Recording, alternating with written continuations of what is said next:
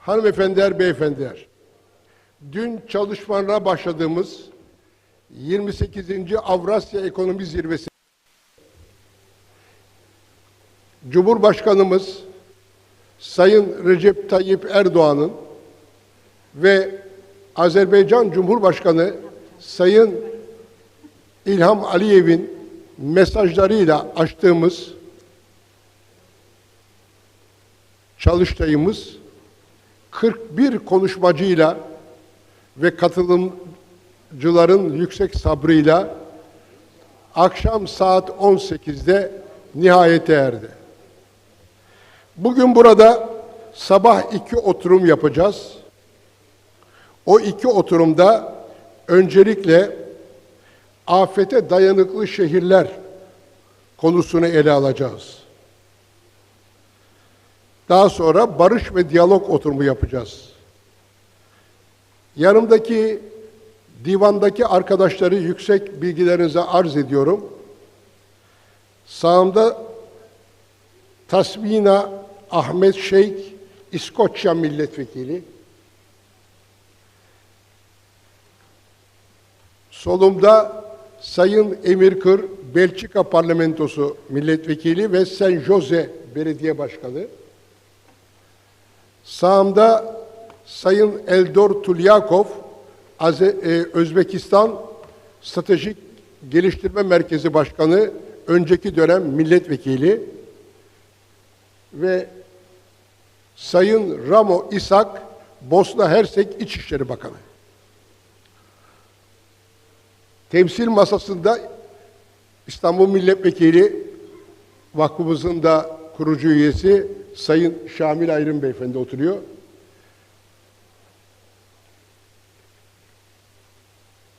Efruz Hanım, Şamil Bey'in yanına Nispet Hanım'ı davet eder misiniz? Ümre geliyor mu? Peki, teşekkür ederim. Sayın Sezai Uçarmak Beyefendi teşrif ettiler mi? Sayın Bakan Yardımcım, sizinle başlayalım. Siz açın ama özellikle bütün konuşmacılardan bir ricam var. 5 dakikada toplayalım. Önümde 40 küsur arkadaş konuşacak. Teşekkür ediyorum Sayın Bakan Yardımcım. Buyurun. Söz sizin. Now I invite Deputy Minister of Trade of Turkey, His Excellency Sezai Uçarmak.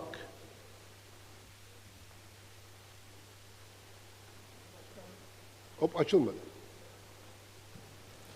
Sayın Başkan, değerli katılımcılar, Marmara Grubu Vakfı tarafından düzenlenen 28. Avrasya Ekonomi Zirvesi vesilesiyle burada sizlerle birlikte olmaktan dolayı memnuniyetimi ifade ediyor. Şahsım ve Ticaret Bakanlığımız adına hepinizi en kalbi duygularla selamlıyorum. Bugün burada Sayın Bakanımız Ömer Bolat bulunacaktı.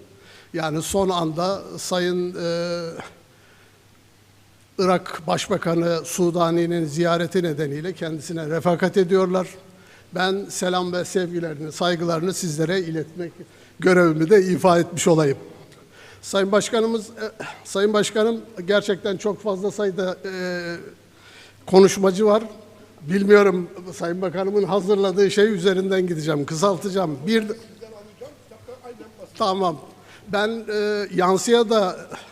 yansıda olacak şeyleri, Türkiye ekonomisi, özellikle de dış ticaret öngörümüzle alakalı genel bir çerçeve vermek istiyorum. Onun için sabrınız için çok teşekkür ediyorum. Hepimizin yakından takip ettiği gibi yakın dönemde küresel ticareti derinden etkileyen gelişmeler oluyor, bildiğimiz gibi. ABD Başkanı Trump'ın açıkladığı gümrük tarifeleri ve Çin'in misillemeleri üzerine küresel ticarette belirsizlik iyice artmıştır. Nitekim Ekim 2024'te 224 birim olan ekonomi politikası belirsizlik endeksi, tarife açıklamalarına yönelik gelen haberler üzerine Ocak 2025'te 430'a çıkmıştır. Yine küresel ticaret belirsizlik endeksi de aynı tarihlerde 148'den 905 oranına yükselmiştir. Yani ciddi bir uluslararası volatilite var, finans tabiriyle. Bu belirsizlik ortamında uluslararası kuruluşların gerek küresel ticaret hacmi, gerekse büyümeye yönelik beklentilerinde son derece aşağı yönlü revizeler yapıldığını görüyoruz. Dünya Ticaret Örgütü tahminlerinde mal ticaret hacminin 2025 yılında 0,2 oranında daralmasını beklediğimizi ifade etmem lazım. Bu tahmin Ekim 2024 tahminine göre yaklaşık 2,9 oranında daha düşük bir rakamı ifade etmektedir. Dünya Ticaret Örgütü'nün 2025 yılı görünümündeki bozulmanın başlıca nedeni olarak bu tarife tartışmalarını gösterdiğini ifade etmek isterim. Raporda söz konusu tarifelerin yürürlüğe girmesi halinde küresel ticaret hacminin yaklaşık %1'e yakın oranda daralması beklenmektedir. DTÖ'nün küresel ticaret hacminin sadece %4 oranında küresel hizmet ticareti hacmini ise %4 olarak revize etmiştir. Bu daha önceki orandan %1,1 daha az bir rakamı ifade etmektedir. Uluslararası kuruluşların küresel ekonomiye dair aşağı yönlü revizelerine rağmen Türkiye ekonomisi için tahminlerini yukarı yönlü revize etmesinin de özellikle dikkat çekmek isterim. Son raporlarında IMF, 2025 yılı için büyüme tahminini öncekine göre 0,1 puan artırarak %2,7'ye, Dünya Bankası ile OECD'de 0,5 puan artırarak %3,1'e yükseltmiştir. Türkiye ekonomisi bildiğiniz gibi yaklaşık 4,5 yıldır kesintisiz olarak bir büyüme trendi içindedir. Bu oran zaman zaman azalıyor ve yükseliyor ama yansıda da bunları görüyorsunuz. Ayrıca 2002 yılında 238 milyar dolar olan cari fiyatlarla gayri safi yurt içi hasılamız 2023 yılında 1 trilyon dolar eşiğini aşmıştır. 2024 yılında ise 1 trilyon 322 milyar dolara yükselmiştir. Tarihsel olarak 1923 yılından 2022 yılına kadar yıllık ortalama 4,7 oranında bir büyüme performansı sergileyen Türkiye ekonomisi, 2002 ile 2024 arasında yıllık 5,4 oranında büyümüştür. 2024 yılında Türkiye ekonomisi, küresel ekonomide durgunluk ve zayıflama işaretleri belirdiği halde %3,2 büyüme oranına ulaşmış. Milli geliri biraz önce ifade ettiğim gibi 1 trilyon 322 milyar dolara büyüklüğe gelmiş. Kişi başı milli gelirimizde 15.463 dolara ulaşmıştır. Bu şu ana kadar geldiğimiz en yüksek rakamı ifade etmektedir. Türkiye'nin üretim ve ihracat odaklı ekonomik yapısı birçok sektörde elde ettiği güçlü bir performansı da göstermektedir. Örnek vermek istersem, otomotiv sektöründe 37 milyar dolarlık ihracat, savunma ve havacılık sektöründe 6,7 milyar dolarlık, beyaz eşya sektöründe de 5,4 milyar dolar bir ihracat hacmine ulaşmış durumdayız. Ayrıca bunun yanında, özellikle rakamlar önemli olduğu için ifade ediyorum, makine sektöründe ihracatımız 25,5 milyar dolar, tekstil ve konfeksiyon sektöründe ihracatımız 32,8 milyar dolar, gıda sektöründe de ihracatımız 32,6 milyar dolara ulaşmış durumdadır. Grafikte de görülebileceği üzere Türkiye'nin küresel mal ihracatındaki payı 1980'den bu yana 7,7 kat artmıştır. Bu uluslararası pazarlara entegrasyonumuzun derinliğini ve ihracat odaklı büyüme stratejimizin etkinliğini de göstermektedir. Bir önemli rakam var. Böylece küresel mal ihracatından aldığımız pay 2024 yılı itibarıyla %1,07'ye, küresel doğrudan yabancı yatırımlardan aldığımız pay ise %0,78'e yükselmiştir.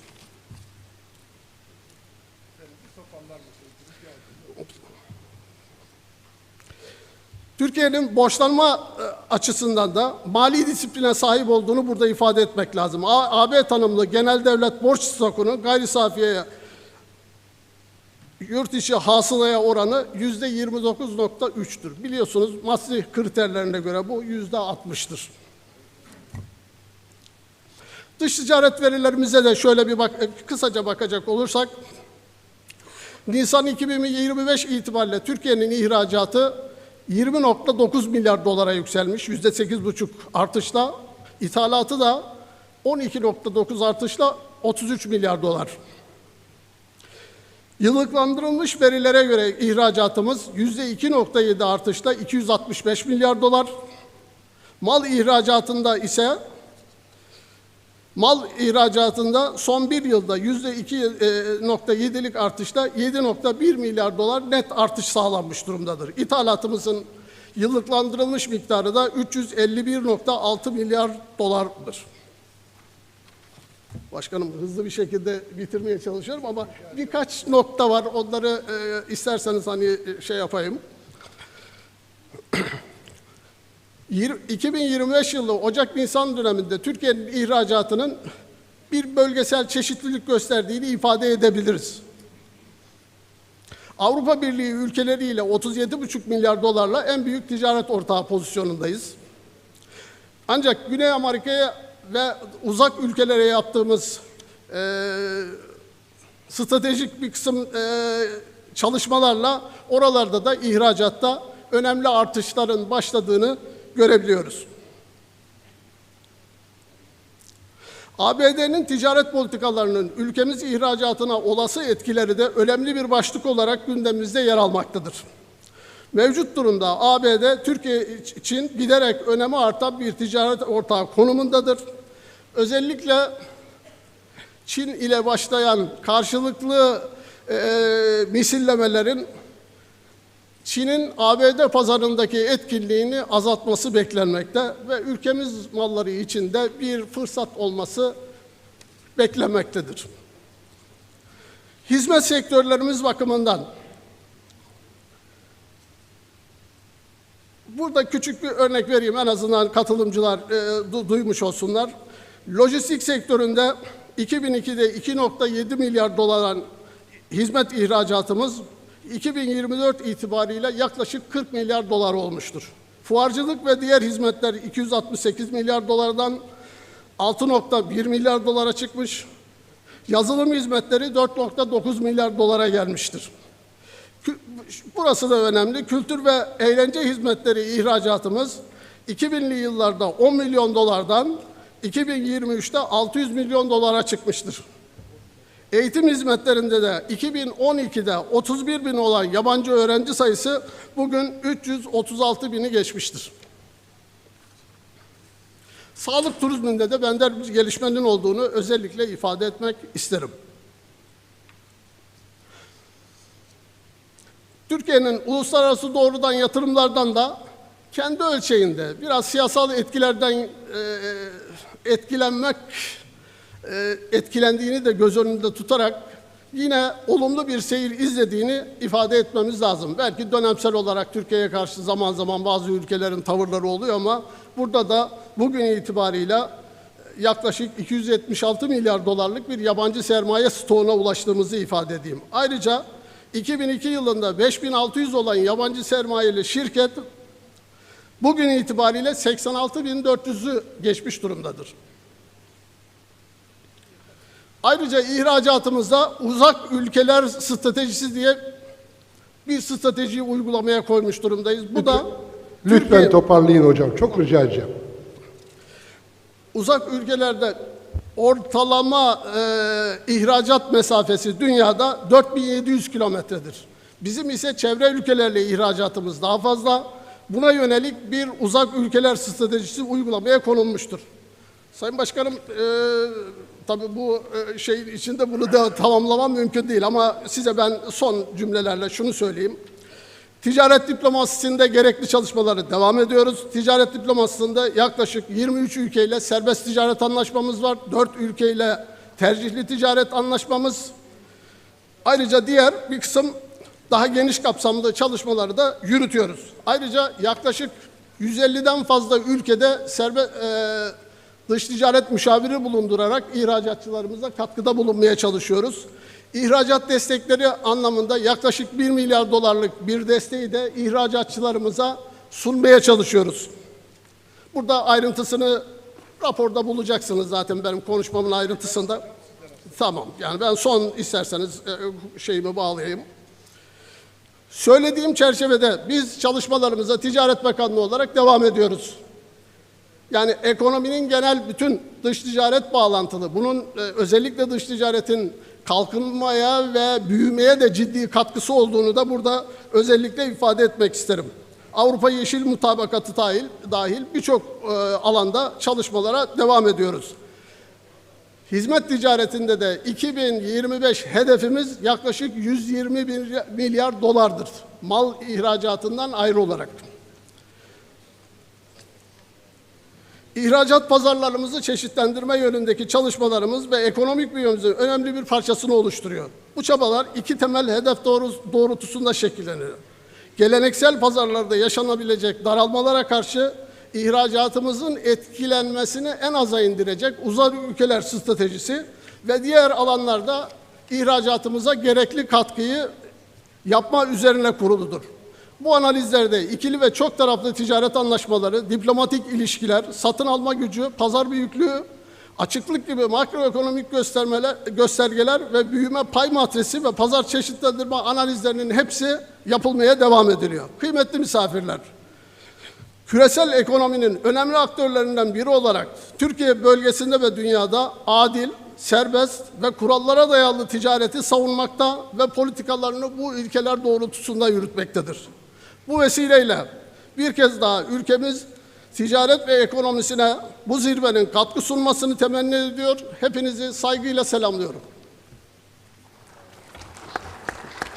Sayın Bakan Yardımcım, hoşgörünüze çok teşekkür ediyorum. Sayın Ömer Bolat Beyefendi'ye de saygılarımızı iletirseniz bahtiyar oluruz efendim. Teşekkür ediyoruz. Now I invite Her Excellency Dr. Karin Kneister, former Minister of Foreign Affairs of Austria. Madam Kneister is here? Okay. As a principal, speech are limited with 5 minutes. Please conclude your speech in 5 minutes, dear Madam Kneister. Thank you so much.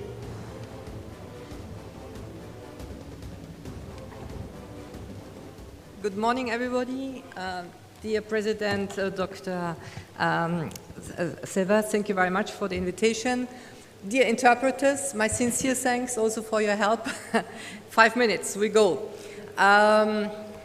Diplomacy. It's a word that has become a little bit inflationary. Cooperation can be with youth cooperation, cultural cooperation. It does not necessarily have to be diplomacy.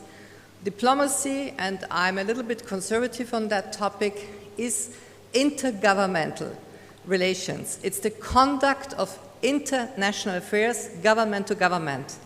Youth cooperation, cultural cooperation, wonderful, but not everything is diplomacy. If you want to break it down to a mathematic formula, I always say diplomacy means conduct talks in all circumstances. Diplomacy, unfortunately, has become a bad word in EU circles. You're not supposed to look for diplomatic solutions. You're supposed to not talk to certain people. I remember that from the situation between the United States and Iran until 2013. People we don't like, we don't talk to. We have a similar situation right now when it comes to the big struggle around Ukraine. So when we speak about the problems that diplomacy encounters, what is still the worst of diplomacy, let me recall that this is an old debate. After World War I, in 1919, diplomacy already had to face huge criticism because diplomats were considered as having caused the outbreak of the war. Secret diplomacy, Sykes-Picot and other topics were considered as reasons for the outbreak of the war, as reasons for bloodshed. We had politicians like the then British Prime Minister Lloyd George who said diplomats, what do we need them for? They are just a waste of time and money. We, the prime ministers, Mr. Clemenceau, Lloyd George, me, we can do it ourselves. We don't need diplomats. So what we saw as of the 1990s was that politicians took up diplomatic work. And that was a watershed line, and we saw the outcome, because the treaties of Trianon, of Versailles, of Saint-Germain, they did not lead to any solution. They were done by politicians, not by diplomats. And the huge difference between a politician and a diplomat, and I consider myself first and foremost as a diplomat, I never was with any political party.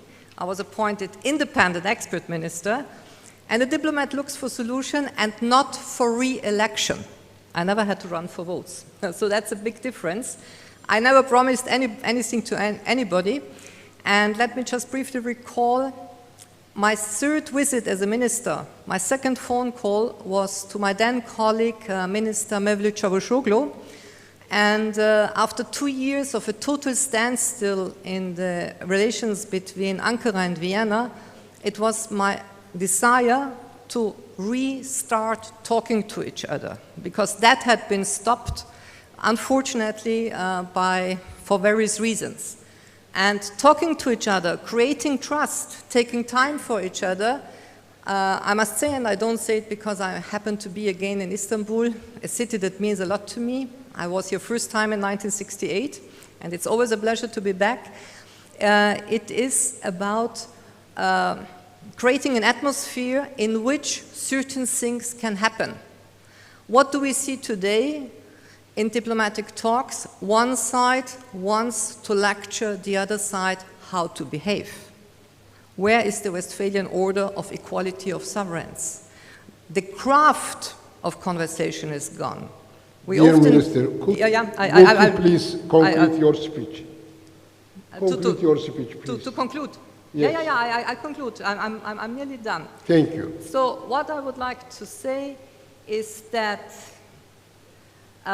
intergovernmental relations can be done often much better in a bilateral way. We have seen, unfortunately, the breakdown of multilateralism with the Doha round in the World Trade Organization, and it's not the only place. And when we see the return of classical bilateral diplomacy, which is going on, for instance, right now between Washington and Moscow, we see the building of trust. There will be hiccups, there will be many setbacks. Ukraine is on the agenda, but it's not the only agenda. And I would call that what is happening right now in that format the return of classical bilateral diplomacy, and may it work. So I thank you for your attention, and I do hope that diplomacy may prevail. Thank you very so much for your time. For your kind speech, dear Minister. Şimdi Kuzey Kıbrıs Türk Cumhuriyeti Ekonomi ve Enerji Bakanı Sayın Olgun Amcaoğlu'nu davet ediyorum. Now I invite Minister of Economy and Energy of Turkish Cyprus Republic, His Excellency Olgun Amcaoğlu. Yes, sir. Günaydınlar. Teşekkürler Sayın Başkanım. Özellikle dünden beridir bütün konuşmacıları dikkatle dinlemeye çalışıyorum. Tabii ki Kuzey Kıbrıs Türk Cumhuriyeti'nden buralara gelmek, görünür olabilmek, kendimizi ifade etmek bizim için çok önemli. Çünkü doğduğumuzdan beri izolasyonlara boğuşan, dünyanın her konuda önümüze bir duvar gibi çektiği Kıbrıs Türk'ün yaşadıklarıyla birlikte sürdürülebilir hayatının devamıyla ilgili yaptıkları, sadece Türkiye Cumhuriyeti tarafından desteklenen ve her alanda mali olsun, ekonomik olsun, sağlık olsun, eğitim olsun, her alanda verilmiş oldukları desteklerle yıllık aramızda imzalanan ekonomik mali işbirliği protokolleriyle hayatta durmaya, hayatımızı daha müreffeh şekilde yaşamaya devam etmek için uğraşıyoruz sadece Türkiye Cumhuriyeti ile birlikte. 3355 kilometre karelik Doğu Akdeniz'in içerisindeki adada tam 454 yıldır Osmanlı'nın torunları olarak 17. Türk Devleti'nde yaşayan Kuzey Kıbrıs Türk Cumhuriyeti Veririm. hayatını, yaşantısını elbette ki ada ülkelerinde olduğu gibi hizmetler sektörüne yapmış olduğu yatırımlarla idame etmeye özen gösteriyor. Özellikle uzun yıllardır teşviklerle ve bu konudaki yapılan planlamalarla başta turizm, devamında yüksek eğitim ve elbette ki işte son dönemlerdeki müteahhitlik hizmetlerle birlikte adamızdaki ekonomimizi şekillendirmeye, kendi ayakları üzerinde durabilmenin koşullarını sağlamaya özen gösteriyoruz. Başlangıçta 10 binlerde olan öğrenci sayısı yüksek eğitimde, devamında 500 binlerde olan turist sayısı, bugünkü şartlarda yeniden hayata geçirilen 800 binlik terminal ve altyapıların devamında 10 milyonluk terminale ulaştırılan Ercan'ın yapısıyla birlikte şu an 110 bin yüksek eğitim öğrencisiyle yıllık 2 milyon turistle ve şu an 30 bine yakın yatak kapasitesiyle devamındaki 2030'daki hedeflerine ulaşmak için canla başla çalışıyor. Ve önemli olan yaklaşık 10 yıl önce adamıza kavuşan 75 milyon metreküplük suyla, asrın projesi dediğimiz Türkiye Cumhuriyeti'nin destekleriyle hayata geçirilen suyla ülkemizin topraklarının daha verimli olarak kullanılması, turizmin ve yüksek eğitimin yanında küçük sanayiyle birlikte, niş ürünleriyle birlikte dünyaya açılabilmesi için önemli yatırımlar yapıyoruz ki, tabii ki bizler de dünyadaki ekonomideki yerimizi almaya özen gösteriyoruz.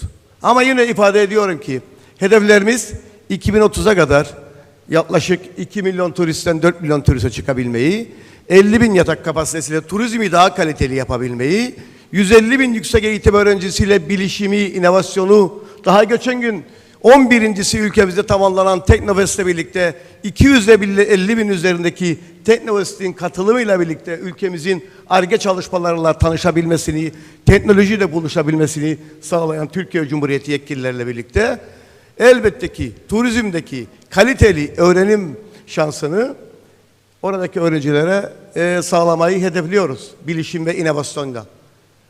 Özellikle bunları ifade ettim.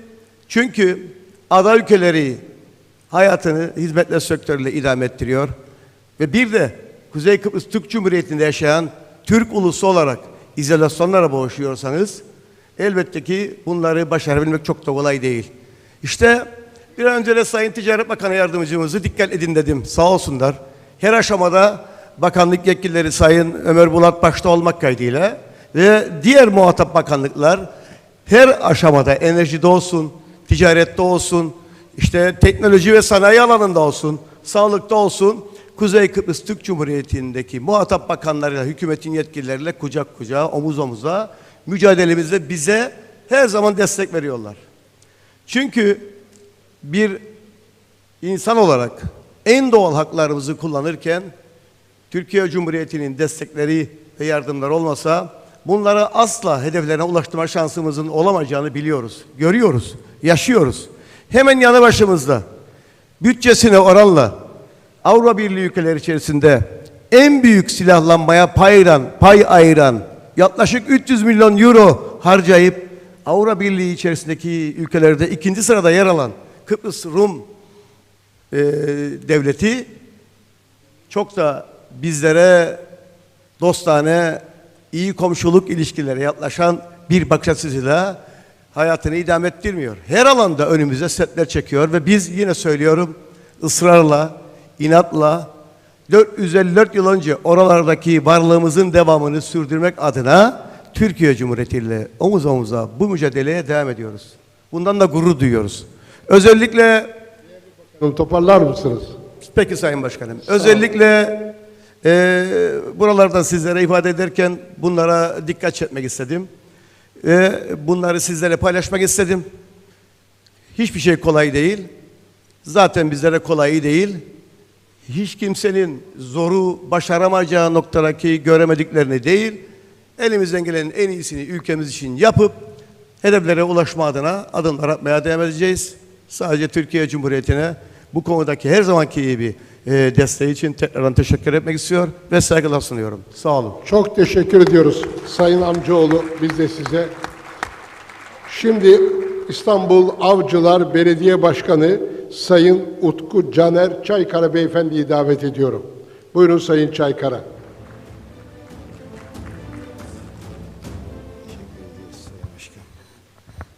Evet, kıymetli başkanımız, değerli divan üyeleri, çok değerli bakan yardımcımız, kıymetli milletvekillerimiz, değerli hanımefendiler, beyefendiler, hepinizi sevgiyle, saygıyla selamlıyorum.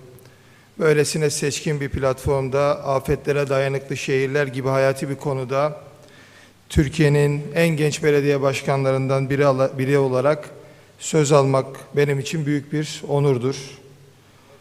Avcılar, İstanbul'un Avrupa kıtasında yarım milyona yaklaşan nüfusuyla tarih boyunca İpek ve baharat yollarının kavşak noktası olmuş, günümüzde Asya ile Avrupa'yı birbirine bağlayan iki önemli otoyolun geçtiği, İstanbul'un en kalabalık limanına ev sahipliği ve çok sayıda stratejik altyapı tesisini barındıran İstanbul'un en köklü ilçelerinden bir tanesidir. Ayrıca Türkiye'nin en köklü ve en eski üniversitelerinden birine de ev sahipliği yapıyor. Her gün 80 bini aşkın üniversite öğrencisini ilçemizde ağırlıyoruz. Bu potansiyel Avcıları sadece stratejik değil, aynı zamanda genç ve dinamik bir güç merkezi yapıyor. Ancak biz bu güçlü altyapı ve genç dinamizmin yanında bir gerçekle de her gün yüzleşiyoruz. O gerçek deprem gerçeği. Avcılar gibi bir kentin modern, yaşamak için tercih edilebilir ve güvenli bir yer haline gelmesi için afetlere karşı önlem alma zorunluluğumuzun olduğunu ve sorumluluğumuzun olduğunu biliyoruz. İlçemizde eğitim gören öğrencilerden gün içerisinde ilçemizde ağırladığımız misafirlere, yani ilçemizdeki her bir canlının bize emanet olduğunu biliyoruz. Bunun bilincinde olarak ben ve ekip arkadaşlarımız göreve geldiğimiz andan itibaren bu konuda yoğun bir çaba sarf ediyoruz. Mustafa Kemal Atatürk'ten aldığımız ilham ve cesaretle Avcılara, İstanbul'a hem de Türkiye'ye faydalı olacak ve ilçemizi yeniden yapılandıracak değerli çalışmalar yürütüyoruz. Ben genç bir belediye başkanı olarak siyasi partide görev aldığım süre boyunca Türkiye'nin 81 iline gittim. Milletvekili adayı oldum ve farklı kültürleri, farklı insan kimliklerini yaşamış ve bunu tecrübe etmiş. Bu anlamda siyasi hayatı boyunca da, belediyecilik hayatı boyunca da fikir alışverişini önemseyen ve kapsamlı işbirliğini önemseyen bir yöntem izlediğimizi de altını çizmek isterim. 23 Nisan'da yaşadığımız 6.2 büyüklüğündeki deprem bizlere bu gerçeği tekrardan hatırlattı maalesef. Deprem sadece bir sarsıntı değil, şehirlerimizin, yaşamlarımızın ve hayallerimizin nasıl bir anda yok olacağının en büyük öğretmenidir. 23 Nisan'da yaşadığımız depremin hemen ardından tabii en büyük korkumuz ve çekincemiz bir yıkımın olup olmaması, bir can kaybının olup olmamasıydı.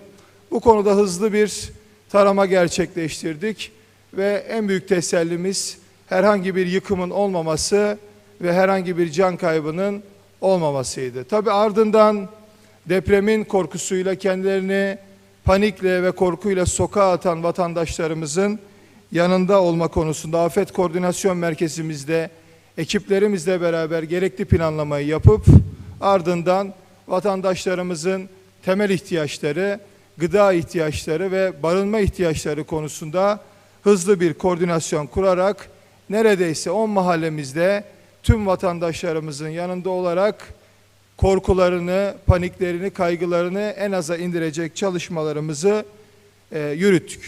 Bir parantez içerisinde ifade etmek isterim ki o gün 23 Nisan'da, o gün Türkiye için çok önemli bir tarih. Türkiye Büyük Millet Meclisi'nin kurulduğu, yani Türkiye Cumhuriyeti'nin temellerinin atıldığı, kurtuluş mücadelesinin başladığı tarihlerden bir tanesidir. Aynı zamanda çocuk bayramıdır. Ülkemizin kurucusu Gazi Mustafa Kemal Atatürk'ün çocuklara armağan ettiği ve her sene kutlandığı, coşkuyla kutladığımız güzel bir bayramdır. O günün bizler için şöyle bir anlamı vardı. O gün çocuklar sabah uyandığında bir bayrama uyandı. Büyük bir coşkuyla, mutlulukla o günü kutlamak için güne başladı. Ama maalesef o deprem belki hayatlarında depremi ilk defa yaşamış çocukların maalesef en büyük kaygısı haline geldi. Ben gece gündüz sokakta vatandaşlarımızın yanında olduğumda çocuklarımızın gözündeki korkuyu, endişeyi ve bizi gördüğünde, bize sarıldığında, bizleri yanında gördüğünde, o duyduğu güveni gördüğümde kendi kendime şu sözü verdim. Genç bir belediye başkanı olarak ne olursa olsun şehirlerimizi, kentlerimizi afete hazırlamak zorundayız. 99'da yaşadığımız Büyük İstanbul depremi sonrasında olası bir Büyük İstanbul depreminin uyarıları yapılmasının arifesinde ne olursa olsun çocuklarımıza bu faciayı miras bırakamayız. O yüzden bunu bir misyon edinerek gece gündüz çalışacağız ve kentlerimizi depreme hazırlayacağız. Tabii buradan kararlılığımızı tekrar altını çizmek isterim. Yerel yönetimler olarak afet dendiğinde, özellikle deprem dendiğinde tabii beraberinde bir işbirliği de gerekmektedir. Yerel yönetimlerin görevleri, tamam başkanım, yerel yönetimlerin görevleri bu anlamda sınırlıdır. Özellikle plan konularında vatandaşlarımızın binalarını yenilemesi, dönüştürmesi konusundaki plan çalışmaları konusunda ilk bir yıl içerisinde çok ciddi adımlar attığımızı buradan kısıtlı bir zaman diliminde sizlere belirtmek isterim. Ve buradaki tüm katılımcıları avcılarda ağırlamaktan dolayı büyük bir onur duyarım. Bir parantez de açmak isterim. Önceki dönem Avcılar Belediye Başkanımız da burada, Turan Ançerli'de. Onun da çok büyük katkıları oldu ve şimdi onların bıraktığı bayrağı bizler devraldık ve avcıları geleceğe hazırlama noktasında büyük bir güç birliği ve işbirliği içerisinde yoğun bir çaba sarf ediyoruz. Hepinize yürekten sevgilerimi, saygılarımı sunuyorum. Teşekkür ediyorum. Sağ olun. Biz de size çok teşekkür ediyoruz. Sayın Utku Caner Çaykara, Avcılar Belediye Başkanımız. Saygılar sunuyorum efendim. Şimdi Bosna Hersek Federasyonu İçişleri Bakanı Sayın Ramo Isak. Now I invite His Excellency Minister of Interior of Bosnia-Herzegovina, His Excellency Ramo Isak. Poštovani učesnici foruma, sve vas srdačno pozdravljam u ime Vlade Federacije Bosne i Hercegovine, Federalnog ministarstva unutrašnjih poslova i u svoje ime. Zadovoljstvo mi je što imam mogućnost govoriti na sesiji Gradovi otporni na katastrofe, jer svi smo svjedoci katastrofa koji pogađaju države, odnosno gradove širom svijeta. Otpornost ne podrazumijeva prirodno otporne sredine na katastrofe, jer prirodno otporni gradovi na katastrofe ne postoje. Otpornost je svuda i uvijek sinergija sposobnosti svih aktera da se razumiju i ublaže rizici te adekvatno odgovore i minimiziraju štete koje mogu nastati ili koje nastaju u katastrofama. U tom kontekstu, kao federalni ministar unutrašnjih poslova, osvrnut ću se na ulogu policije i istražnih organa u procesu sprečavanja katastrofa. Naravno, sistem sigurnosti i pravosudni sistem nemaju u svojim rukama potpunu kontrolu nad svim postupcima koji mogu dovesti do katastrofa, ali definitivno imaju ulogu koja može i treba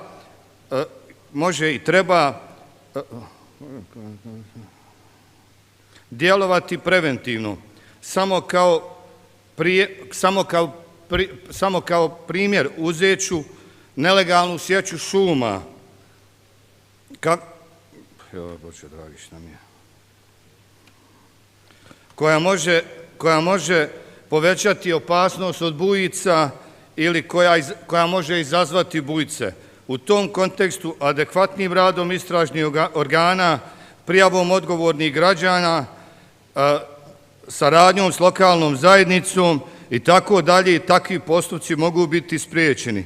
Policija, kao što nam je svima poznato, spada u ključnu infrastrukturu koja je neophodna za normalan rad gradova, kao infrastrukturu koja je potrebna za odgovor na katastrofe.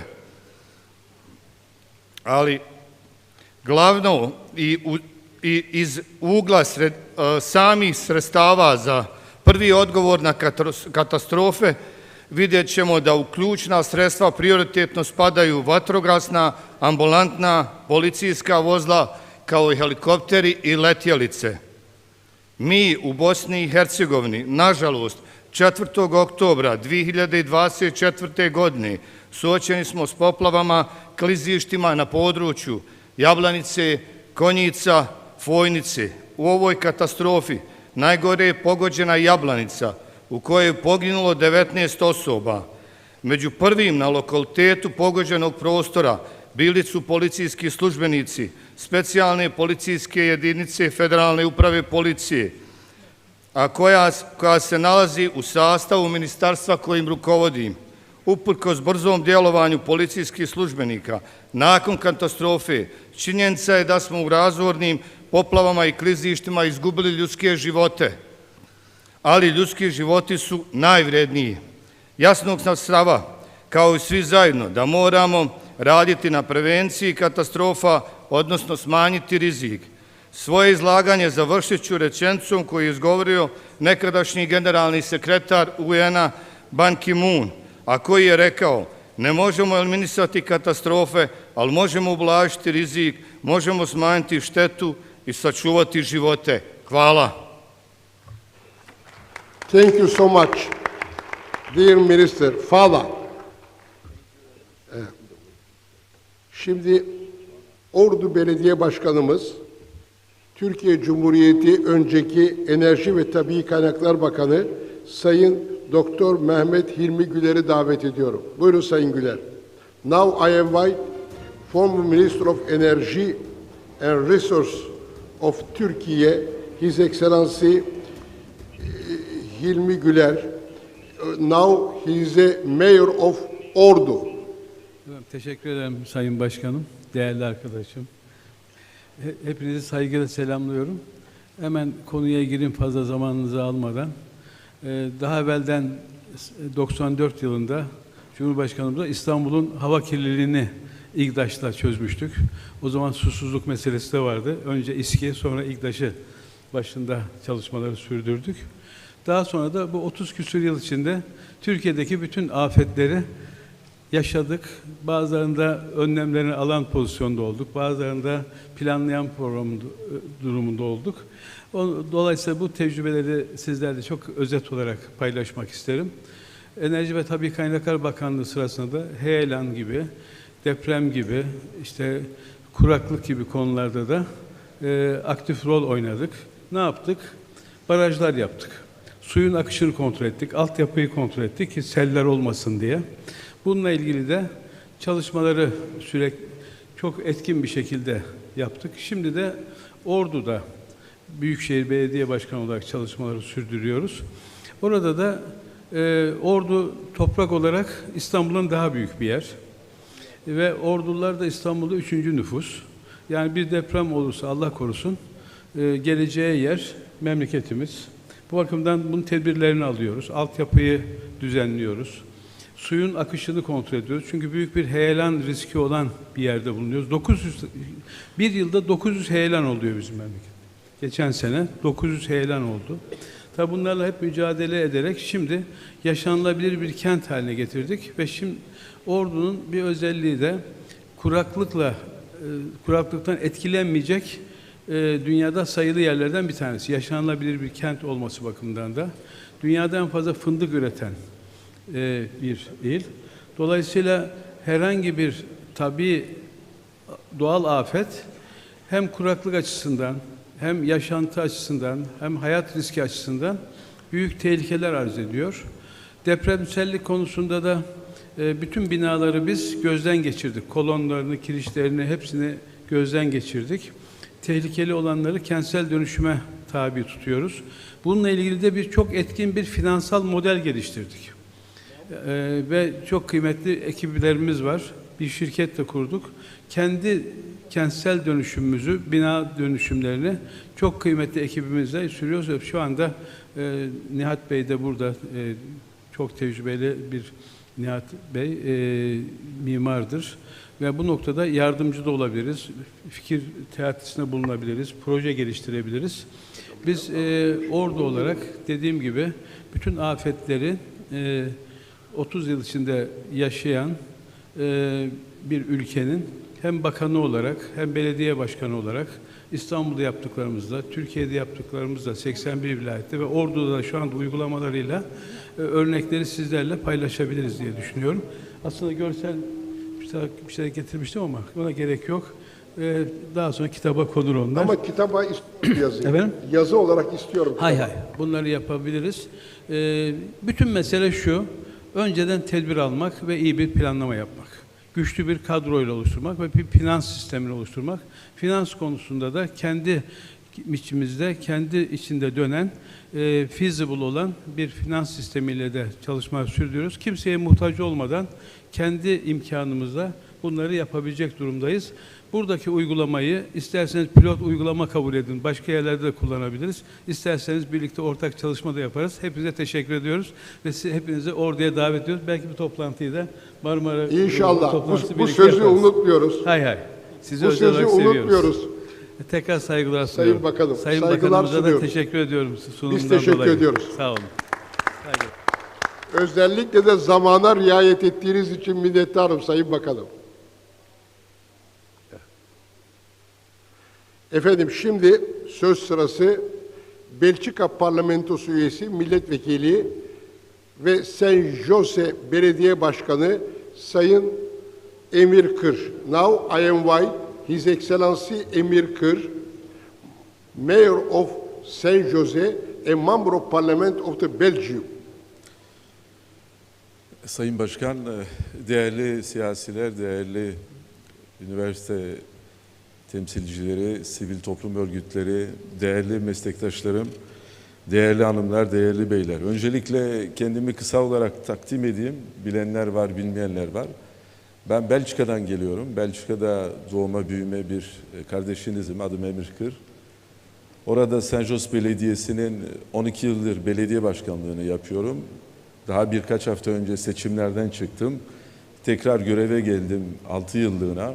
Ondan önce de bölge hükümetinde 8,5 yıl görev yaptım. Burada bulunmaktan çok büyük gurur duyuyorum. Anne babam özellikle tabii kömür ocaklarında çalışmak için 60'lı yıllarda Belçika hükümetiyle anlaşma yapan Türkiye vesilesiyle Belçika'ya gitmişti. Ben de Belçika'da doğma imkanı buldum. Burada olmak benim için büyük bir şans. Başta Sayın Başkanımız Hakan Süver'e teşekkürlerimi iletmeyi istiyorum. Kendisi bana göre bir barış elçisi. Buradaki bulunan simalara baktığım zaman dini temsilciler, siyasiler, dernekler, Avrupa'nın ve Asya'nın sadece bizleri her yıl bir araya getirebilmesi bana göre büyük bir başarı. Günümüzde birçok yerde krizler var, savaşlar var, gerginlikler var. Ama bütün bu olumsuzluklara rağmen sürekli muhabbeti, diyaloğu ve barışı desteklemek için, körüklemek için düzenlenen bu Avrasya Zirvesi bana göre çok çok büyük bir başarı. Tebrik etmeyi istiyorum Hakan Süver'i. Belki sizler de güzel bir alkışa davet ediyorum Sayın Başkanımıza. Çok teşekkür ediyorum. İkincisi, dün çok değerli konuşmalar yapıldı. Bu konuşmaların arasında bir tanesinin altını çizmek isterim. Başkanımız değerli konuşmasında şunu demişti. Herkes bu zirvede bir şeyler getiriyor, bir şeyler veriyor ve mutlaka bir şeyler alıp götürüyor. Dün zirvenin belki de en etkili konuşmaların birisi Nobel ödülü kimya uzmanı Aziz Sancar'dan duyduk. Kendisi dün bize şunu anlattı. Elbette ekonomi, elbette savunma ama her şeyden önce bilim ve teknoloji. Dün beklemediğimiz bir yerde Çin vurgusu yapıldı. Çin'in ne kadar bilime ve teknolojiye önem verdiği anlatıldı. Bana göre zirvenin en önemli ve en etkili konuşması buydu. Biraz travma gibi oldu. Ama hepimizi düşündürdü ve bir şeyler değiştirdi kafamızda. Gittiğimiz semtlerde, gittiğimiz belediyelerde, bulunduğumuz ülkelerde, hocamızın da buyurduğu gibi bilime ve teknolojiye yatırım yapmamız gerektiğini düşünüyorum. Benim konuşmam Sayın Başkanım afetler ve şeylerle ilgili uzun uzun anlatamayacağım. Çünkü 5 dakika verdiniz süre olarak. Ben de ele aldığım yazıyı size emanet edeceğim. Ama kısa olarak birkaç tane başlık paylaşmayı isterim. Bugün dünya nüfusunun yarısından fazlası şehirlerde yaşıyor. Bu oran artmaya devam ediyor. Peki şehirlerimiz yarının krizlerine karşı hazır mı? Aşırı sıcaklar, seller, pandemiler, sosyal gerilimler ya da enerji kesintileri, son olarak bunu yaşadık. Birçok felaketler. İşte bu bağlamda İngilizce resilience diyorlar, direnç. Direnç kelimesi gerçek anlamda önem kazanıyor. Bir kentin direnci, krizlere karşı koyması, değişimlere uyum sağlaması, en önemlisi de sakinlerinin en iyi şekilde koruma kapasitesidir. Son yıllarda yaşadıklarımıza baktığınız zaman, Covid-19 pandemisi, sağlık ve ekonomi ve toplum alanlardaki eksiklerimizi acı bir şekilde gözler önüne serdi. Aynı zamanda iklim değişikliğinin etkileri giderek daha somut hale geldi. Aşırı sıcak hava dalgalarıyla felç olan ve rekor düzeyde sellerle sular altında Avrupa şehirleri gördük. Uluslararası gerilimler bizi dünyanın durumu ile ilgili düşünmeye yöneltiliyor. Ancak bütün bu zorluklara rağmen yine de umutlu olmamız lazım. Dünyanın dört bir yanında birçok şehir yenilenme, hemen harekete geçme ve kendi bölgelerini dönüştürme çalışmaları konusunda inanılmaz bir çaba sarf ediyor.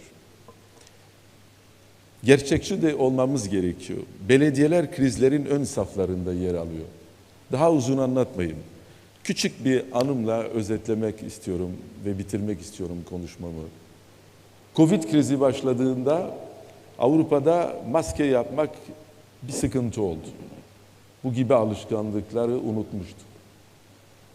Ve şunun farkına vardım ben. Hükümetlerin yapamadığını bazen belediyeler yapabilir. Çünkü belediyeler derneklerle, okullarla, vakıflarla beraber adım atabiliyor. Biz de belediye olarak Belçika'da ilk maskeleri üretmiştik. Bunun için çok çaba göstermiştik ve başarmıştık. Bu da şunu gösteriyor. Vatandaşın ilk vardığı kapı hükümet değil, bakanlar değil, belediyeler. Bununla konuşmamı bitirmek istedim. Teşekkür ederim. Ben teşekkür ediyorum Sayın Emirkır. Çok teşekkür ediyorum. Hele dünü özetlediniz. O da çok isabetli oldu. Şimdi Saraybosna Belediye Başkanı'nı davet ediyorum. Fredrik Puharic.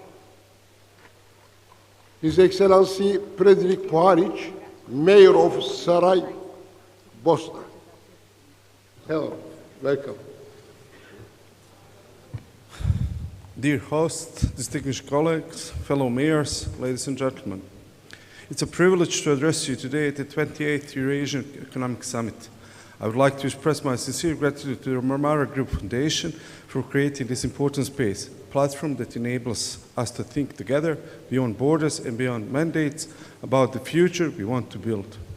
As mayor of Sarajevo, a city that has withstood both armed conflict and natural disasters, I do not take the concept of resilience lightly. We know what it means for a city to be tested, physically, socially, politically. And we know that resilience is not just a slogan, but a value that must be embedded in everything we do, from urban planning and disaster preparedness to how we govern, how we listen, and how we include. Today, more than ever, cities must become active agents of resilience. Faced with the growing threats of climate change, extreme weather events, rapid urbanization, infrastructure decay, political instability, social fragmentation, and various other systematic vulnerabilities, we need to move beyond reactive policies and toward integrated, forward-looking urban planning.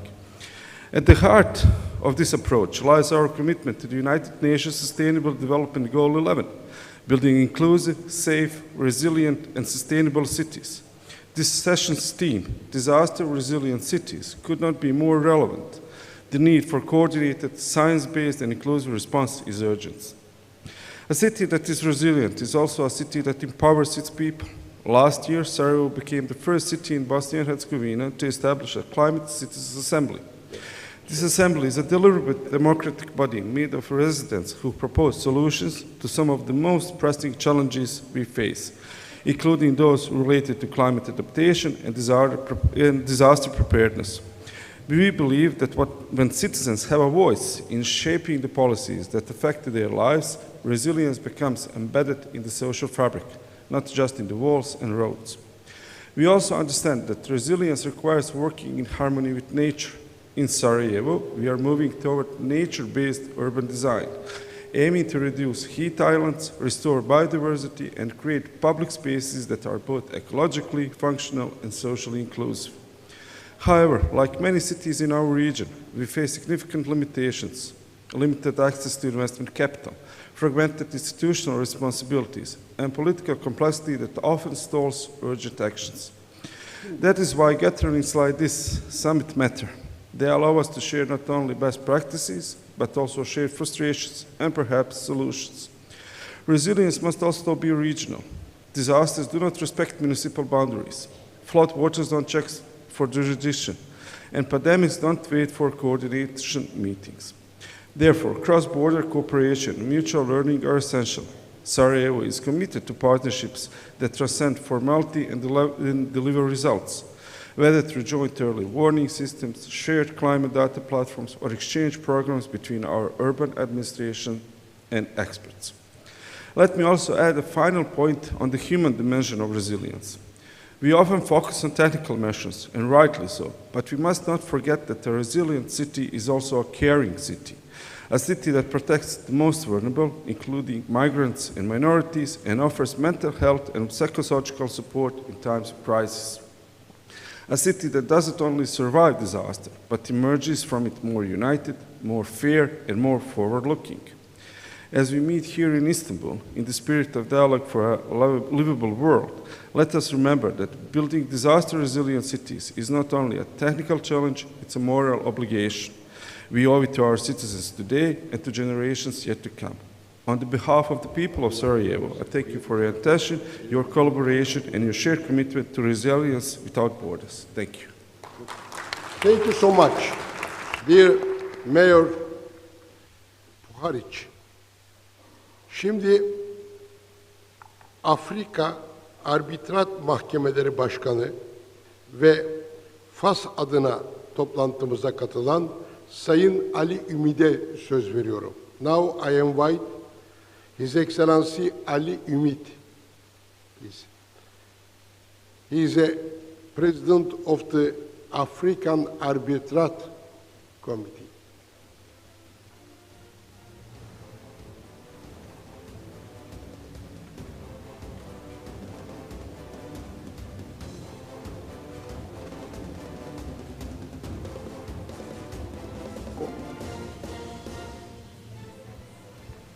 All the best.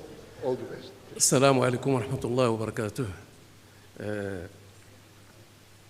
Chère présence, avant de commencer mon sujet sur le rôle du partenariat entre la République de la Turquie et le continent africain, je voudrais présenter à mon nom et au nom des membres de la Cour africaine de médiation et d'arbitrage, CAMAR, située à Marrakech, Royaume du Maroc, mes sincères remerciements les plus respectueux à Monsieur le Président de Marmara Grubu Fondation, Dr Hakan Süver, et tous les membres de Marmara Group, à l'occasion du 40e anniversaire de ce groupe et en même temps 28e anniversaire Avrasya Ekonomi Summit. Le sujet que j'entame ici devant vous, c'est la Turquie est un partenaire stratégique de l'Afrique. Depuis que l'Union africaine a déclaré en janvier 2008 que la Turquie est un partenaire stratégique de l'Afrique, les relations entre le continent de ce pays ont pris des proportions intéressantes. Le volume des échanges commerciaux est passé de 5,4 milliards de dollars en 2003 à plus de 10 milliards de dollars en 2007. La Turquie aurait pour objectif d'atteindre les 50 milliards de dollars en 2012. Le sommet d'Istanbul a été naturellement le déclic de cette nouvelle ambition. Une cinquantaine de délégations africaines avaient été invitées à participer au premier sommet Turc-Afrique. La République de la Turquie a réussi à faire le sommet d'Istanbul un véritable cadre de coopération socio-économique et politique. Il a voulu accroître sa coopération avec les États africains et à cet égard ouvert 3 bureaux régionaux de l'Agence turque de coopération et de développement TICA à Addis Abeba, Khartoum et Dakar. Il a décidé d'ouvrir en outre 15 nouvelles ambassades en Afrique. À l'issue de ce sommet ont été adoptés 2 documents intitulés respectivement Déclaration d'Istanbul sur le partenariat Afrique-Turc et cadre de coopération pour le partenariat Afrique-Turc. La Déclaration d'Istanbul sur le partenariat Afrique-Turc est un document d'orientation politique qui définit et analyse les principaux axes majeurs des actions qui sous-tendent le partenariat entre le continent africain et la République de la Turquie. La déclaration souligne, entre autres, que le partenariat entre l'Afrique et la Turquie sera guidé par le respect des principes de la Charte des Nations, de l'acte constitutif de l'Union africaine, des 5 principes de coexistence pacifique que d'autres principes universellement reconnus et régissent les relations entre les États. La déclaration souligne l'importance cruciale d'améliorer la coopération dans la lutte contre le terrorisme sous toutes ses formes en vue d'éliminer ce fléau mondial. De plus, elle met un accent particulier sur la nécessité de consolider, d'élargir le partenariat afro-turc à tous les niveaux et dans tous les domaines et de créer entre ces pays africains et la Turquie un partenariat durable et à long terme fondé sur l'égalité et les avantages mutuels.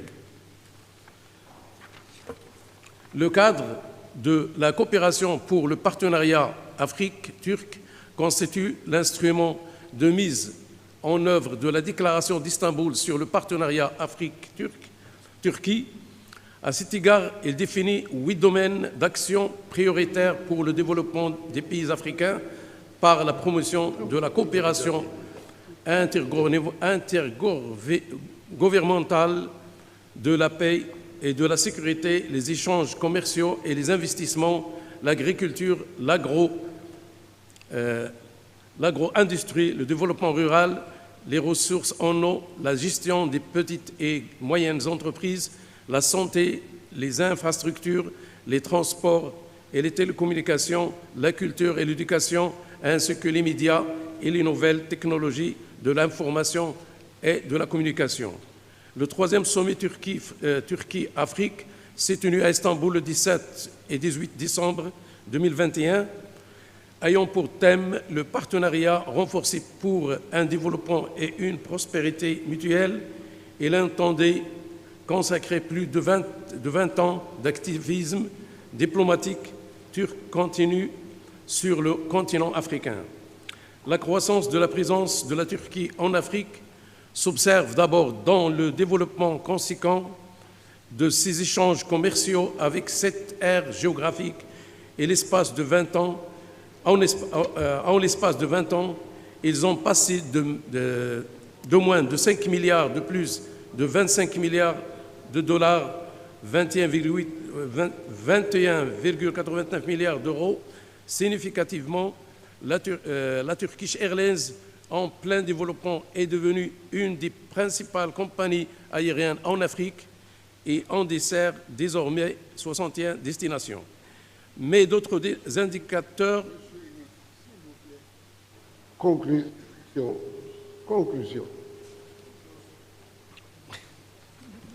Oh, Sinon, pas de souci. Merci à votre tolérance.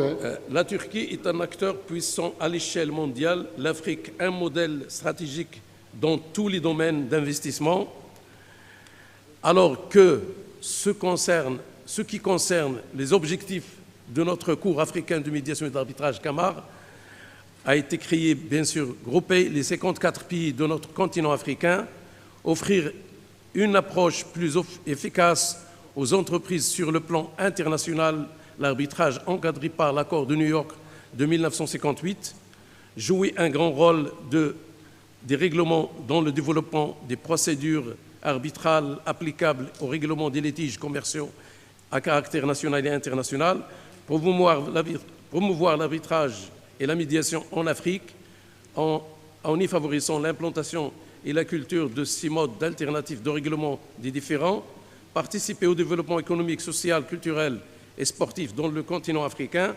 organiser des rencontres et des salons en Afrique et dans d'autres coins du monde, en regroupant multiples sociétés d'investissement, entamer des partenariats avec des organismes d'État et privés dans le cadre d'accompagner les entreprises et les sociétés d'investissement à réussir leurs projets. Merci beaucoup. Thank you very much. Merci beaucoup, Monsieur Umi. Merci. Une minute, s'il vous plaît. D'accord.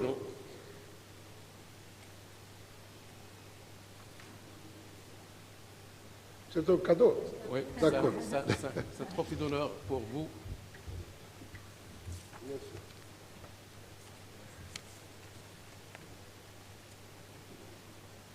C'est trophée spécial.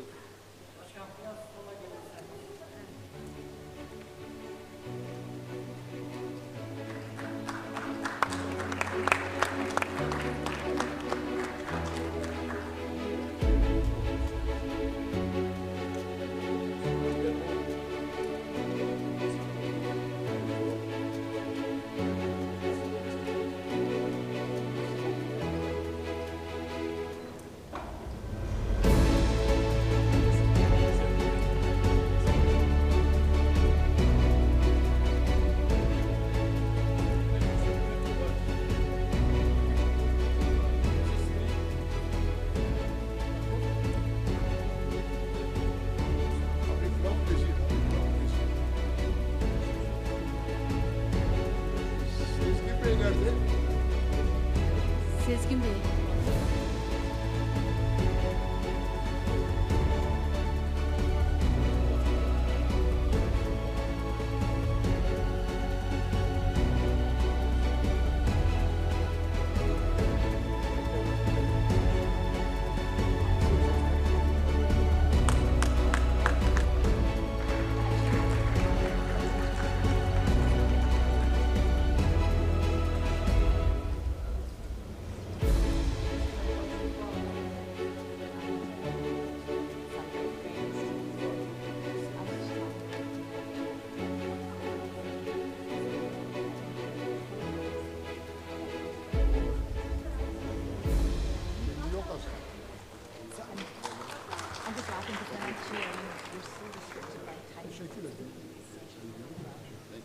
Merci beaucoup. Hein?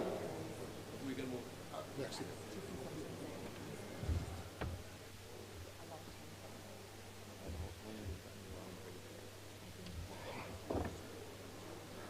Şimdi Kosova Kamu Yönetim Bakanlığı yapan Marmara Grubu Vakfı'nın değerli dostu Sayın Mahir Yağcılar Hoş geldin Mahir Bey. Teşekkürler Sayın Başkan. Konuşmamı okumayacağım zaten kitaba basılacaktır ama bir 4 cümle ifade etmek istiyorum. Hepinize saygılarımı sunuyorum. Elbette dayanıklı şehirler ve yaşanabilir dünya istiyorsak o zaman dünyaya daha az zarar verip daha az afetleri yaşayacağızdır. Diğer taraftan bilim adamı da biraz önce de Sayın Emir Kır'ın dediği gibi değerli Nobel ödülü bilim adamı Aziz Sancar'ın dediği gibi eğer bilime yatırım yaparsak, bilimle göre hem şehirleri hem bu dünyamızı inşa edersek o zaman yine daha az zarar göreceğizdir. Biraz önce değerli bakanımızın da dediği afetler de olacaktır ama onun iyi bir planlaması yapılırsa yine daha az zararla bütün bu afetleri atlatacağız.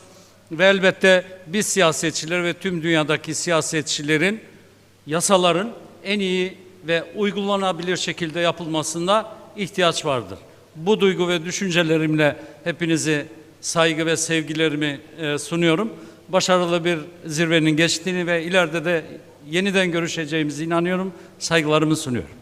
Çok teşekkür ediyorum Mahir Bey. Ama yanıma gel, buraya otur. Çok teşekkür ediyorum. Now I invite from Bosnia-Herzegovina, Stari Grad Mayor, Honorable İrfan Çenkiç. Çok teşekkür ediyorum. Senin kadar anlayışlısı yok başka. Distinguished hosts, dear colleagues, honorable mayors and guests, it's a great honor to address this distinguished gathering at the 28th Eurasian Economic Summit. I thank Marmara Group Foundation for continued commitment to dialogue, cooperation and innovation in shaping the future of our region and our world. The session titled Disaster Resilient Cities could not be more urgent. Our city today is faced with unprecedented challenges. Climate change, accelerating natural disaster all around the world, pandemic that we had continue to test our capacity of our public health system, economic instability threatens our social cohesion. In this context, the resilience must become cornerstone of urban development of every city in the region and the world. I speak to you today as mayor of Stari Grad Sarajevo, the historical heart of Bosnia and Herzegovina capital city. This municipality with deep roots where east meet west and where centuries of cultural, religious and architectural heritage coexist in dense urban fabric.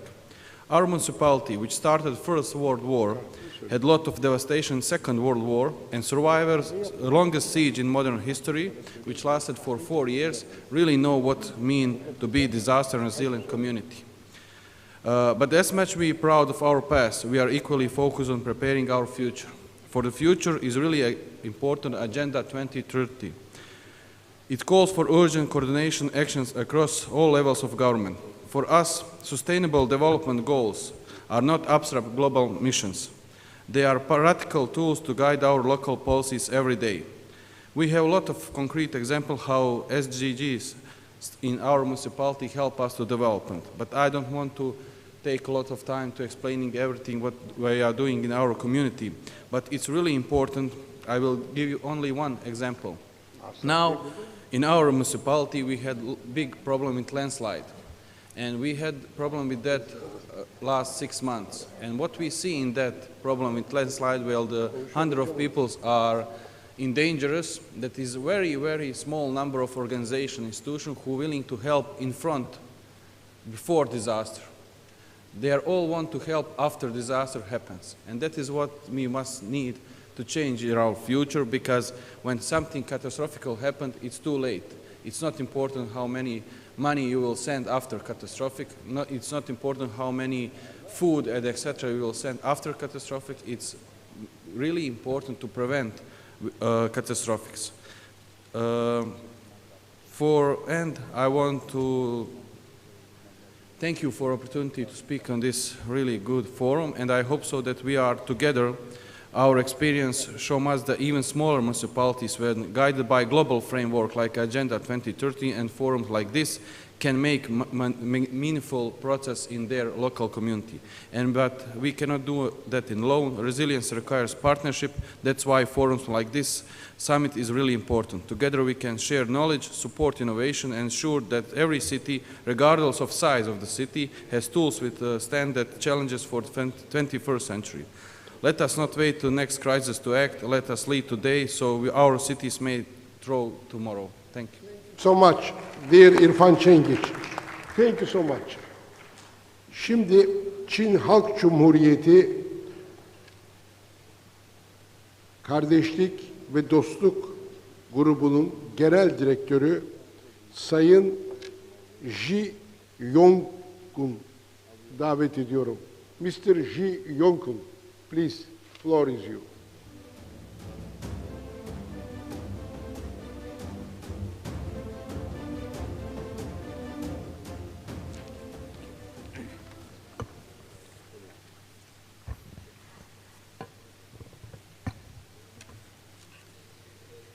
Distinguished guests, ladies and gentlemen, good morning.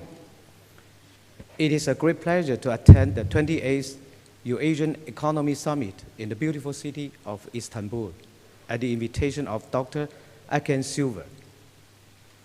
My speech today is on China's practices of resilient city construction. Currently, China has urbanized at a rapid pace with highly concentrated urban elements such as population, capital, technology, and energy, making the urban operational system more complex. Therefore, it is a necessary measure to advance resilient cities construction across the board to enhance Chinese cities' capacity of withstanding, adapting to, and recovering from disaster risk. And it is also an intrinsic requirement to improve people's livelihoods and their well-being. The Chinese government has consistently prioritized urban safety development and the resilient cities construction. In 2020, the concept of resilient cities was formally introduced for the first time in central government policies, calling for improved urban governance and risk prevention and control. In 2022, the report to the 20th CPC National Congress outlined the vision to develop resilient and smart cities.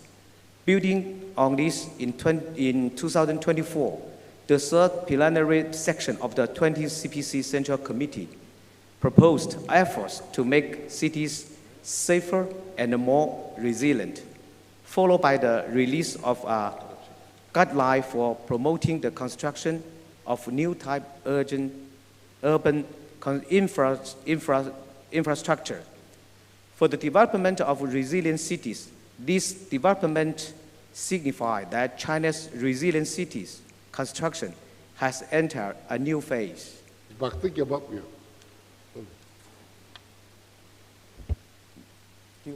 Okay.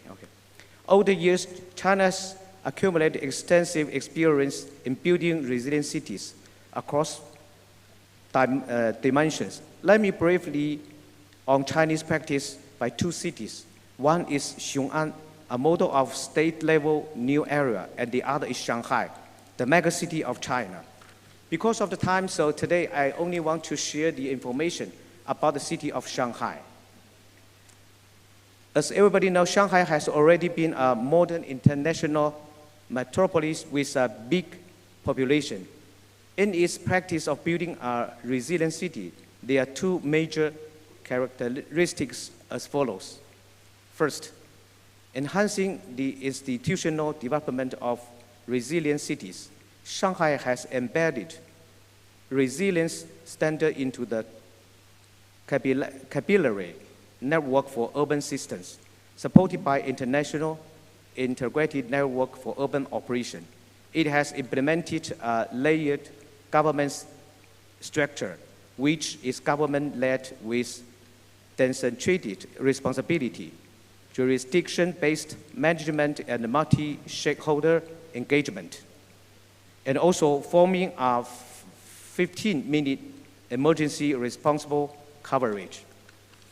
Second, enhancing city resilience through urban renewal to address its challenges like dense old residential compounds, urging infrastructure in central area. With advancing system development of resilient cities, China is also transforming its disaster prevention and technologies in global public goods, contributing its strength to the sustainable development of urban civilization. We have established regional cooperation mechanism, including the China SCO Emergency Medical Cooperation Center and the China Pacific Island Country Center for disaster risk reduction cooperation. Now, I'm from the Chinese People's Friendship Association for Friendship with Foreign Countries. This organization, entrusted by the central government of China, shoulders the important responsibility of guiding, coordinating, establishment and the development of friendship cities between China and foreign countries. As of March this year, Chinese localities have established 3,066 pairs of friendship provinces and cities with more than 147 countries, building a global network of friendship spanning 5 continents. In the face of disaster and risk, humanity is a community with a shared future, and no city, no country can make itself immune from the impact. We must take active and joint actions to respond. China is willing to work with all countries to strengthen the hard connectivity in infrastructure of disaster prevention facilities, soft connectivity of standards and rules to bridge the government's gap, and the people-to-people connectivity in developing the awareness of risk sharing.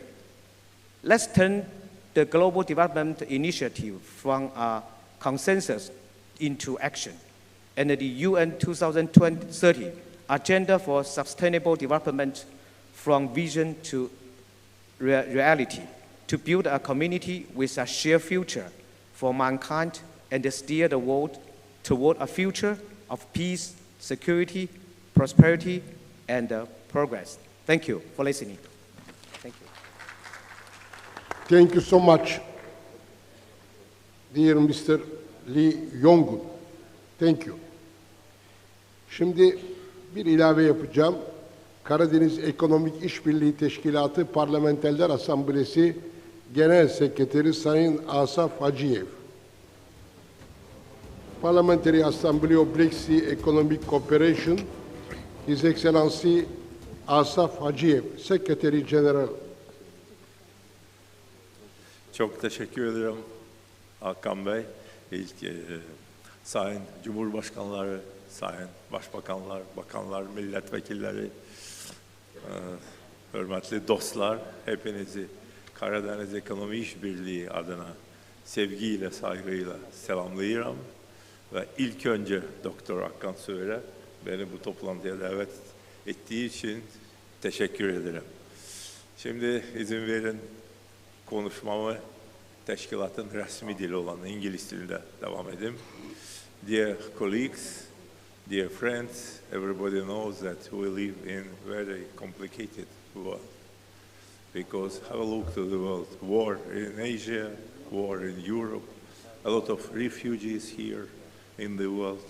The number of refugees in the world attains the number 110 million people. It's a huge amount, and the damage to the world economy today from the refugees problem is estimated close to $1 trillion.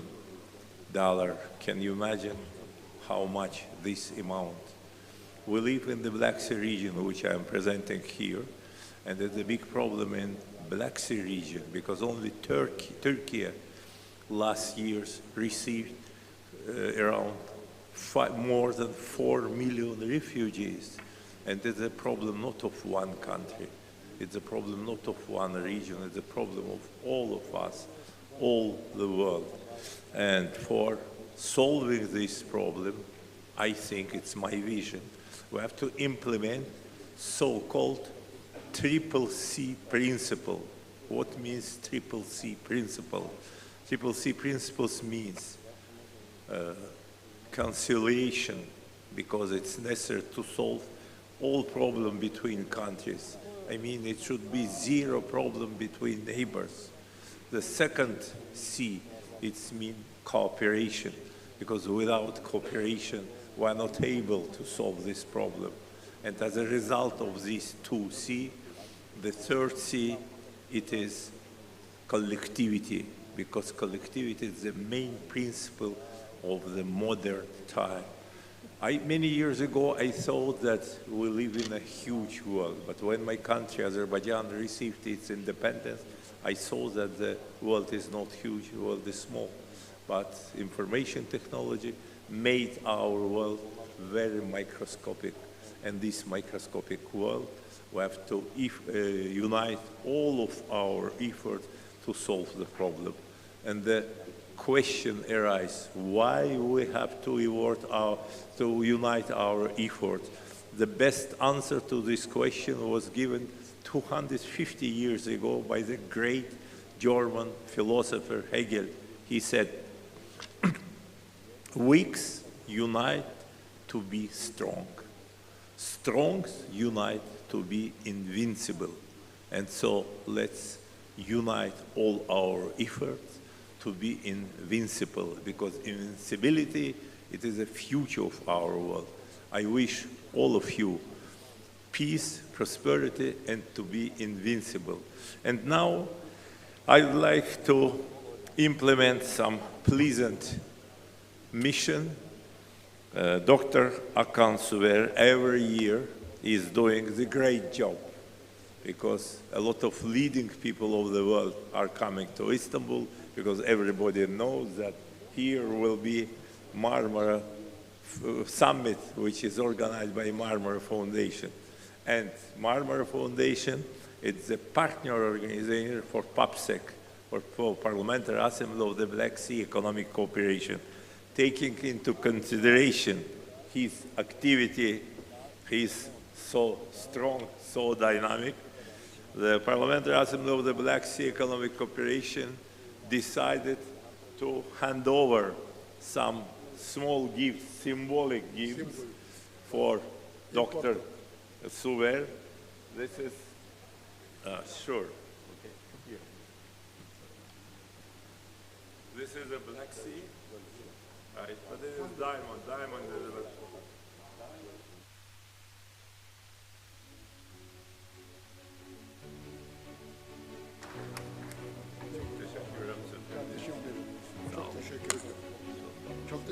Thank you very much.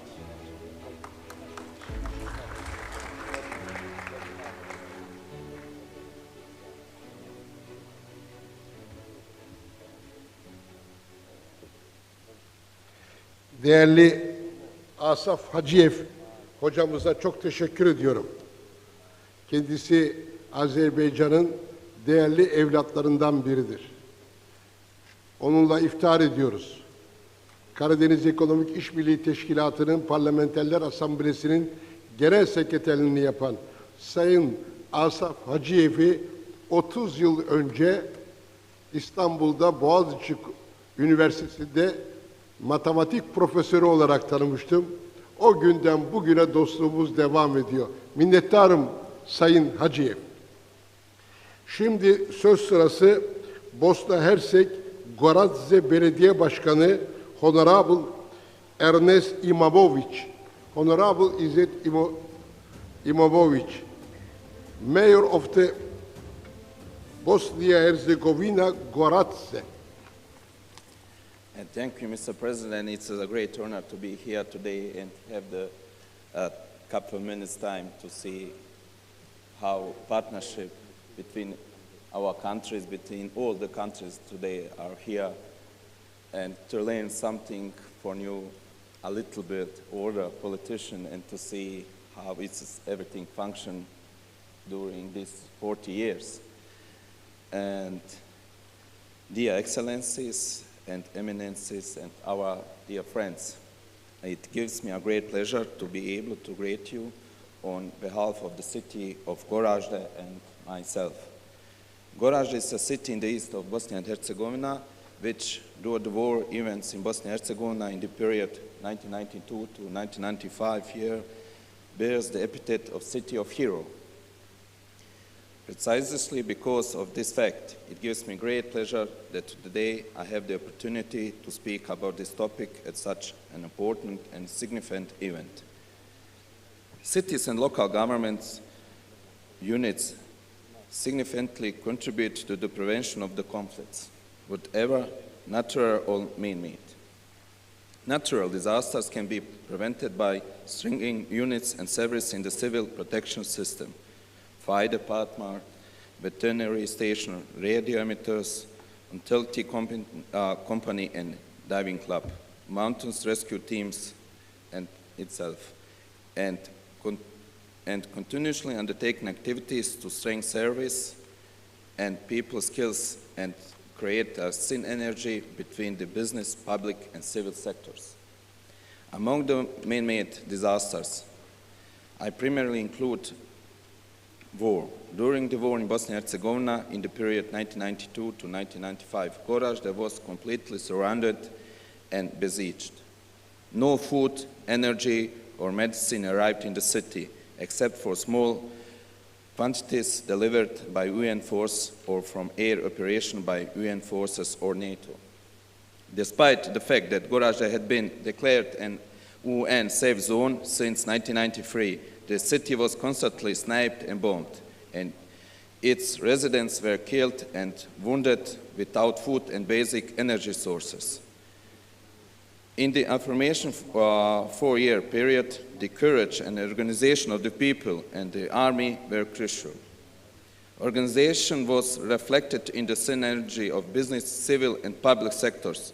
For example, the lack of electricity was provided by improvised mini hydropower plants installed on the Drina River, one of the biggest rivers in our country. The factories continued to adapt the production of ammunition and weapons for defense. And the lack of food was compensated by the country's own food production in parks, gardens, fields, and suburban rural areas in the delivery of food through mountainous areas in backpacks on people's backs. And finally, my conclusion is that for the prevention and management of the conflicts, leadership with focus on leadership at the local level, which is able to ensure synergistic action of business, civil, and public sector is the key. This event is an important step in creating and promoting leadership that is able of effectively managing challenges such as disasters. And one sentence more, for the cities on the rivers, for the cities, for the urban cities, the main thing is good urban plans to make. Before we started to build something, we must sit together and see what is the best for the cities to be on river and how is the function, the whole system. And thank you, Mr. President. Thank you all. It was my honor to be here and to mention to see some former presidents, prime ministers, ministers of affairs, and it was a great honor. And thank you to my friends, the young generation, all of them, the mayors of the city from Bosnia and Herzegovina, which come. Thank you, Mr. Thank you so much, dear Mayor Imamovic. Thank you. Şimdi söz sırası İran Asya Belediyeler Birliği Genel Sekreteri Sayın Hamit Rıza Golamzade. Now I invite Honorable Hamidzade Golamzade. Are they here?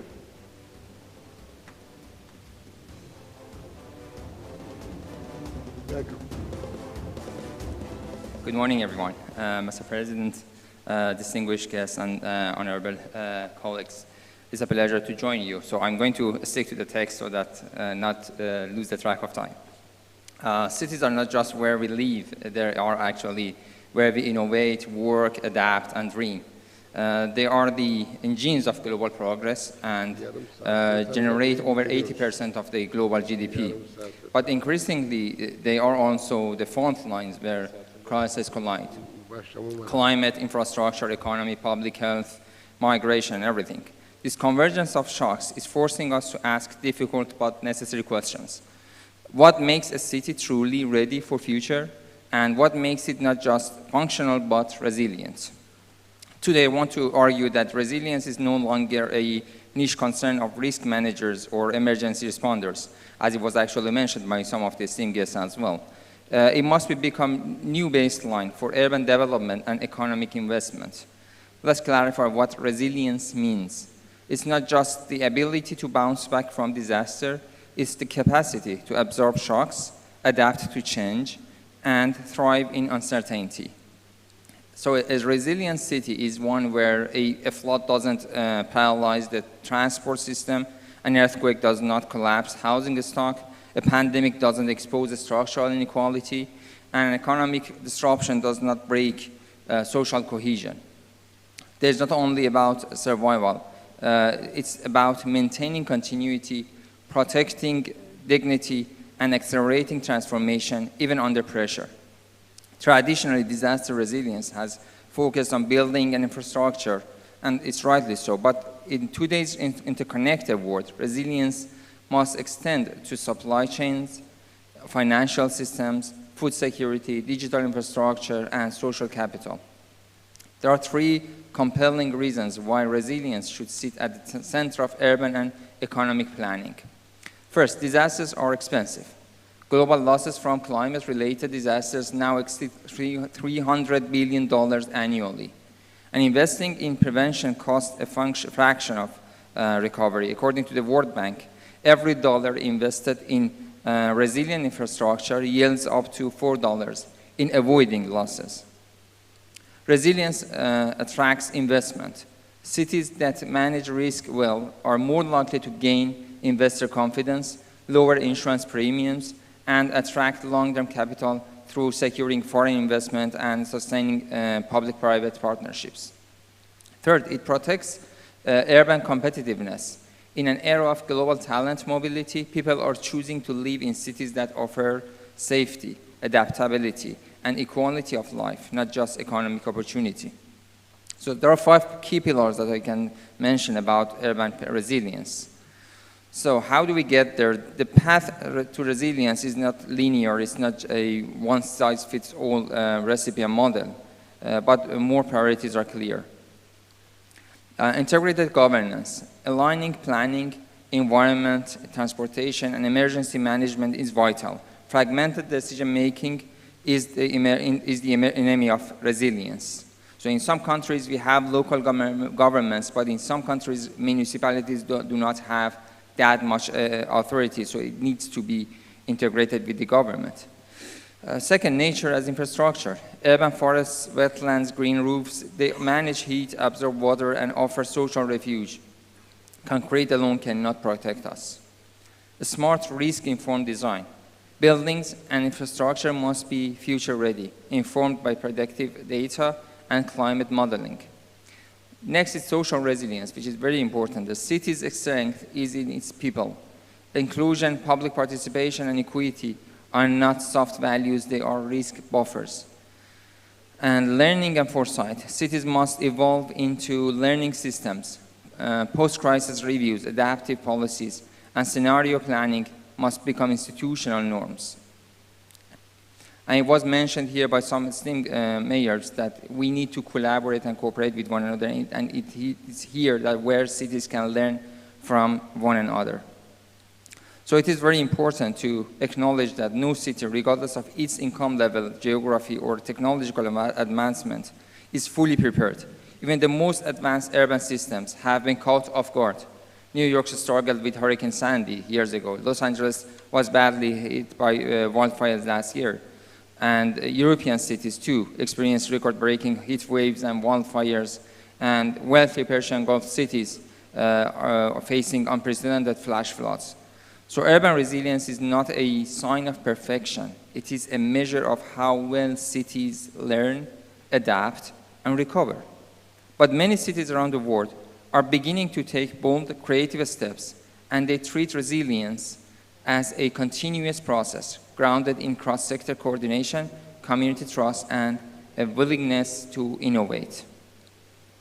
So I would like to skip the examples that I could bring from the cities from Iran, where I come from, or the other Asian cities, but I want to conclude that, dear colleagues, the city has become the front line of humanity's greatest challenges and our greatest opportunities.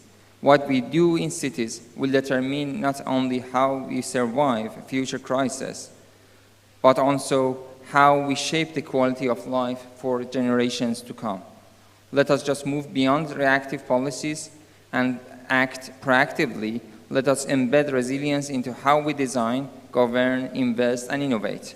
Because the cost of inaction is no longer theoretical. It is real. It is rising. Dear and it is sharing. Please, conclusion. That was my conclusion, actually. Thank you very much. Thank you so much for your attention. Efendim, sabırlarınızla 14 konuşmacıyı dinledik. Barış ve diyalog oturumuna geçiyoruz. İhtiyacımız büyük. Bu oturumda dini önderlerin yanı sıra devlet adamlarını ve kanaat önderlerini dinleyeceğiz. İlk sözü Azerbaycan, Kafkasya ve Azerbaycan Müslümanları Dini İdaresi Başkanı Zat-ı Alileri Sayın Şeyhülislam Allah Şükür Paşazade'ye veriyorum. Now I invite His All Holiness Allah Şükür Paşazade, Şeyhülislam of Azerbaijan and Caucasus era.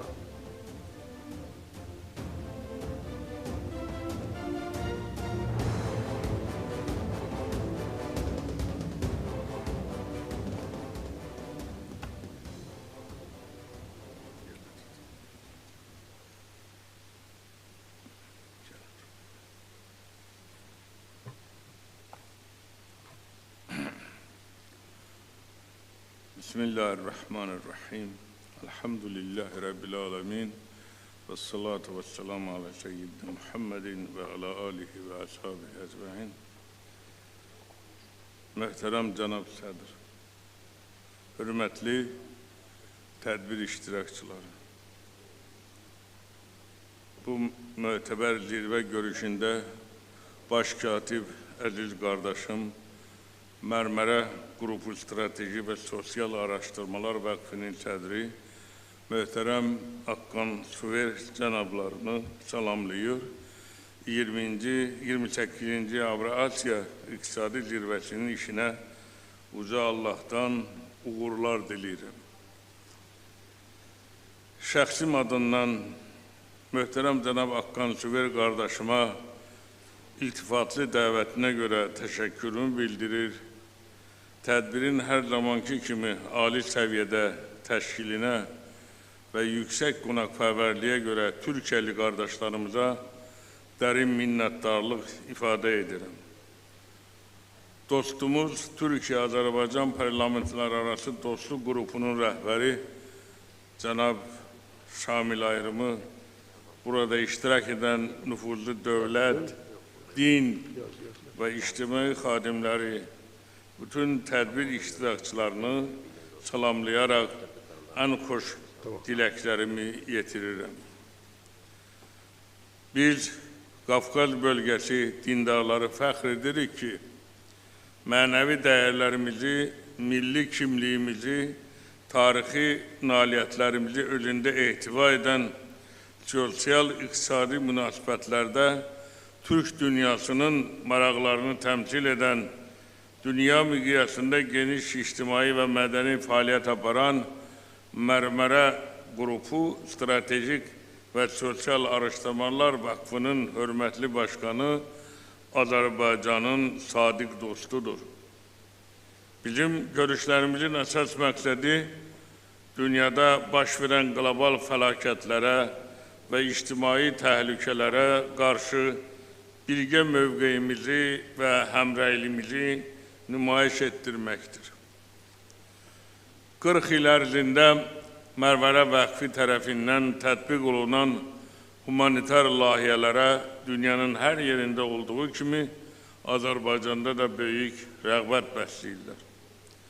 Bildiyiniz kimi son dönemlerde xalqımız öz tarixinin en möhtəşəm hadisəsini, vətən müharibəsindəki qələbənin qürurunu yaşayır.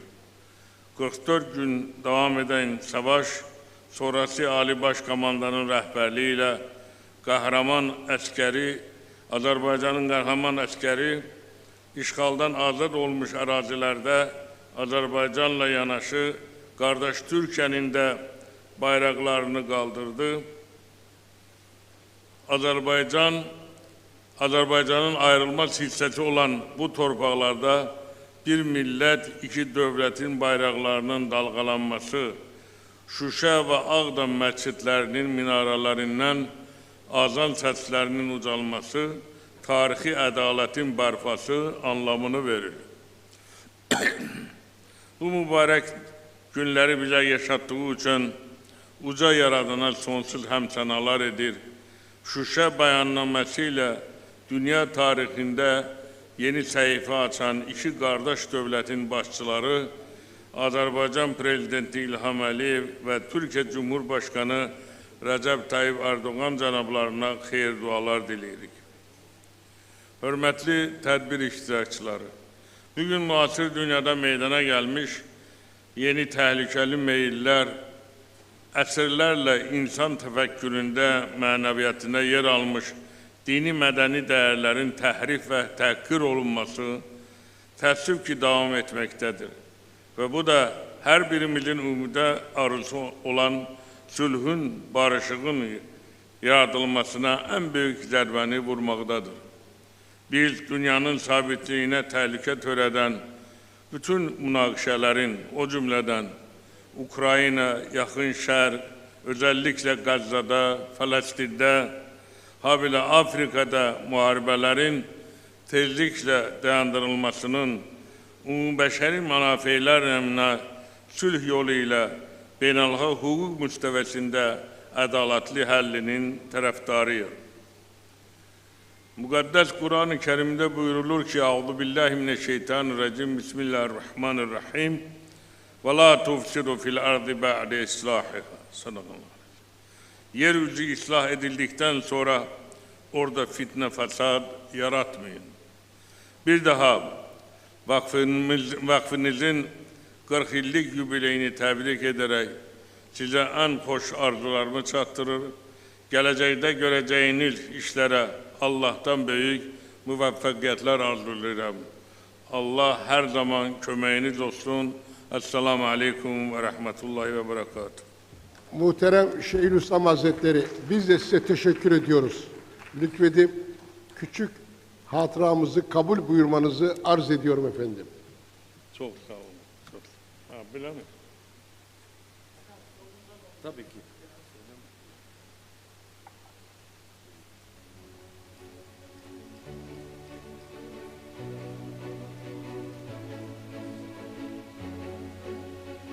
Şükranlarımızla saygıdeğer Şeyhülislam Hazretleri. Sağ olun. Efendim, şimdi Türkiye Cumhuriyeti önceki Diyanet İşleri Başkanlarımızdan Sayın Profesör Doktor Ali Bardakoğlu'nu davet ediyorum. Former President of the Religious Affairs of Turkey, His All Holiness Profesör Doktor Ali Bardakoğlu.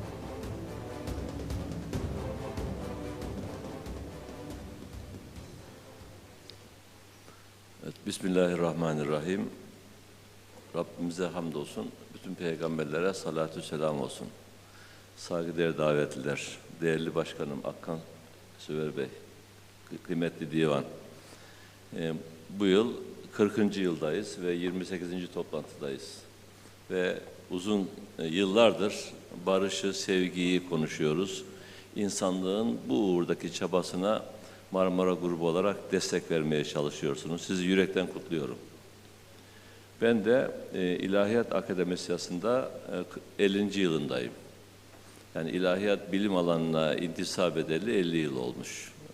Geriye bakıyorum. Ve şöyle bir kısa değerlendirme yapayım. Aslında dinler, İslamiyet, Hristiyanlık, Musevilik, Şintoizm, Budizm hepsi esasında özünde barışı, sevgiyi, kardeşliği ve insanlığın hayrına olan şeyleri içeriyor. Teoride böyle, kağıt üzerinde böyle. Ama pratiğe baktığımızda, uygulamaya baktığımızda dinlerin de dünya barışına, din adamlarının ve dini araçsallaştıran erklerin bu faktörleri yüzünden çok ciddi bir katkı veremediğini görüyoruz.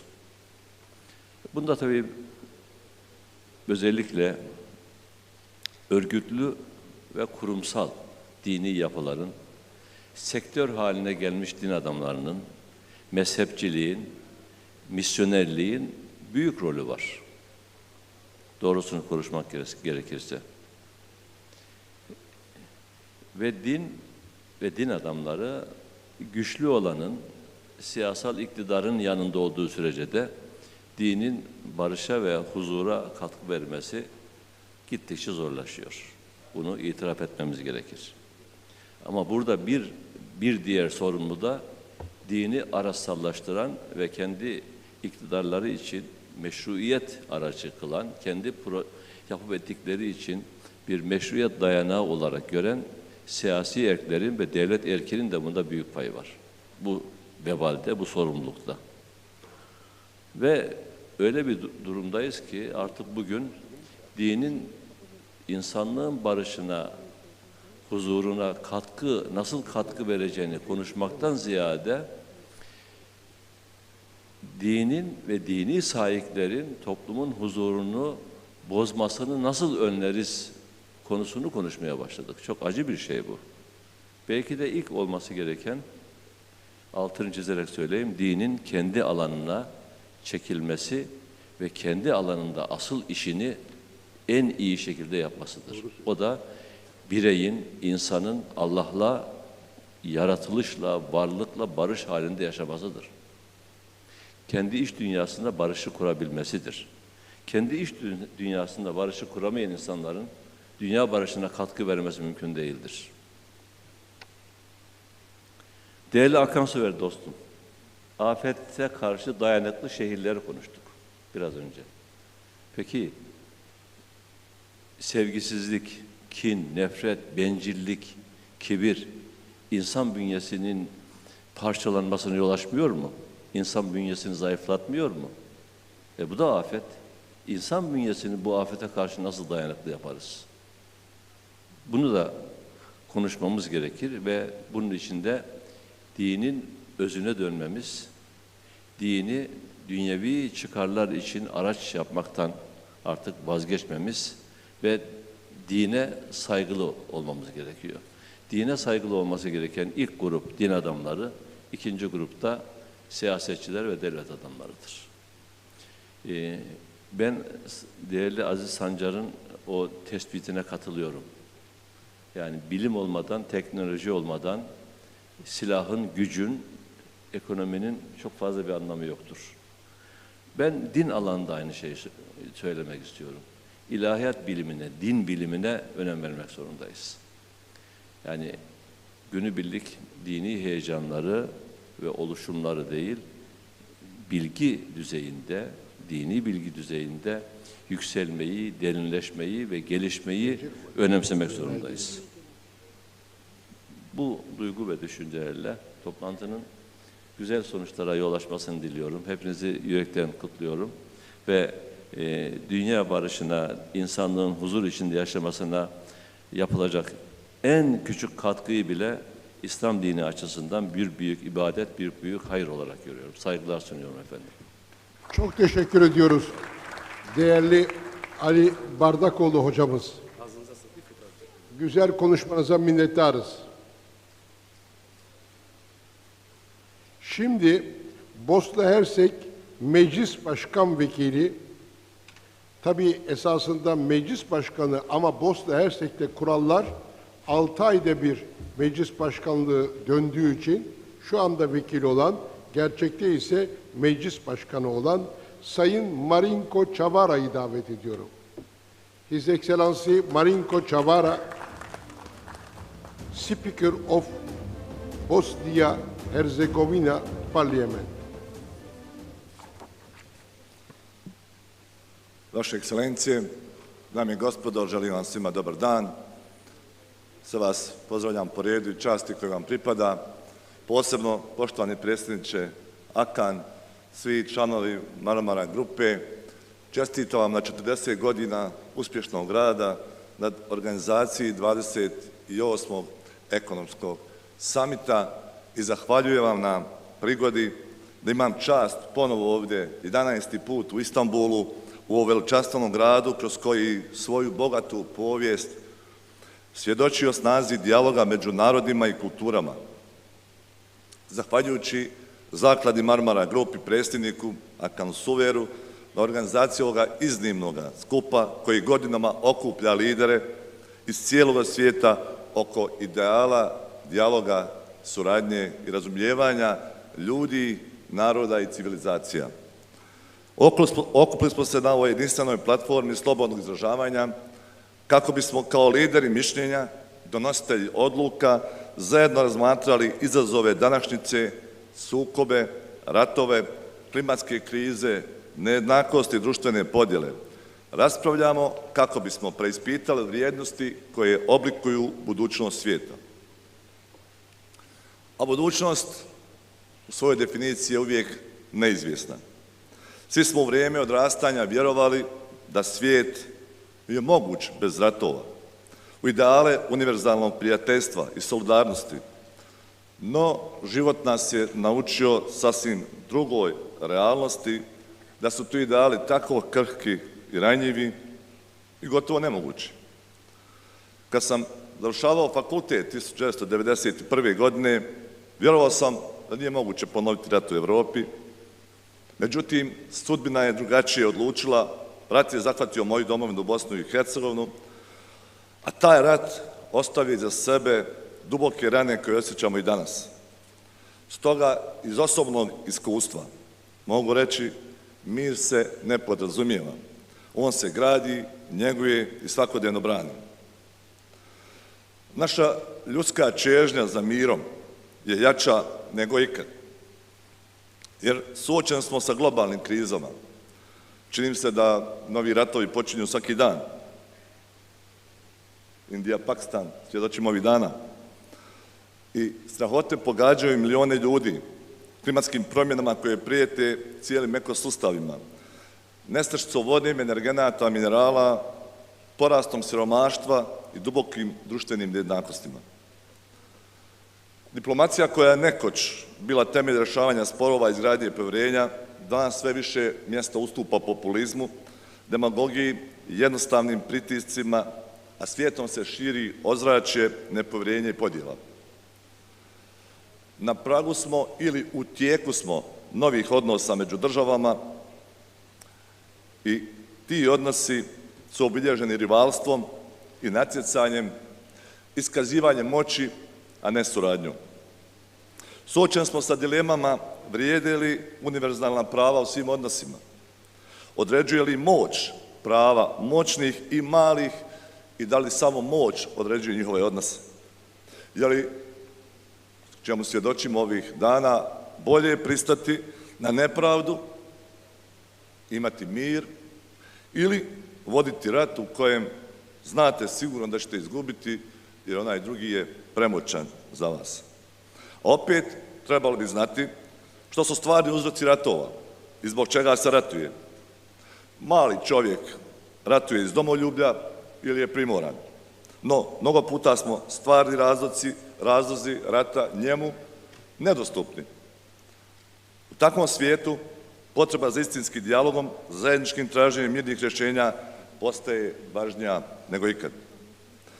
Ne smijemo dopustiti da razlike među nama bilo koje vrste budu nepremostivi zidovi. Ne smijemo dopustiti da glad za moći i bogatstvom uguši ili nadjača čežnju za mirom i dostojanstvom svih ljudi i očuvanju života. Kroz protekla desetljeća naučili smo jednostavnu, ali tešku lekciju. Svi ratovi, ma koliko bilo odlučno se vodili, završavaju za pregovaračkim stolom. Onda bolje pregovarati da rata ne bude. Svaki sukob donosi samo ljudsku patnju, razaranja, izgubljene nade i izgubljene živote.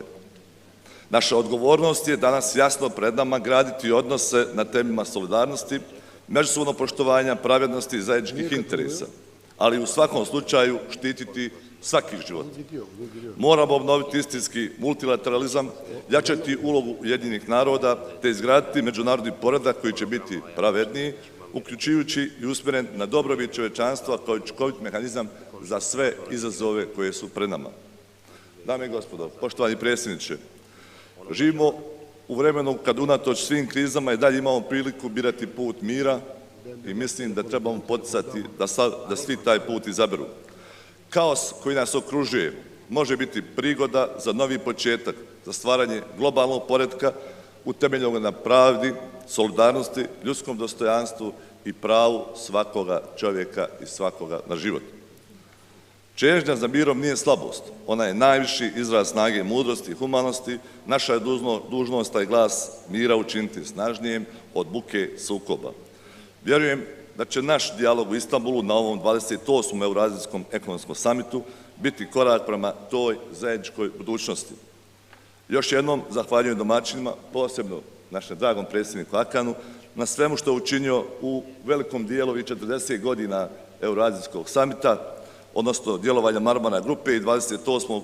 organizacije Eurazijskog samita, što nam učini ugodan tako boravak u Istanbulu i u Republici Turskoj. Zahvaljujem na svemu i želim mu još puno zdravlja i energije kako ima do sad da nas vodi u budućim samitima. Hvala lijepo i svima želim uspješan i sretan život. Hvala to you also. Hvala to you also. Thank you so much, dear speaker. Moment.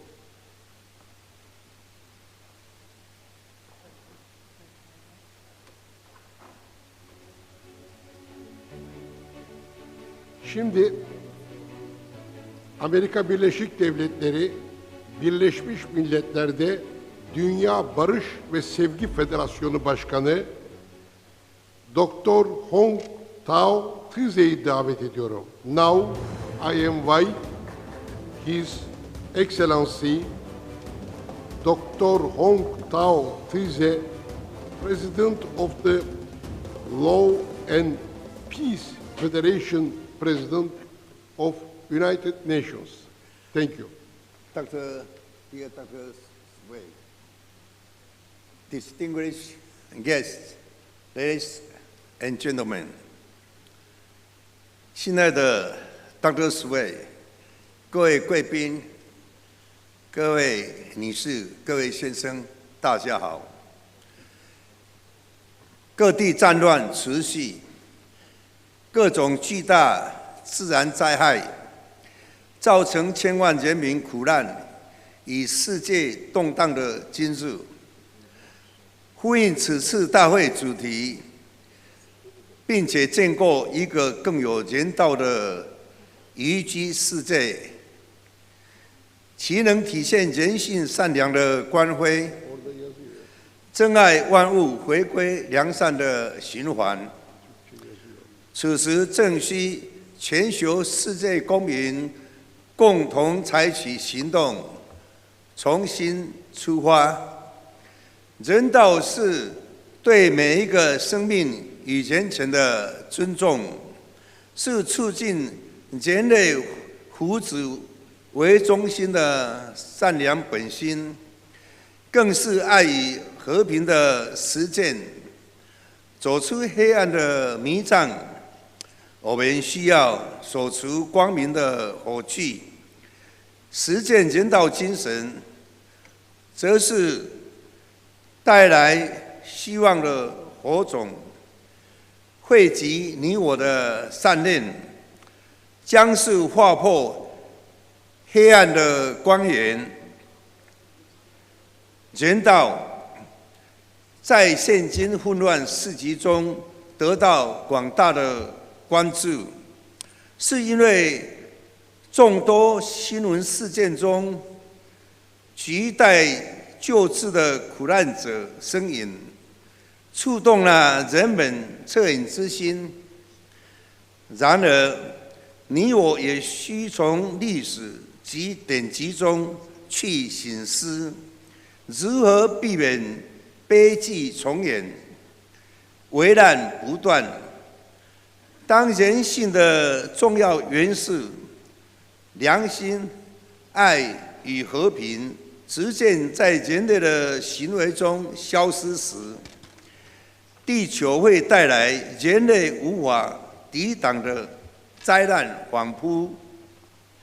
2025年末日中的时间已经来到了5月前89秒，这是有史以来人类最接近灭亡的时刻。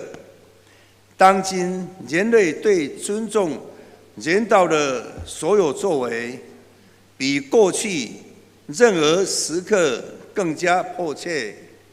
我们现在为世界投入每一份心力，将决定人类的存续。良心是人道行为的源头，要让人道观念在现今以利益为重的乱世中得到落实，可从2方面着手：一个是推动良心教育，建构良心和平文化；一个是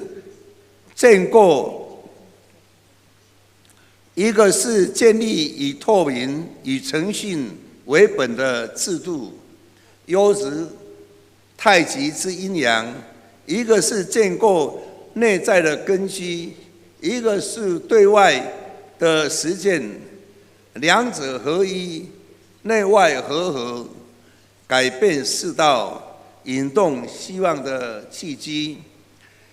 教育本是塑造人类思考及行为准绳的最重要的工具，影响着人的一生的成长。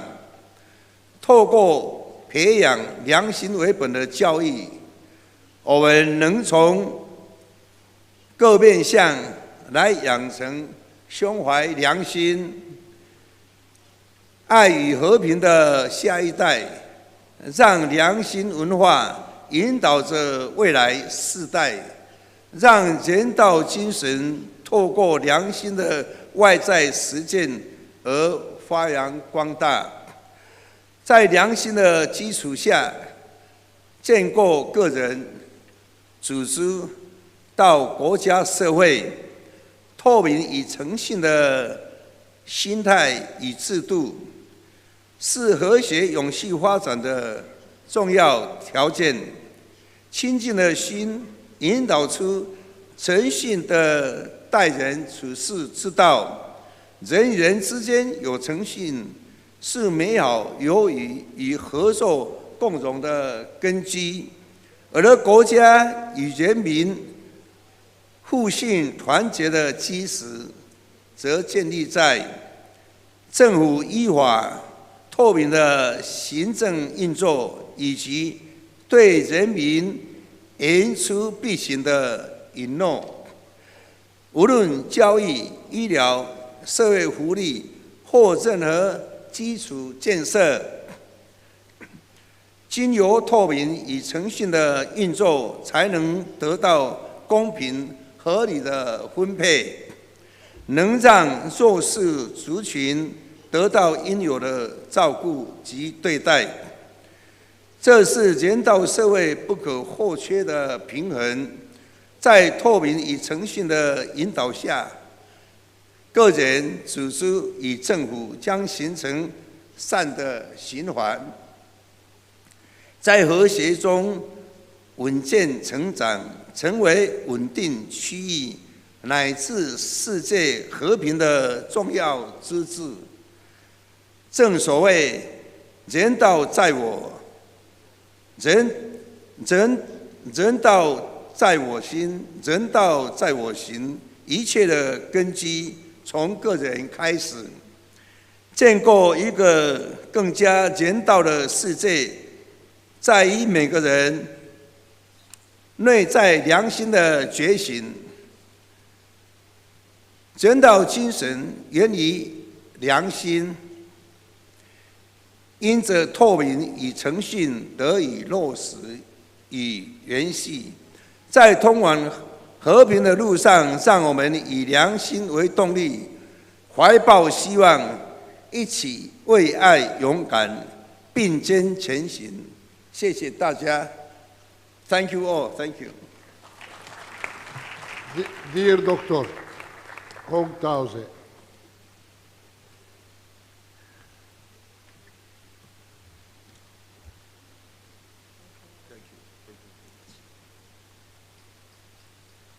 thank you very much for your kind speech, Dr. Hong Tause.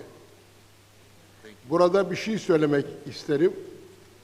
Sayın Dr. Hong Tause, 2 ay önce Birleşmiş Milletler'in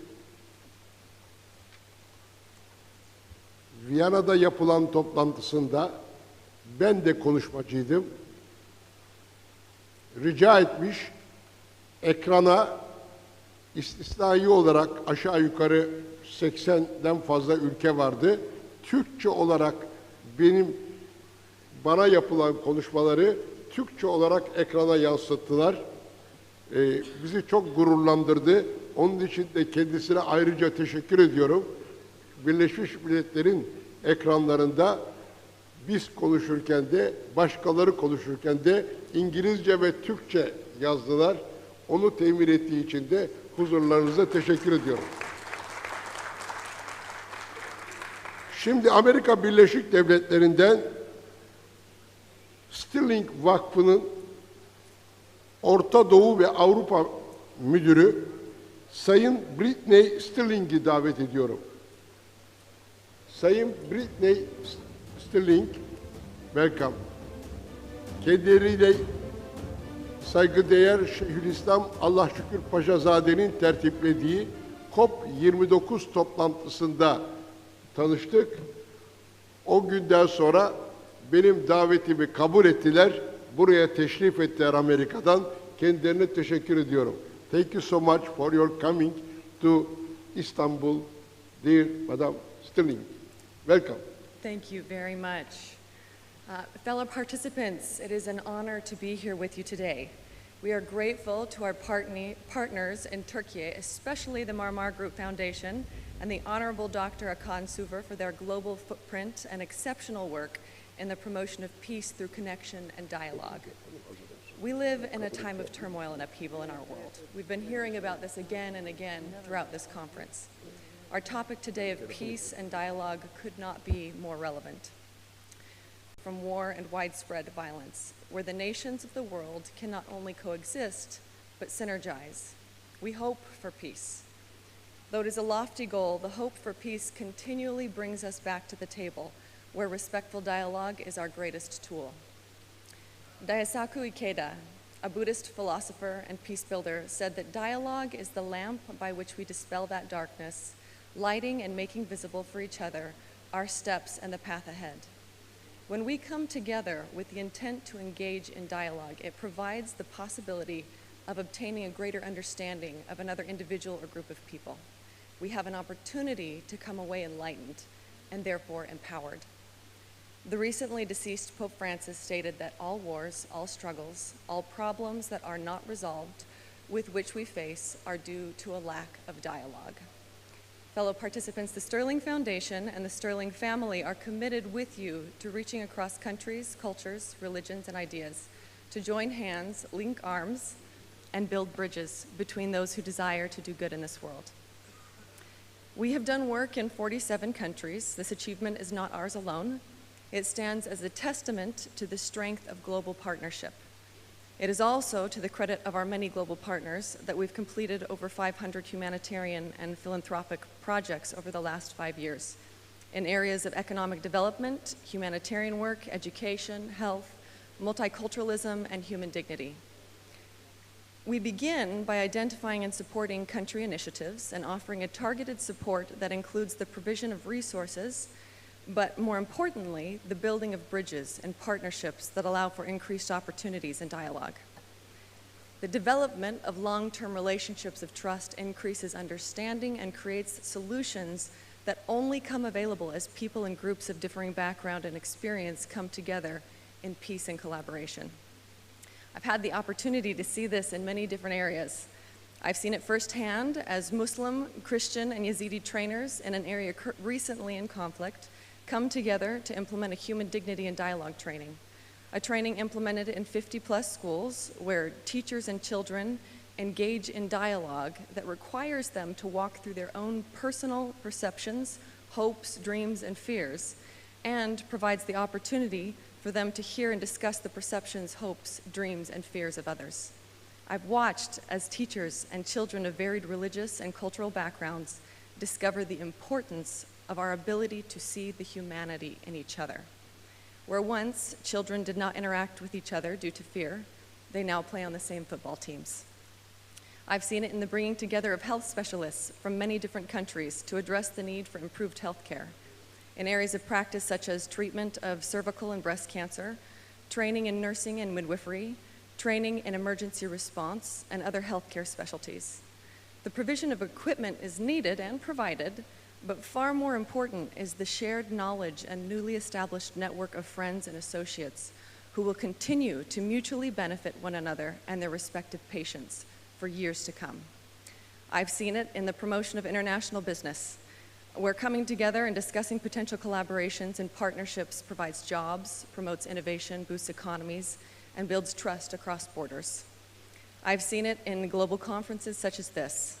Most recently, I had the opportunity to participate in the Diplomacy of the Heart conference in the beautiful Samarkand this last week, during which individuals from 14 countries came together with the purpose of participating in multicultural dialogue and cross-cultural understanding. In a speech aired at the conference, our honored friend, Sheikh al-Islam of Azerbaijan and the Caucasus, Dr. Alashakur Pashazadeh, stated that our collective efforts to protect human life and dignity bestowed by our beloved Creator serve to promote stability and progress in the world. We came out of that conference with new perspectives and friendships and began a discussion that is leading to international collaboration in education. In our world today, it is easy to feel downtrodden and a desire to give in to the temptation to despair when faced with turmoil and tragedy that seems to surround us on every hand. But we know better. We see the efforts of so many to help, to uplift, to choose love, and to serve others. Peace is not something that just springs into being. It must be created. Peacemaking is a choice. President Russell M. Nelson, president of the Church of Jesus Christ of Latter-day Saints, said in a speech on peacemaking, "We can literally change the world, one person and one interaction at a time." How? By modeling how to manage honest differences of opinion with mutual respect and dignified dialogue. Participating in this conference are people of great influence, leaders in your respective positions. Together, we have the ability and the responsibility to link arms to create peace on every level of interaction in which we take part. I thank you for your leadership. I thank you for your continued efforts to promote and support respectful dialogue. And I thank you for your peacemaking. Thank you. Thank you so much, dear Brittany Sterling.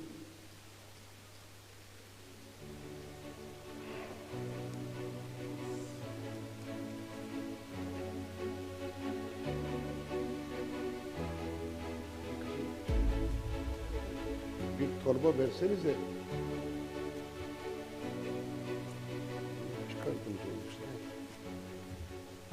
Now I invite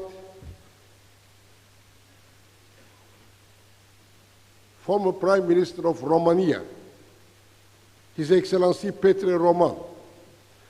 Şimdi Romanya önceki Cumhurbaşkanı ve Başbakanı Sayın Petre Roman'ı dinleyeceğiz.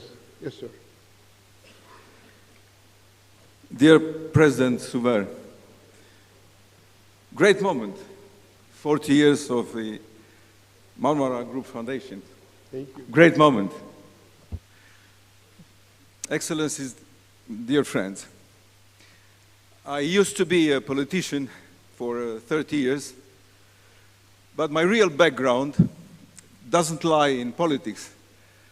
I'm a scientist and climate science.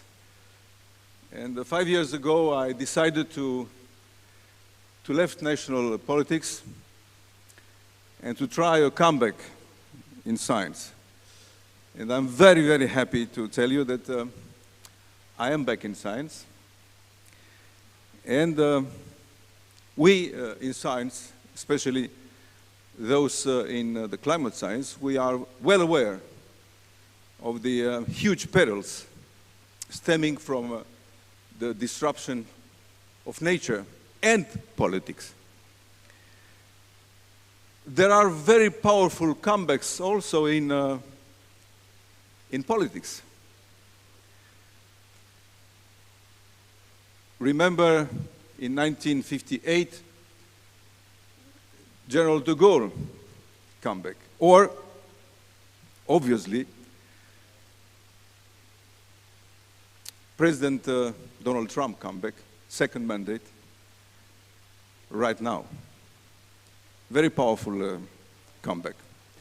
Now, why is that? I try to a little bit explain about that. We are in the middle of a period between two global orders. It is an ungovernable period because we do not know what the new world order will be. I would say we are sitting like on a two-legged stool.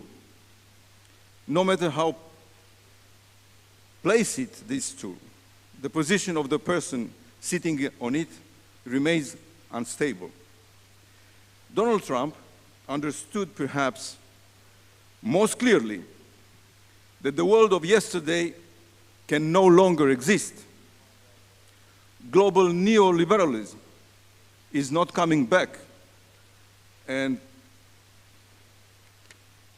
must be denounced in the name of a perhaps irrational nationalism. But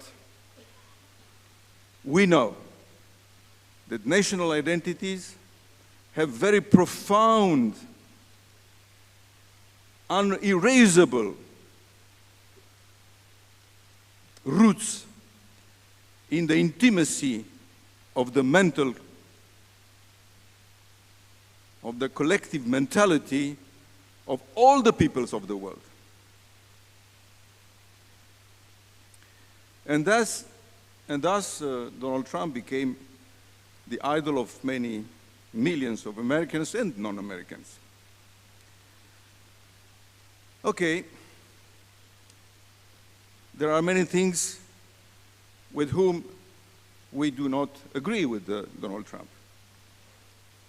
Americans from all spaces, intellectual spaces especially, they say that his orders are ignoring rules, are ignoring history, are ignoring reality, and they are unconstitutional. But one thing is, I think, obvious, that the global agenda today, think about all the important items, all the important aspects of the global agenda. Well, that global agenda is set by President Trump. Monsieur le Premier ministre, conclusion, s'il vous plaît. Okay. I think President Trump's vision, politics and action may do a great service to the European Union. The European Union is forced now to prove that what does not kill, it will make it stronger. Europe now has a choice of either really reinventing itself or becoming less important in the world. European interests, by having many things that do not have now, helping to shape its own fate so that history doesn't shape the fate of Europe for it. I'm telling you my conviction. By far the most important, and I admit the most improbable geopolitical change, I think, in the world is Canada forming with the European Union the Europe-Canada Union. To me as a person, I finish right now. To me as a person who was ready to full sacrifice for freedom, having in my soul the spirit of America, it is absolutely inconceivable that today the American democracy seems somehow in jeopardy. But I'm very hopeful, as I will always be, because we have values. We have the strength of these values. We know that these values do not perish. Thank you. Thank you so much, dear Prime Minister. Moment. Now I invite Minister of Defense of Avusturya. Avusturya Savunma Önceki Bakanı Sayın Werner Faslabend. His Excellency Werner Faslabend.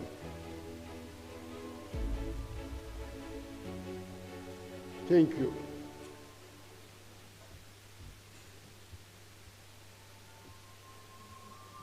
Dear President Surveyor, Excellencies, ladies and gentlemen, first of all, I want to congratulate you, President Dr. Hakan Surveyor, you, Madam Surveyor, and your excellent team for your performance over 4 decades. Thank you. Congratulations, and I wish you all the best for the coming years.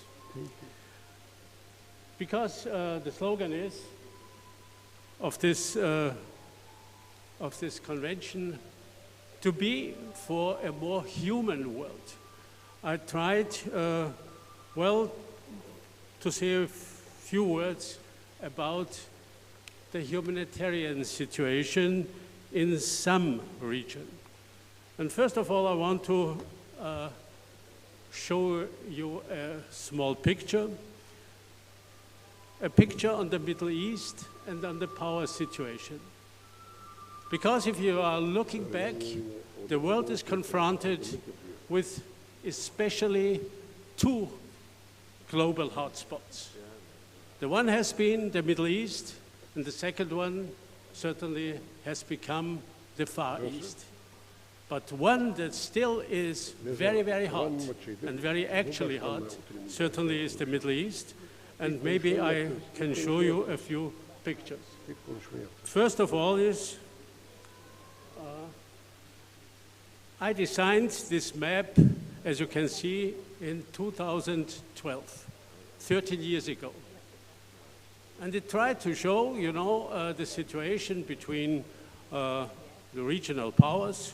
This was Turkey, Egypt, and also Iran and Saudi Arabia in their relation to Israel. And as you can see, there were 3 powers.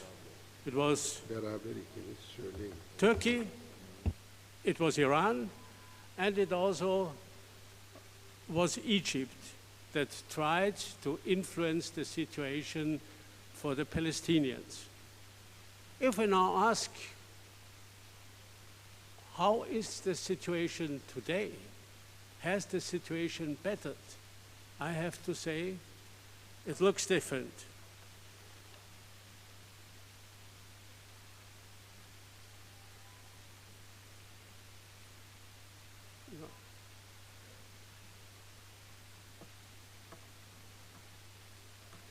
by the developments in the last years, the development in Palestine itself with Hamas, in Lebanon with Hezbollah, in Syria with Assad, the situation has changed quite a bit.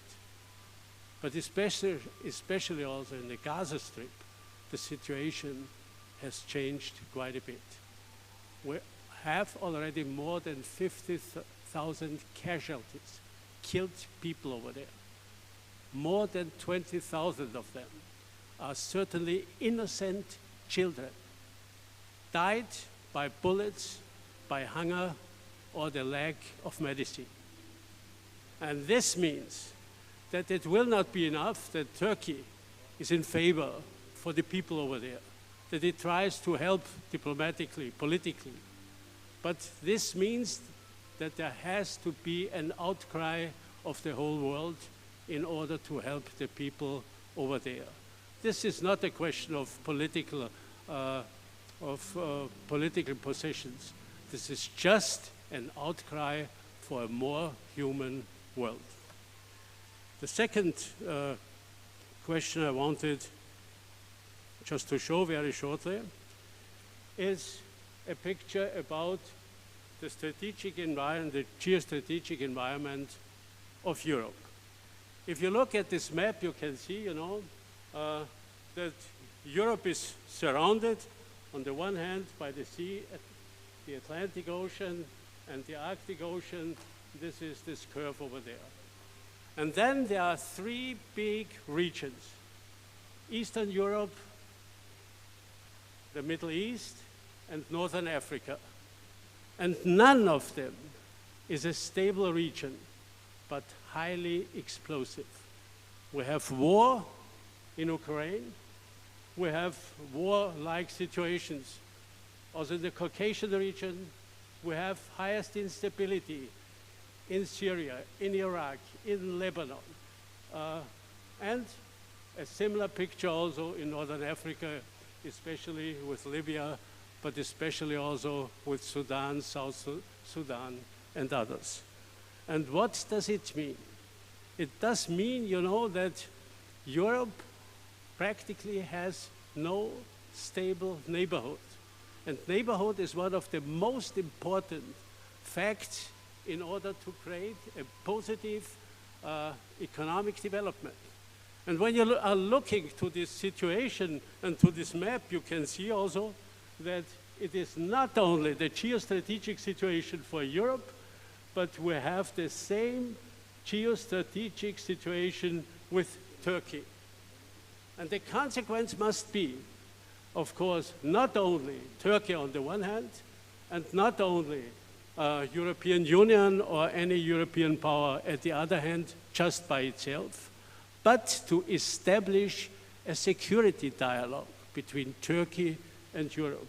Because only together we will be able to master this situation.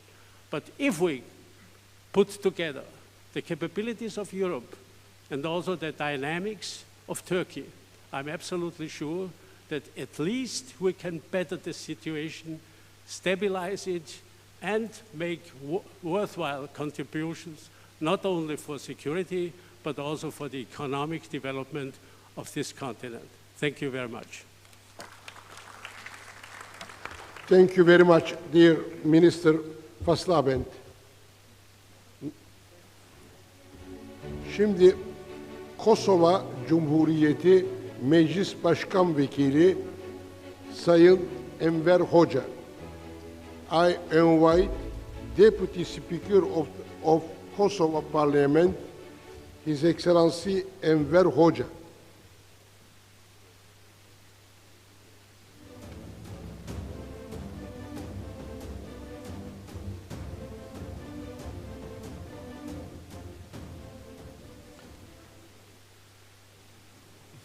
Thank you very much, Akan Bey. Dear friends, dear colleagues, I know that we are a little bit late, and therefore I'm going to be as short as possible. But first, let me start by thanking Dr. Akan Suver and Marmara Group Foundation for organizing a great summit which is one of the best platforms in both continents. And I'm very grateful to you, Dr. Akan, for being the platform in order to understand, in order to explain, but also in order to discuss the most urgent issues, as we are seeing today, as we saw yesterday. 25 years ago, we believed that Kosovo would be the last war in Europe, and that Kosovars would be the last nation to face genocide. Today, we are facing a return of war, but also a return of crimes against humanity in both in Europe and Asia. I fully agree with what former Prime Minister of Romania, Mr. Roman, said, and what Verteidigungsminister Fasselabend also said in terms how they view their geopolitical situation. And therefore, I'm going to make just some remarks how I see that. Certainties of the global liberal order are dissolving because the order which was created and emerged after 1945 and mostly after 1999 is everywhere under the attack. The old order is dying, but the new one has not yet been born. We are in an interregnum. We are living between the two world orders. As someone who was quite long in Kosovo politics, and together with my friend Mahir Yakcilar, we built a state from scratch. And our job was to put Kosovo on the map. I understand that diplomacy, dialogue, and peace is more important, not by reading some books or writing some books, but by how we lived that as a personal experience. Therefore, what both Prime Minister Roman and also Minister Fasselabend said, I'm going to make just some 4 or 5 very linear remarks. First, today we are facing a return of the 19th century logic. Might is right, of power politics. Therefore, Russian war in Ukraine, China's assertive policy in Asia, regional conflicts now between Pakistan and India, in Middle East, in Africa, are reflecting that the norm-based international order is collapsing. Second, we are facing also a crisis of multilateralism. Let me give you some example. United Nations Security Council is largely paralyzed, dominated by vetoes and competing interests of the great powers. Other multilateral fora are losing credibility and functionality. For example, who cares today or who pays attention today what OSCE is saying in Europe or what WTO says globally? Number 3, just by reading the today headlines, we see that peacekeeping missions are failing or they are underfunded, like in Mali or DRC. What kinds of challenges do peace and dialogue face today? First, fragmentation, more actors, more veto players, less consensus. Second, distrust between East and West, between global South and North, between the state and the society. Peace processes are often used to buy time or increase pressure, not as a genuine commitments to conflict resolution. It is very concerning how dialogue and diplomacy are perceived today. Dialogue is often seen as a weak and naive in the face of force.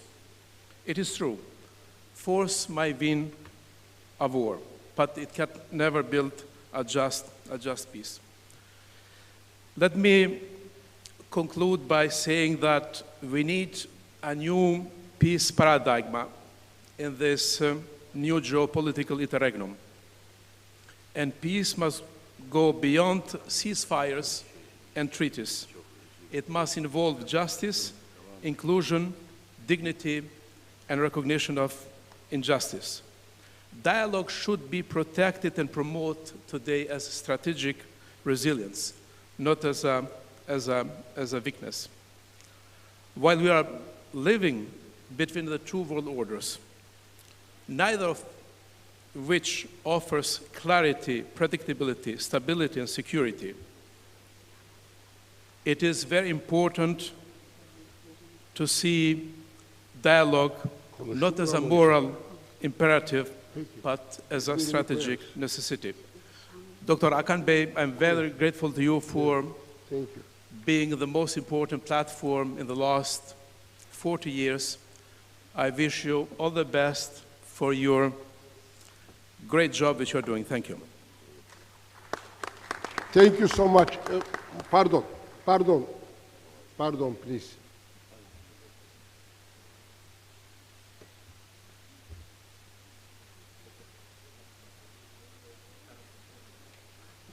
Şimdi Karadağ Parlamentosu Başkan Vekili Sayın Mirsad Nurković'i davet ediyorum. Now I invite Deputy Speaker of the National Assembly of the Montenegro, His Excellency Mirsad Nurković.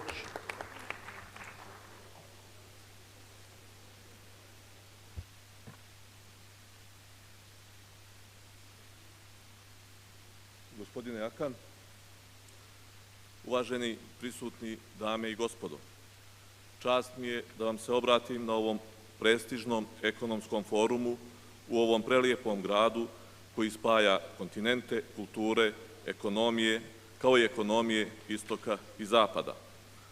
Moj govor ću započeti jednom konstatacijom, a to je da politika i bezbedonosni faktori zauzimaju ključno mjesto u oblikovanju ekonomskog razvoja svih država, a posebno ovog regiona koji je blisko vezan sa regionom Zapadnog Balkana, odakle i ja dolazim.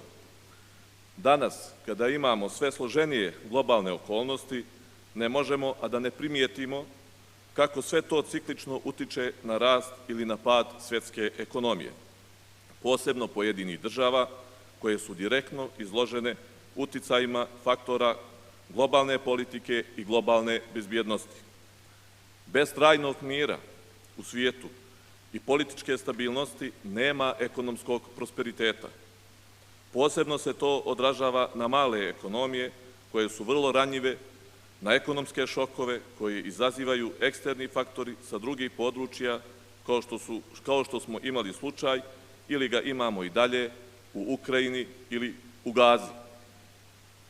Kada imamo mir, slobodu i političku stabilnost, države koje imaju efikasne i transparentne institucije i vlade, one privlače direktne strane investicije i unapređuju ekonomski ambijent iz kojeg imamo pozitivne efekte, a nasuprot tome politička nestabilnost u vidu korupcije, konflikata ili neefikasnih politika odvraća investitore, dovodi do stagnacije i produbljuje ekonomske nejednakosti. Ekonomske politike usmjerene ka jačanju bezbjednosti i stabilnosti mogu postati osnov za održiv ekonomski razvoj. Dobar primjer je i Evropska unija, gdje saradnja u okviru zajedničke politike i sigurnosti omogućava stabilno ekonomsko okruženje, slobodno kretanje roba i ljudi, kao i kapitala. Upravo je to i razlog zašto je Crna Gora, odakle ja dolazim, najuspešniji kandidat za članstvo u Evropskoj uniji, te u agendi vlade Crne Gore je upravo ulazak u Evropskoj uniji postavljen u samom vrhu prioriteta. Dalje, moramo zapaziti da se savremeni svijet suočava sa izazovima digitalne tehnologije koja je istovremeno i veliki faktor kada su bezbjednosne norme u pitanju. Savremene tehnologije, one se užurbano mijenjaju i oblikuju svetsku ekonomiju, ali i živote svih građana planete Zemlje. U tom kontekstu moramo primijetiti ogroman digitalni jaz, kako između država, tako i među generacijama, gde se zapaža ogroman nedostatak digitalnih vještina, što stvara dodatni jaz među različitim zajednicama. Smatram da je neophodno brzo uspostaviti, ako ne svetski, onda makar regionalni okvir u prevazilaženju jaza u tehnološkom razvoju, kako bi dostigli harmonizaciju u prekograničnoj i regionalnoj ekonomskoj saradnji, prije svega u povezivanju tržišta regiona sa tržištem Evrope, ali ništa manje sa tržištem Azije, Amerike i ostatkom svijeta. U vremenu rastuće nesigurnosti, odgovorni lideri, intenzivna međunarodna saradnja i strateška, pa čak i namjenska ulaganja mogu osigurati stabilan i održiv razvoj za buduće generacije. Posebno bi sada dao akcenat na Zapadni Balkan, koji može imati ključnu ulogu u povezivanju evropske i azijske ekonomije, zahvaljujući prije svega svom geopolitičkom položaju i potencijalima za ekonomski rast. Kada govorimo o ekonomskom razvoju Zapadnog Balkana, moramo kao prioritet navesti neophodnost izgradnje putne i ništa manje avio infrastrukture. Nužno je osigurati trajni mir i političku stabilnost na Zapadnom Balkanu, a posebno na teritoriji država nastalih raspadom bivše Jugoslavije. Dalje, Zapadni Balkan bi trebalo pospješi saradnju sa Turskom kao ključnim akterom između odnosa Evrope i Azije. Posebno je potrebno dalje jačanje ljudskih resursa kao najbitnijeg resursa sa kojim raspolaže Zapadni Balkan, naravno u sve druge prirodne i privredne resurse koji se bez ljudskih resursa ne mogu valorizovati na adekvatan način. Na kraju bih istakao važnost ovog foruma, jer je ovo jedinstvena prilika za donošenje konkretnih preporuka koje će poslužiti kao osnov za buduće politike i projekte ne samo za ovaj region, već i za mnogo šire. Naša težnja univerzalnim vrijednostima u svakom segmentu je prioritet svih društveno-političkih aktera današnjice, a posebna je odgovornost na onima koji imaju veću moć i uticaj na sve buduće tokove koji će se javiti kao posljedica donošenja odluka svih nas zajedno. Hvala vam na pažnji, uz želju da sa ovog foruma svi odemo sa nadom da ćemo zajedno stvariti bolje društvo u budućem periodu. Dragi prijatelji, dear friends, thank you all. Çok teşekkür ederim. Thank you so much for your kind speech, dear Mirsat Nurković. Şimdi Süryani Ortodoks Cemaat Patrik Vekili Sayın Mor Filixinos Yusuf Çetin'i davet ediyorum. Now I invite All Holiness Mor Filixinos Yusuf Çetin.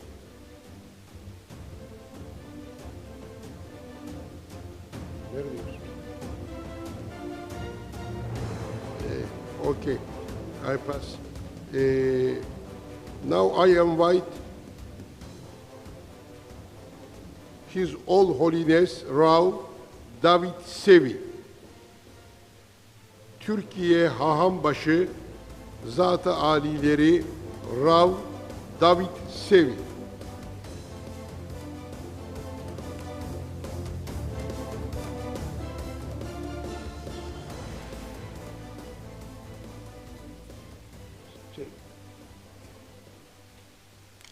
Sayın Başkanım, değerli Başkanlık Divan üyeleri, Sayın Hazirun, değerli dostlar. Yaşadığımız coğrafyanın hemen her bölgesi savaş halindeyken, barışa duyulan özlemimizi bu kürsülerden dile getirmenin, bu özlemimizi gideremeyeceğini hepimiz biliyoruz. Ne ki yine de bu neredeyse ulaşılmaz amaca yönelik istek ve dileklerimizi ifade etmekten kendimizi de alamıyoruz. Topyekün yeni bir düzenin mekanizmalarına gebe olduğu düşündüğüm bugünkü haliyle dünyamızın yakın bir gelecekte hangi yönde ve nasıl biçimleneceğini, bu biçimlenmenin köklü ve kalıcı olup olamayacağını şimdiden kestirmek hiç de mümkün görünmüyor. Dahası bu mekanizmaların insanı ve insanın içinde yaşayıp bir parçası olduğu çevresini ve doğayı merkeze alma becerisini gösterip gösteremeyeceğini, alacaksa bunun hangi ölçüde gerçekleştirebileceğini de şimdiden öngörmek mümkün değil. Ama bu ve bu gibi platformlar bugünlere kadar barışa özlemimizi engelleyen kimi tutumlarımızı sorgulamamız açısından yararlı olabilir diye düşünüyorum. Dünya nüfusunun neredeyse 1/3'ü halen yeterli beslenme, sağlık ve tedaviye ulaşma, temel öğrenim sistemlerinden yararlanma olanaklarından yoksun. Buna bir çözüm getirebilecek miyiz? Üzerinde yaşadığımız yer küreyi sanki bizlerden sonra gelecek nesiller olmayacakmış gibi savurganca, hatta hoyratça istismar etmeye son verebilecek, yeraltı servetlerini ve tabii ki su kaynaklarını, denizlerimizi, ormanlarımızı, soluduğumuz havayı temiz ve yararlanılabilir halde tutabilecek miyiz? Yaşadığımız dünyanın bizlere bağışladığı olanakları... Sayın Semih. Lütfen sessizliği sağlayalım mı salonda? Hatibi dinleyemiyoruz. Buyurun efendim. Yaşadığımız dünyanın bizlere bağışladığı olanaklara hakça bölüşmeye razı olabilecek, birbirimizin doğal haklarına mutlak olarak saygılı olabilecek, inanç ve düşünce özgürlüğünü rahatça yaşayabilecek miyiz? Sanki aslını unutturmak istermiş gibi adını savunma sanayi olarak değiştirip süslediğimiz uluslar arasındaki savaş ve silahlama yarışında dünyamızı bir tür dehşet dengesine bağımlı kılmakta olan bu uluslararası rekabete tahsis edilen bilim, enerji, teknoloji ve trilyonlarca doları insanlığın refah ve esenliğini sağlayacak alanlara kaydırabilecek miyiz?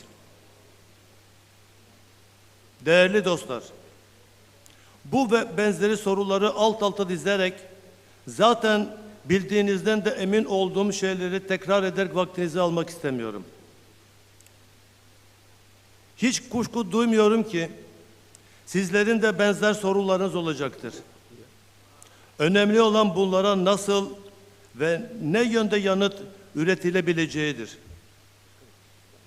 Bu konuda devlet adamlarından başlamak üzere toplumların hemen her kesiminden ve her katmanından önemli işlevler beklendiği apaçıktır. Bu sorulara üretilebilecek yanıtlar hiç şüphemiz olmasın ki barışa özlemimizin ölçütü olacaktır. Aksini ise düşünmek bile istemiyorum. Gördüğünüz gibi ben bir din adamıyım. Ömrüm en umutsuz görünen ortam ve dönemlerde bile halkıma umut aşılamakla geçiyor. Ben kendi payıma umutluyum. Sizlere de umutlu olmanızı öneriyorum. Teşekkür ederim. Biz teşekkür ederiz. Sayın Hahanbaşı Hazretleri, bir saniye durursanız eğer.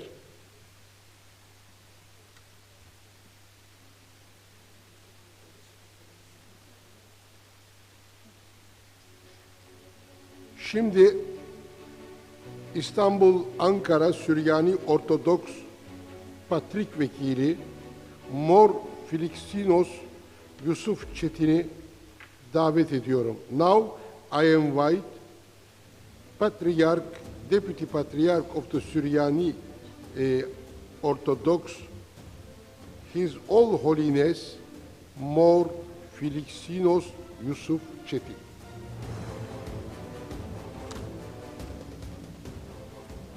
Sayın Başkan, değerli katılımcılar, saygıdeğer konuklar, hepinizi sevgi ve saygıyla selamlıyor.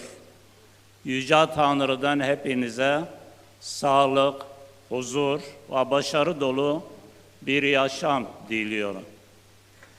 Yaşadığımız dünyayı gerginliklerden, savaşlardan, yoksulluktan, doğal afet zararlarından uzak tutmak, daha barışçıl, daha müreffeh, daha insancıl ve yaşanabilir bir hale getirmek için her şeyden önce şüphesiz çok bilgiye ihtiyaç vardır.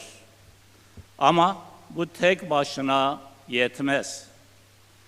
Bilginin faydalı olabilmesi için ayrıca sevgiyle donatılması ve diyalog yoluyla diğerleriyle paylaşılması da gerek.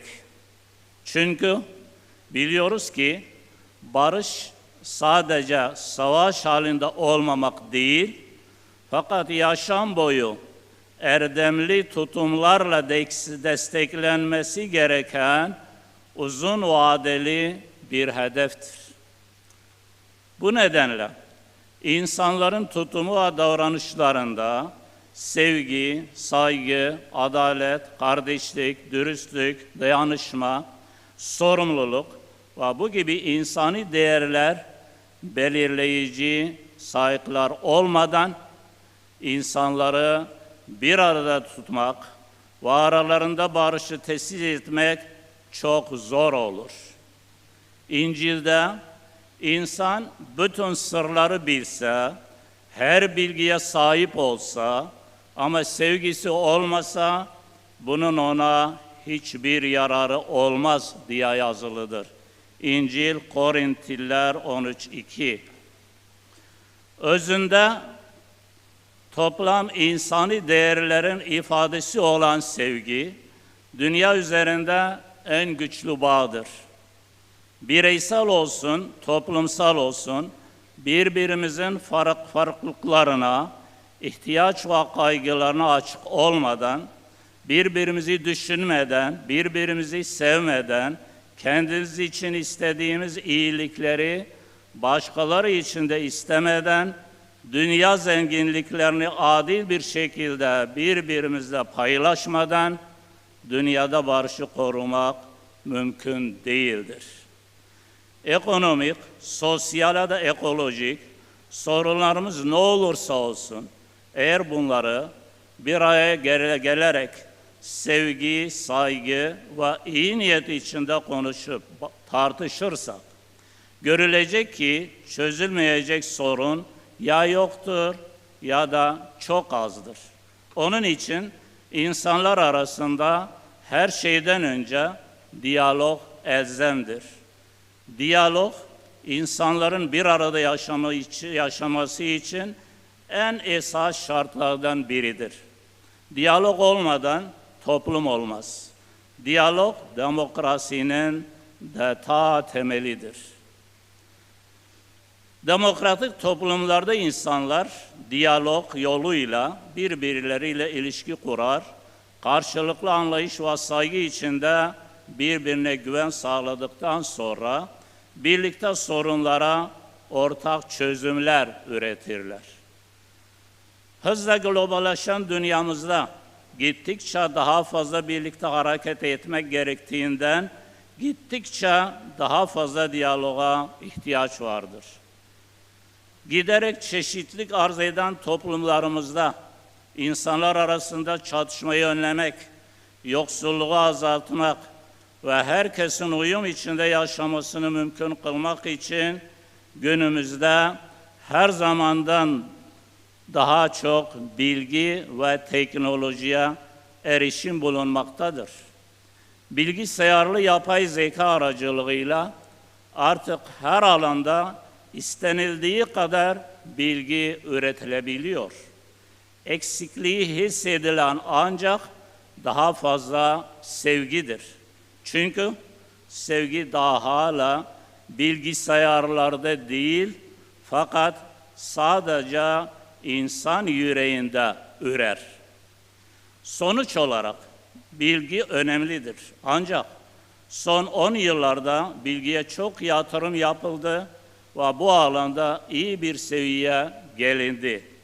Eğer dünyanın daha iyi gitmesini istiyorsak bundan böyle sevgiye ve sevginin türevleri durumunda olan diğer insani değerlere daha fazla önem verip bu alanda daha fazla yatırım yapmalıyız.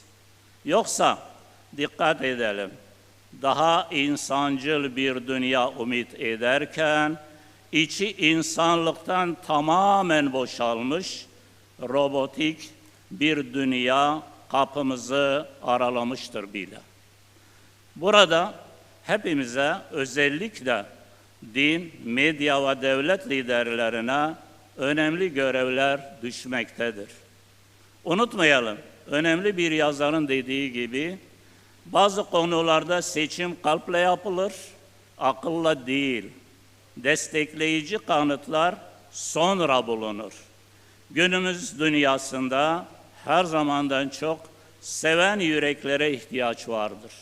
Sözlerime son verirken, bugünkü toplantıyı hazırlayan Marmara Grubu Stratejik ve Sosyal Araştırmalar Vakfı Başkanı dostumuz Sayın Doktor Akan Süer ve değerli çalışma arkadaşlarını tebrik ediyor, başarılarının devamını diliyor.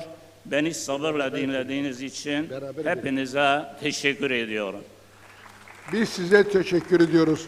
Efendim, size verdiğimiz hatıra Azerbaycan'da yapılmış olan bir ikondur. Bu ikonu yapanlardan Sayın Lale İskenderzade hanımefendi eliyle bu oluştu. Onu size bugünün hatırasına takdim ediyoruz. Teşekkür ediyorum. Lale Serdarlı hanımefendiye de teşekkür ediyorum. Şimdi söz sırası Birleşik Krallık İngiltere Parlamento üyesi ve Avrupa Konseyi üyesi Sayın Tasmina Ahmed Sheikh. Now I invite Her Excellency Tasmina Ahmed Sheikh. Thank you very much indeed. Excellencies, distinguished delegates, esteemed colleagues and friends, and our wonderful interpreters, Assalamu alaikum to you all. May I begin by extending a huge thank you to Dr. Akan Suvar and his wonderful team at the Marmara Group Foundation for the kind invitation to this 28th Eurasian Economic Summit. Thank you for the outstanding hospitality and the mesmerizing cultural offering we've all been enjoying each evening just in the room next door. I first met Dr. Suvar earlier this year at the Berlin Economic Forum, a key diplomatic forum organized by the Institute for Cultural Diplomacy. And the rest, as they say, is history. It is both an honor and a deeply personal privilege to address you today in Istanbul, a city that has for centuries stood as a bridge between continents, cultures, and civilizations. A city where East meets West, where tradition meets progress, and where dialogue, even in times of division, has always found a voice. I stand before you as a former Member of Parliament, a lawyer, a broadcaster, a government advisor, and above all, as a proud Muslim woman from Scotland. Indeed, the first Muslim woman and first woman of colour to ever be elected to Parliament in Scottish history. A woman deeply committed to peace, justice and human dignity, and a passionate believer in the power of diplomacy over discord. Scotland may be small in size, but our vision for the world is expansive. We are a nation that believes in cooperation over conflict, in fairness over fear. From the Enlightenment thinkers who shaped the ideas of liberty and democracy to our modern leadership on climate justice and human rights, Scotland's voice on the global stage has always been one of conscience, and compassion. In many ways, that Scottish commitment to justice, anchored in community dialogue and resilience, shapes how I see this world. History has taught us that peace is fragile. From the Treaty of Westphalia to the Good Friday Agreement, progress has come not through domination, but through dialogue. Yet today, our world once again is in crisis. We are witnessing before our very eyes genocide in Gaza, devastation in Ukraine and in Sudan, and in the echo chambers of geopolitics, where the voices of ordinary people are too often silenced. We are seeing a dangerous erosion of multilateralism and a rise in populism, and a fraying of the very institutions designed to preserve peace. In this environment, the call for dialogue is not an idealism, it is a necessity. But I say this, peace is not passive. Peace is not the silence after gunfire. Peace is the active, relentless pursuit of justice. And true dialogue demands inclusion. Women so often are sidelined in negotiations. We are not merely victims of war, we are builders of peace. As a women leader, I've seen firsthand how women bring empathy, collaboration, and sustainability to political processes. The world needs more than strong men with weapons. It needs strong women with wisdom. In Edinburgh this September, I am therefore in association with the Institute for Cultural Diplomacy, represented here by their founder, Mark Dornfried, inaugurating the WG10 initiative with the aim of enhancing insights, developing research, and availing opportunities to further empower women within the global economy and diplomacy. But this initiative marks the start of a much bigger vision. That bigger vision is to bring together women of the world in an alliance, the Women of the World Alliance, a bold global initiative designed to unite women across borders, disciplines, and generations, anchored in shared values, but particularly from a parliamentary representative perspective. This alliance of women from all over the world and the WG10 initiative looks forward to working with the Marmara Group Foundation. And of course, the Marmara Group Foundation's stated aim, Dr. Suva, is of gender equality, and I salute you for that. In Scotland, our Parliament has been driven by policies that prioritise equality, care, and education. The most extraordinary leader of both party and Parliament, and the best First Minister Scotland has ever had, and probably ever will have, showed that leadership infused with compassion is not weakness, but wisdom. That leader was Alex Salmond, and he spent some of his time here in the last 2 years in Istanbul, a city he loved, filming for his TRT World show, Turkish Tea Talk. Many of you knew him. All of you will have known of him. He tragically passed last year, but his legacy lives on. It must, because our world needs more leaders like him. And if we are to truly rebuild a fractured world, then we must also reform the institutions that were built for a different era. The United Nations was found in the ashes of war, with noble intent, but its structure is no longer fit for purpose. The Security Council in particular reflects the power dynamics of 1945, not 2025. If peace is to be legitimate, then the system that upholds it must be inclusive, representative, and accountable. That means greater voices from the Global South.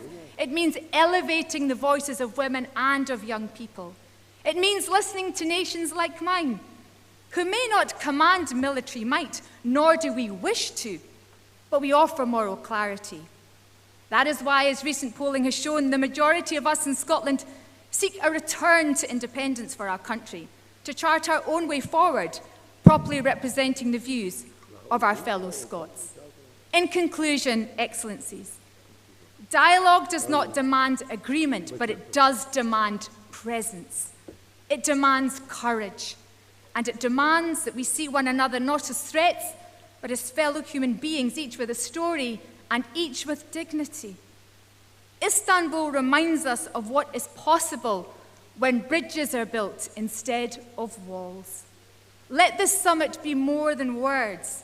Let it be a renewed commitment to listen more bravely and to lead more wisely, and to speak not only for our interests, but for our shared humanity. Excellencies, peace is not the privilege of the few, it is the birthright of us all. Thank you. Thank you so much, dear Tasmina. Thank you so much. Now, I invite former Foreign Minister of Egypt. Now he is a Foreign Relations of the Ministry of Foreign Affairs of Egypt. His Excellency Mohammed El Orabi.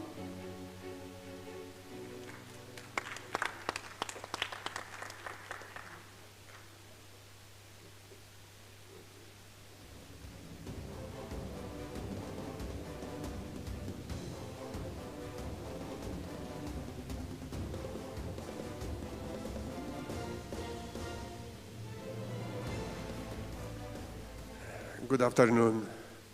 Thank you very much for the invitation, and I will indulge in my speech immediately. I think all of us, we can agree that we are sailing in a turbulent sea. The whole world, not just the Middle East or any place on earth. We have to argue, are we living in the world where the power of law is prevailing, or the law of power is prevailing? I think the second term is the valid one. But we have new parameters now in our new world order.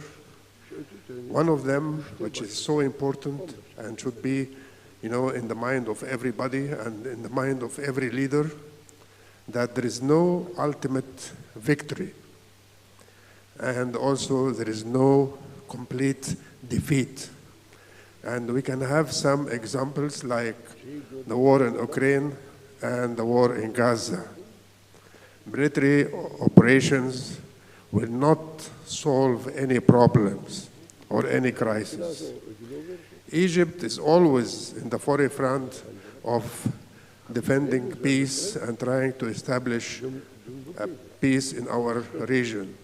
Our foreign policy always have three main pillars: peace, stability, and development. I think we are doing our efforts in order to make all these pillars, intact in our region. Recently, I can say that Egypt and Turkey having a great rapport, and I think this rapport will help to make our region more stable and enhance the situation in our region in order to give peace a chance. Thank you very much. Thank you, sir. Thank you, His Excellency, former Foreign Minister of Egypt. I'm waiting for you. Thank you. Thank you so much. Now I invite from Bosnia-Herzegovina, His Excellency Nevzat Lokmic. Bosna Hersek Ulusal Kurtuluş Savaş Gazileri ve Malulleri Bakanı Sayın Nevzat Lokmic. Welcome. Thank you. Dear Mr. President, Dr. Akhan, Your Excellencies, distinguished hosts, respected organizers, ladies and gentlemen. I greet you on behalf of the Federal Ministry of the War Veterans and on my own behalf. It is my pleasure to have the opportunity to address such an eminent gathering, an impressive number of representatives of the government of the Republic of Turkey and the countries of Central and Eastern Europe. My pleasure is even greater since this gathering also represents building bridges between our countries through development of broad cooperation.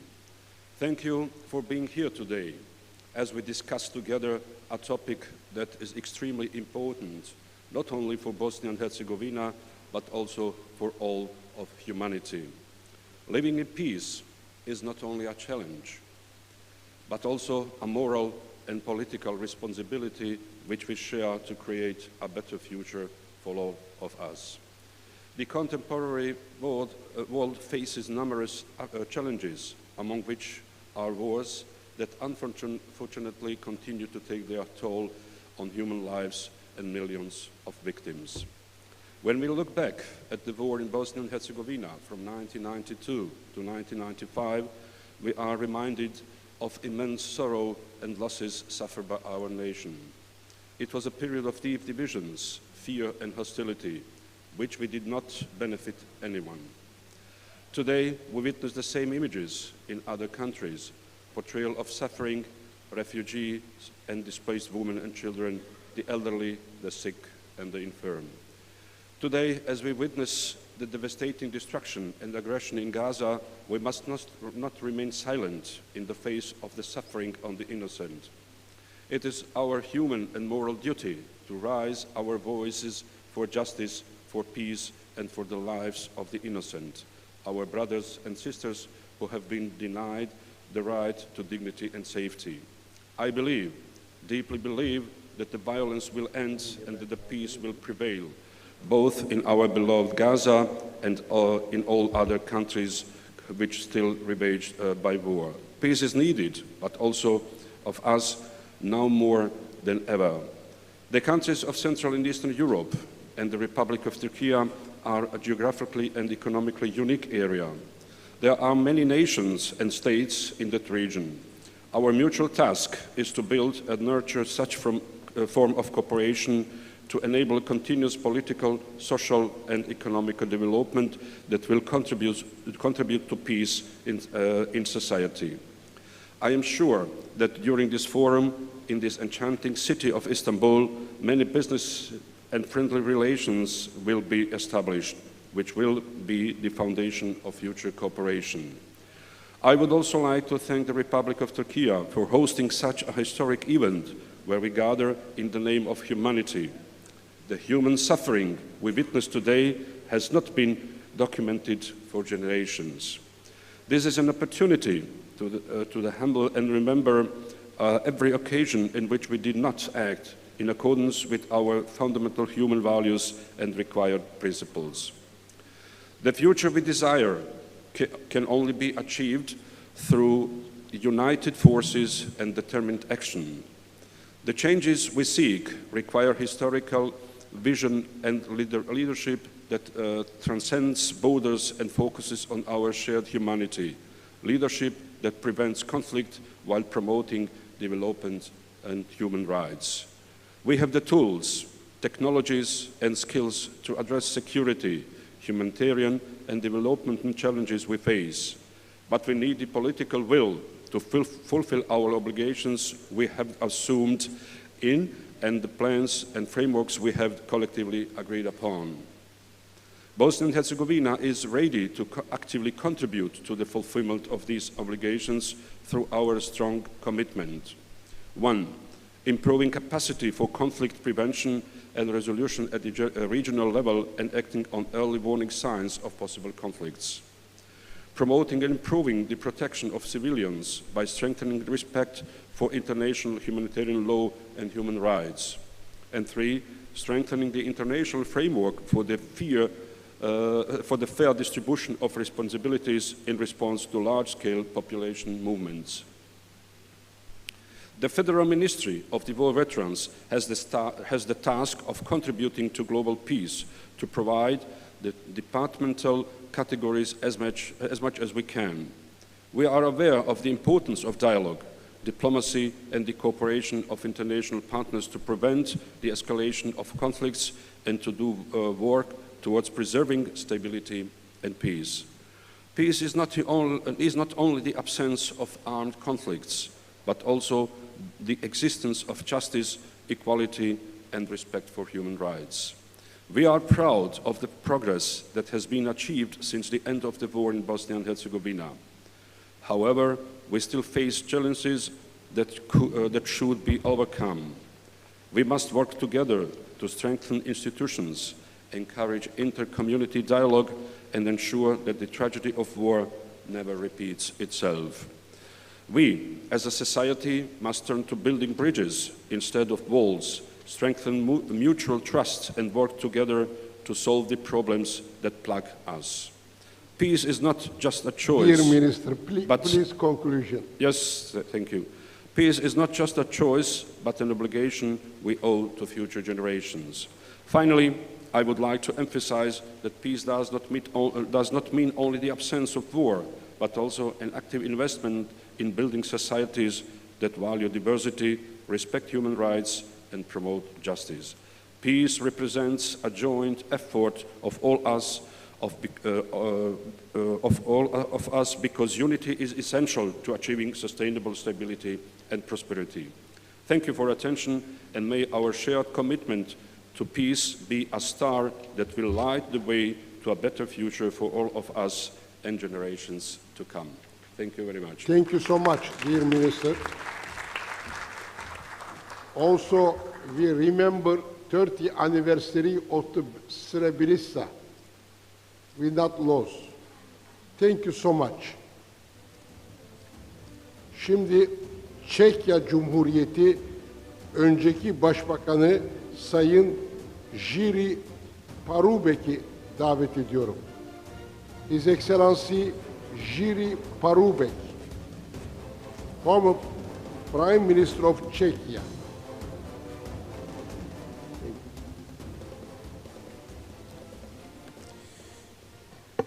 Ladies and gentlemen, dear friends, first of all, I greet you.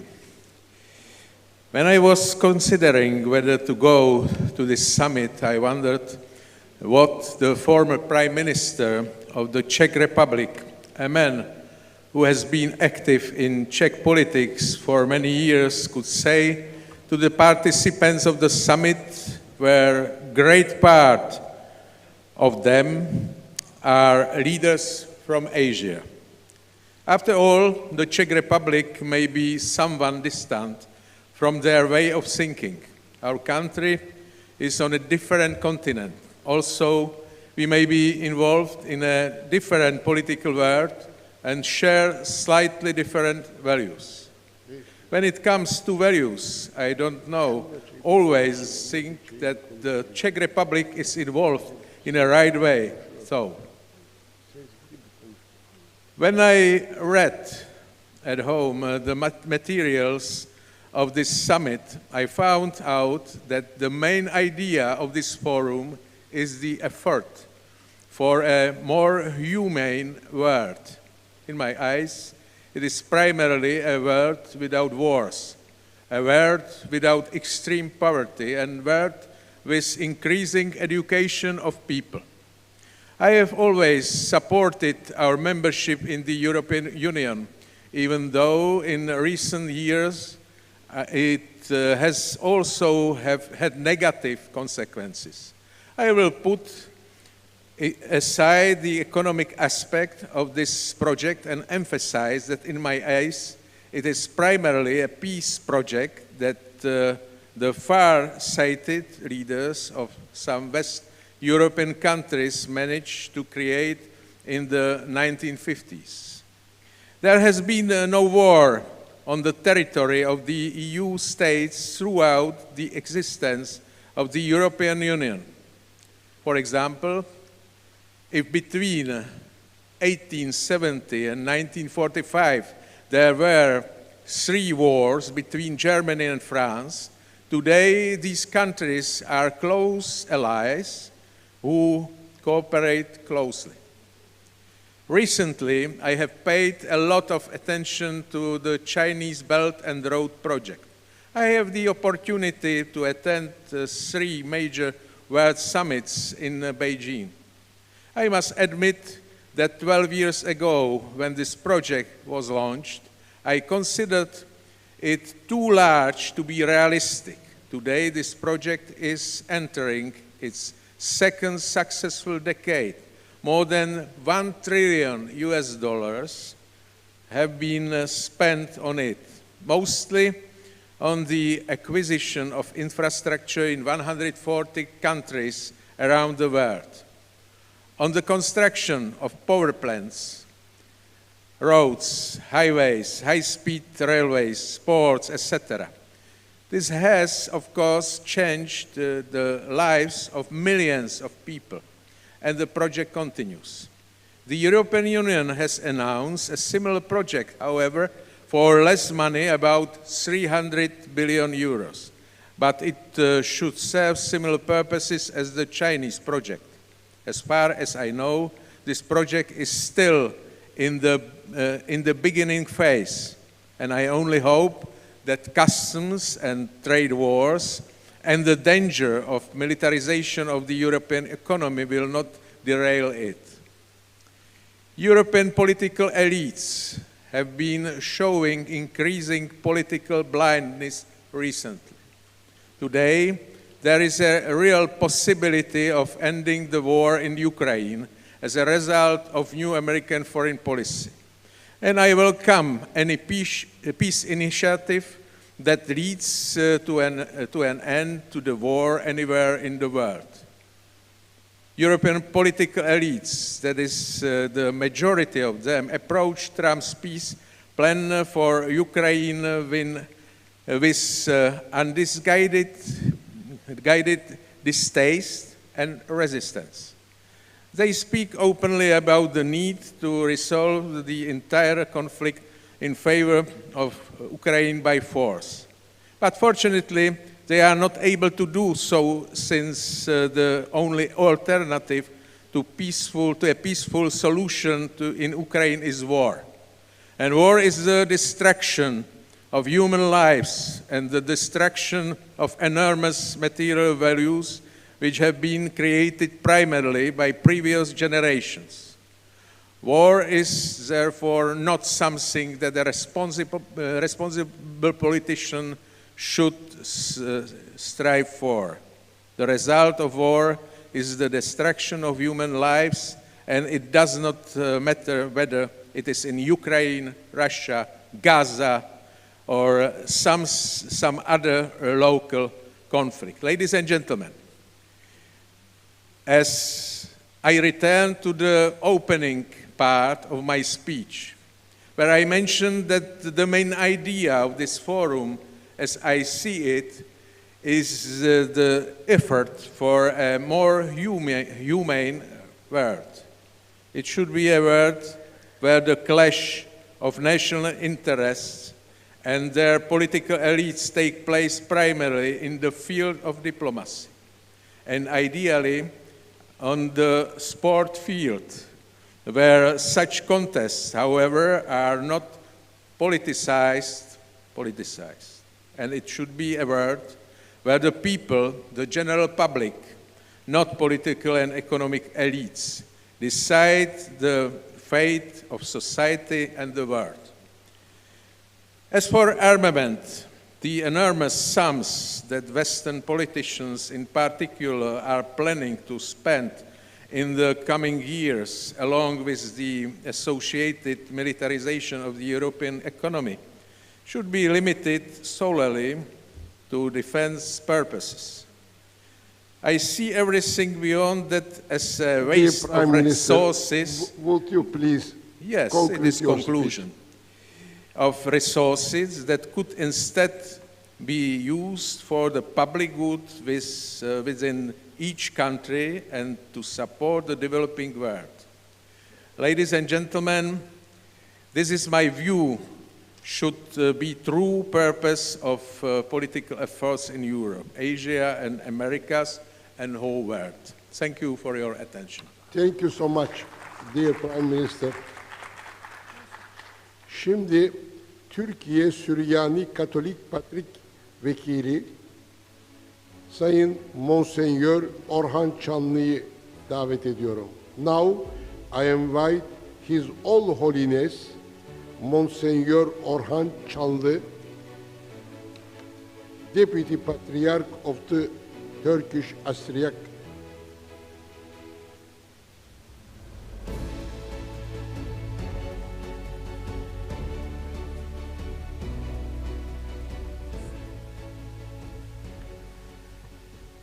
sayın katılımcılar, muhterem dini liderler, hanımefendiler ve beyefendiler, şahsım ve Süryani Katolik toplumu adına sizleri en derin saygı ile selamlıyorum. Bu yıl 28. Avrasya Ekonomi Zirvesi'ni tertipleyen, başta Marmara Grubu Genel Başkanı Sayın Doktor Akkan Süver Bey'e ve değerli çalışma arkadaşlarına, ilgili meselelere dair yürütülen sunumların kıymetli katkıları olacağını düşünerek tüm katılımcıları tebrik ediyor ve başarı temennilerimi arz ediyorum. Nice 40 yıllara Sayın Başkanım. Teşekkür ederim. Merhum Papa Francesco Hazretleri 2023 yılında Dubai'de gerçekleştirilen iklim değişikliği konferansına gönderdiği mesajında felaket öncesi son bir çağrıda, daha doğrusu bir haykırışta bulunmaktadır. Mesajda dünyanın ufak olmasından yakınırken bunun en başta gelen sebeplerinden birinin takıntıya dönüşen üretme ve sahip olma hırsı ve sınırsız açgözlülük olduğunu ifade eder. Papa bundan hareketle tüm insanlığı tevazu ve cesaretle sınırlarımızı tanımaya çağırır. Ona göre kendi gücüne sınır tanımayan insanoğlu kendini adeta Allah olarak görerek yaratılışta ifadesini bulan Allah'ın görkemini inkar etmekte ve yaratılışı kendi kaprislerine göre kullanılabilir addederek bir ideoloji yaratmaktadır. Papa bu dünyanın gerçekliğine ışık tutar. Öyle ki onun inancının ışığında akıl yürüttüğü geleceği şekillendiren şeyin insanların seçimleri olduğu gerçeği yatmaktadır. Her ne kadar kuvvet sahipleri kendi özel ve ulusal çıkarlarını düşünseler, küreselleşen dünyada artık hiç kimse küresel kamu yararını düşünmüyor görünse de, Papa'nın yaygın öğretisinde artık dünya birbirine bağlıdır. Ve bu kanaatten hareketle kaleme aldığı Laudato Si, Fratelli Tutti ve Laudate Deum belgeleri de dünyayı birlikte kurtarabileceğimize dair inancını gözler önüne koyarlar. Papa'ya göre iklim değişikliği ve siyasi değişim birbiriyle yakından bağlantılı olup ayrıca ekonomi ile siyaset arasındaki ters ilişki nedeniyle artık birincisi ikincisini yönetmektedir. Bunun yanı sıra Katolikliğin tipik bir örneği olan küresel bir kamu yararı vizyonu olmadan ekonomik çıkarlara sıkı sıkıya bağlı olan uluslararası politika sadece israf üretecektir. Bu meyanda hali hazırda kutlanmakta olan 2025 yılı jubile yılının ana temalarından birisi yoksul ülkelerin borçlarının silinmesi çağrısı olmuştur. Zaten ağır ekonomik borçlarla ezilmiş olan birçok millet, bir de sadece birkaç muasır ülkenin elleriyle ağır hasarlar görmekte olan ekolojinin yarattığı sonuçlara katlanmakta, kalkınmaları cezalandırılmaktadır.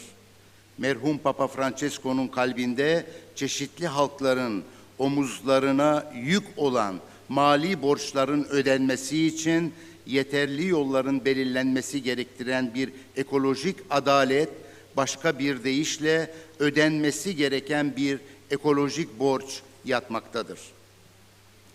Merhum Papa tüm bunları mütakip kereler ve farklı platformlarda bir siyasi lider olarak değil, bilakis ahlaki ve dini bir lider olarak konuşmaktadır. Ona göre din hiçbir zaman bu tip sorunların arasında değil, aksine çözümlerin arasında olmalıdır.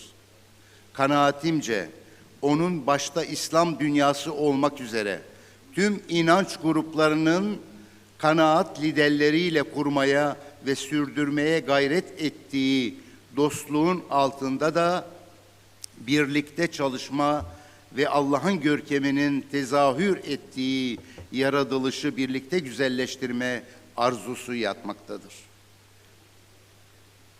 Bu arzu kaynağını kadim Katolik öğretisinin temelleriyle birlikte şahsi ya da ulusal seçimlerimizin olumsuz etkilerini gelecek nesillerin çekeceğine olan inançtan dağılır. Merhum Papa'nın sesi aslında bugünden değil, gelecekten gelen ve Hristiyan, Müslüman, Yahudi hangi inanca mensup olursa olsunlar, sonraki nesillerin gelecekleri inkar edilmesin diye haykıran bir sestir. Katolik Kilisesi'nin öğretisine göre sadece biz Hristiyanlar değil, Allah'ın engin sevgisine mazhar, iyi niyetli tüm insanlar, özellikle kendi kendini bölen ve kapatan, yoksulları dışlayan, yabancıyı kabul etmeyen, kardeşlerimizin deniz ortasında ölmesini normal karşılayan bir dünyada nefret, adaletsizlik ve cehalet tohumlarıyla dolu, savaşı reddetmeyen, çatışmaları barışçıl ve hukuksal olarak çözebilecek gerçekliklere yatırım yapmak yerine silahlanarak barışı hazırlamayı düşünen bir dünyada sevilmediğinden hayatı bir kenara atan, onu önemsizleştiren bir dünyada Allah sevgisinin yansıması ve umut işaretleri olmaya çağrılıyoruz. Böyle bir dünyada umudu ateşlemek için her şeyin yaratıcısı olan tek Baba Allah'ta kardeş olmanın lütfunu hissetmek her zamankinden daha gereklidir. Çünkü kötülük ancak umutla yüzleşebiliriz, kötülükle. Sizleri bu duygularla selamlıyor, sizlerle birlikte ortak bir mirası paylaştığımıza ve gelecek nesillerimize insan olma onuruna uygun bir dünya bırakma ülküsünde birleştiğimize inançla, iman, ümit ve sevgi dolu daha güzel günler için dua ediyorum. Teşekkür ederim. Biz de teşekkür ediyoruz. Monsenyör Hazretleri, Azerbaycanlı sanatçılar Lale Serdarlı'nın hazırladığı bu ikonu bugünün hatırasına size sunuyoruz.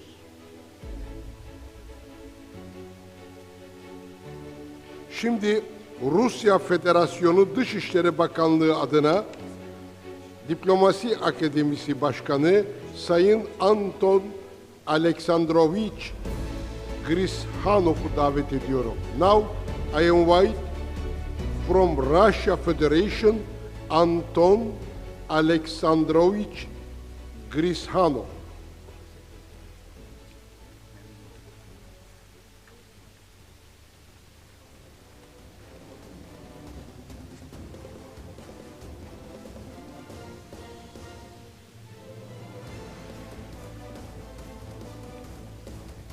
Good afternoon.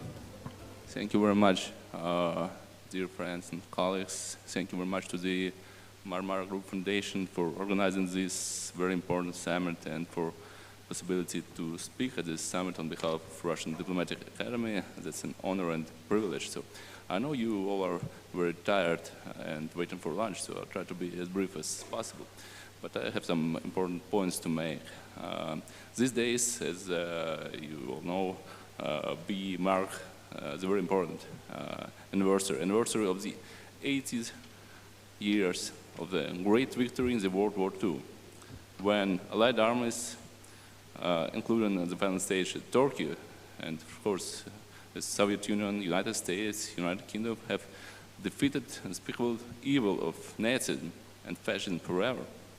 And while today we see some attempts, well, to rewrite history and to state that there were some good Nazis and bad Nazis, surely these attempts shall fail and they will fail.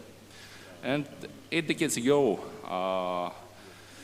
the victors in this world war built a system that was maybe a imperfect one, but that was quite effective one, the system based on the leading role of United Nations on international rule. And this system has prevented the World War III and prevented the nuclear confrontation and helped us to come closer to the stability and to the peace and to the dialogue.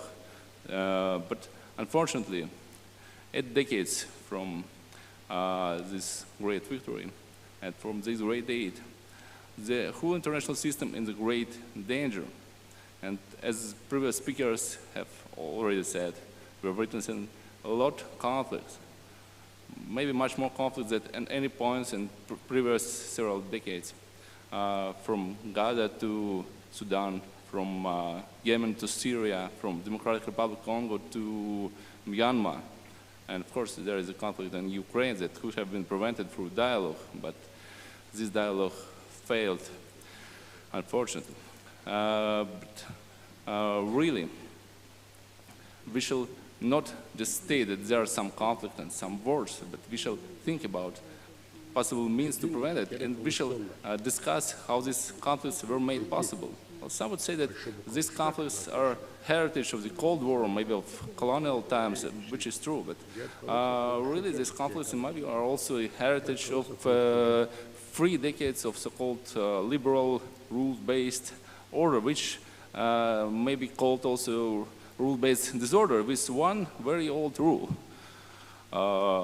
Weak suffer what they must, and strong take what they can. And we've seen a lot of examples of this rule in different regions, from Balkans to the Iraq, when international law and United Nations Security Council resolutions have been consistently ignored. Now we pay the price. And definitely Russia and other great powers of Eurasia and the world are making a lot of constructive proposals to help to move forward. We're glad that United Nations are focusing more on their domestic problems. There are many domestic problems, and maybe on some mediation in international conflicts. And definitely, in terms of Eurasian security, I would agree with the proposals of President Vladimir Putin made last year, who said that this year, 2025, will mark the 50th anniversary of another great event, of Helsinki Agreement. They were signed to build a system of international security in Europe. But this system doesn't exist. And definitely, we need to focus more not on the system of security in Europe, but on the system of security in Eurasia.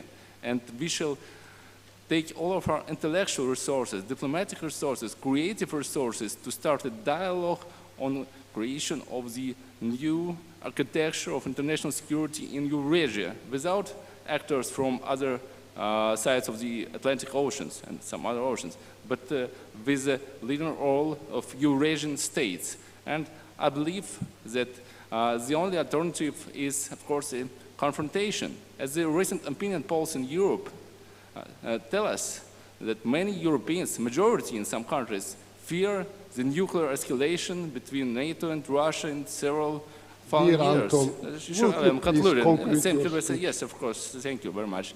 And definitely we need to move forward, and definitely we need to take all our resources, all our energy to build this new architecture. And as Mustafa Kemal Atatürk once said, that the greatest war is a battle against ignorance. So we need not to sit and watch this conflict emerge. We need to focus on solution and to focus on dialogue, scientific, academic, diplomatic dialogue, to find the long-term solutions for this conflict, to build new system, to build new architecture of security. Thank you for your attention.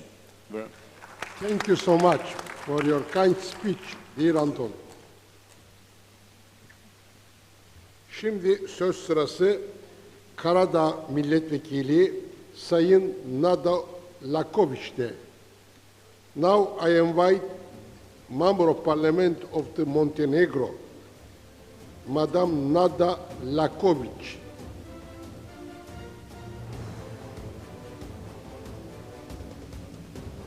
Nereden geldi?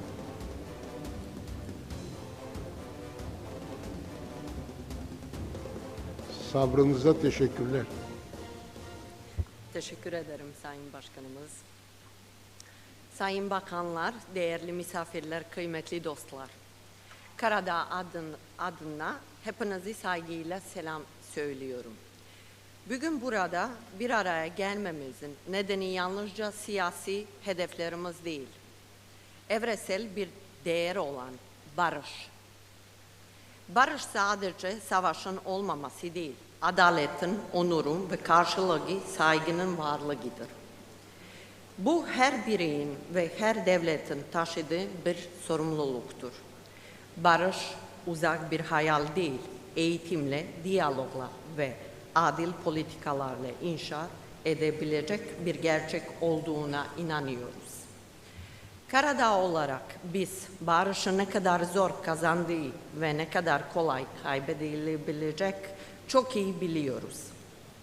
Bu nedeniyle geçmişi hatırlamak ve hakikati aramak çok önemlidir. Kalıcı bir barış ancak bununla mümkündür. Bugün burada Türkiye ile birlikte sadece barış savunmuyor. Aynı zamanda onu birlikte inşaat etmek kararlılığımızı da ortaya koyuyoruz. Barış bir lütuf değil, üstlediğimiz bir sorumluluktur. Hepinize teşekkür ederim. Ben teşekkür ediyorum Sayın Nada Lakoviç hanımefendi. Şimdi İsviçre'den Sayın David Çikvatse. İsviçre Uluslararası İlişkiler Forumu Başkanı Sayın David Çikvatse.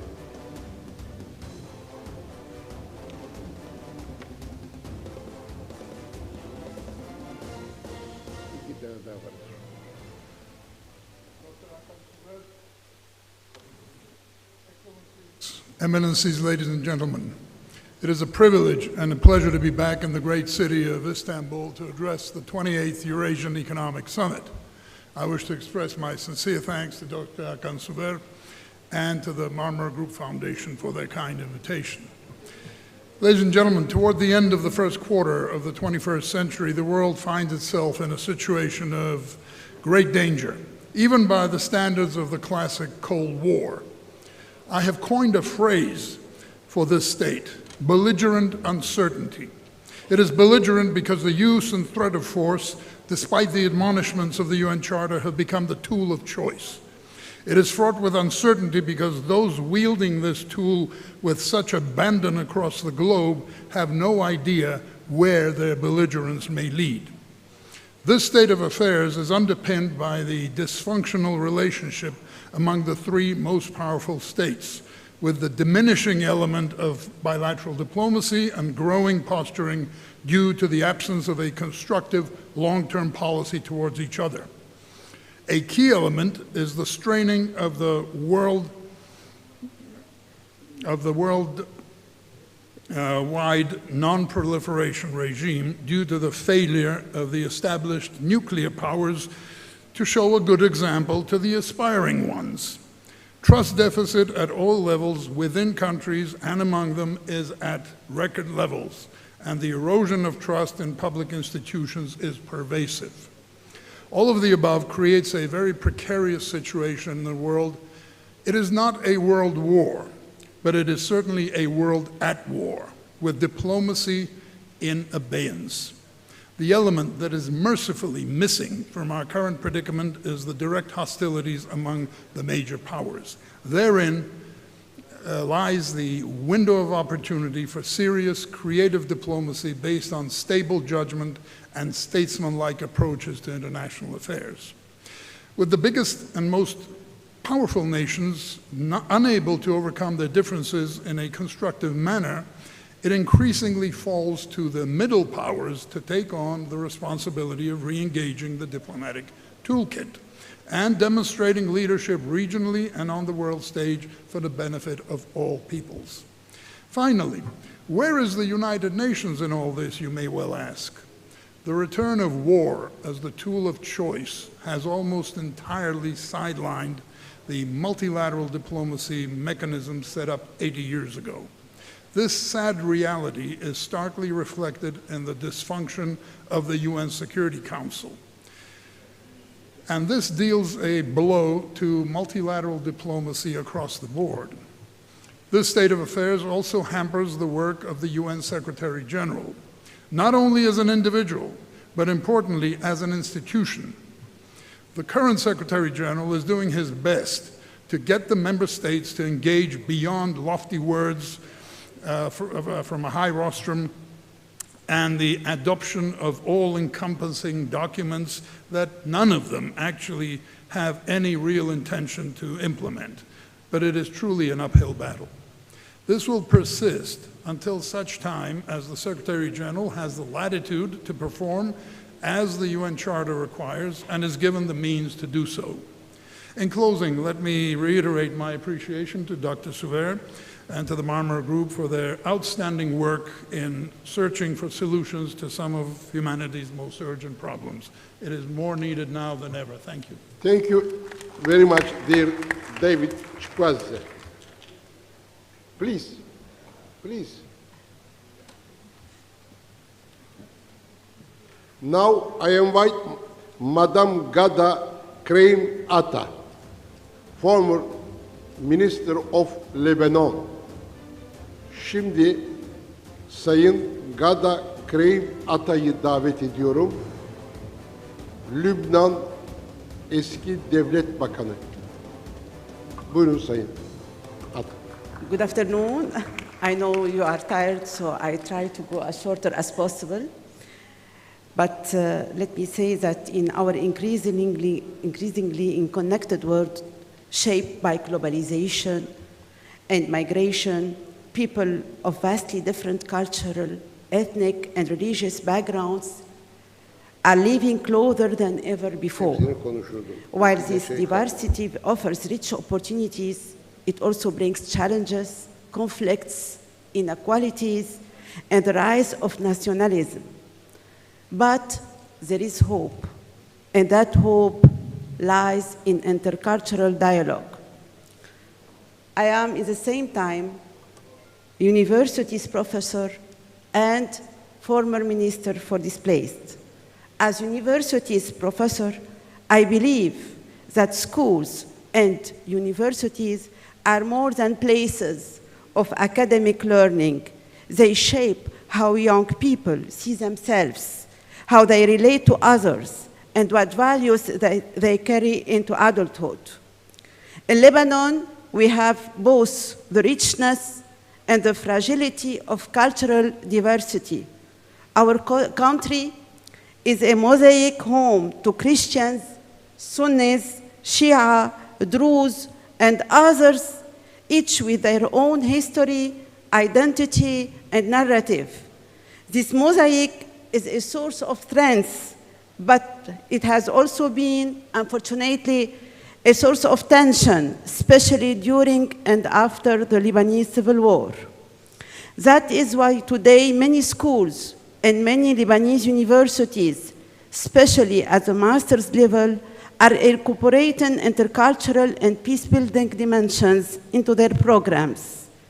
This brings me to my own experience as former Lebanese Minister of the Displaced. That role gave me a direct view of the long-lasting consequences of civil conflict, where displacement was not only driven by war, but also by fear and mistrust of the other.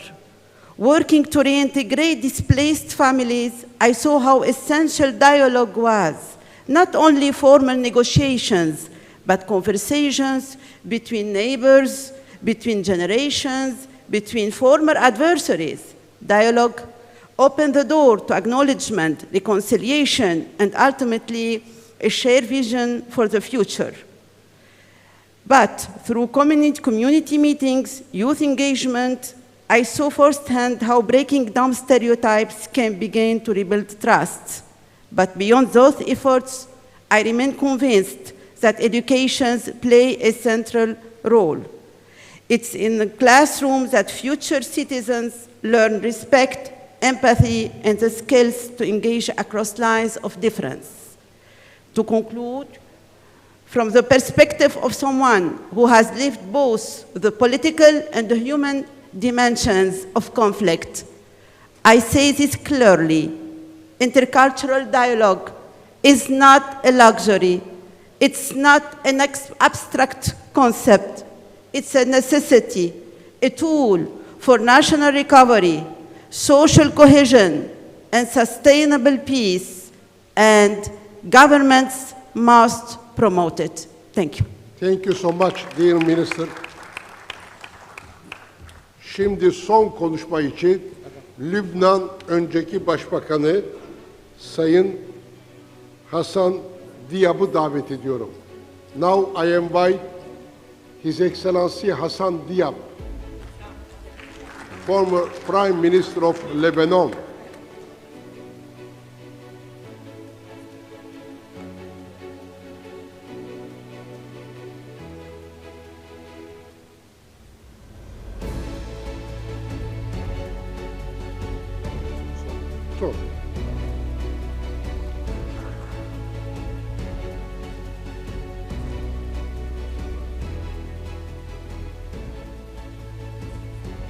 Thank you so much. Thank you. Thank you, Dr. Sauver, and to the Marmara Group Foundation for inviting me to this excellent event. Distinguished leaders, esteemed colleagues, and dear friends, it is a privilege to speak to you today at this crucial gathering of global minds at a time when the world is longing for peace. We meet today against the backdrop of a turbulent and fragmented world. We are living in an era that future generations may well remember not only for its technological breakthroughs, but also for its deep fractures, political, economic, social, and environmental. From Ukraine to Gaza, from Africa to Asia, conflicts rage on. The war drums have drowned out the language of diplomacy. We see the tragic human cost of political arrogance, the displacement of millions, and the erosion of hope in entire generations. It is not just borders that are being fought over, it's humanity itself.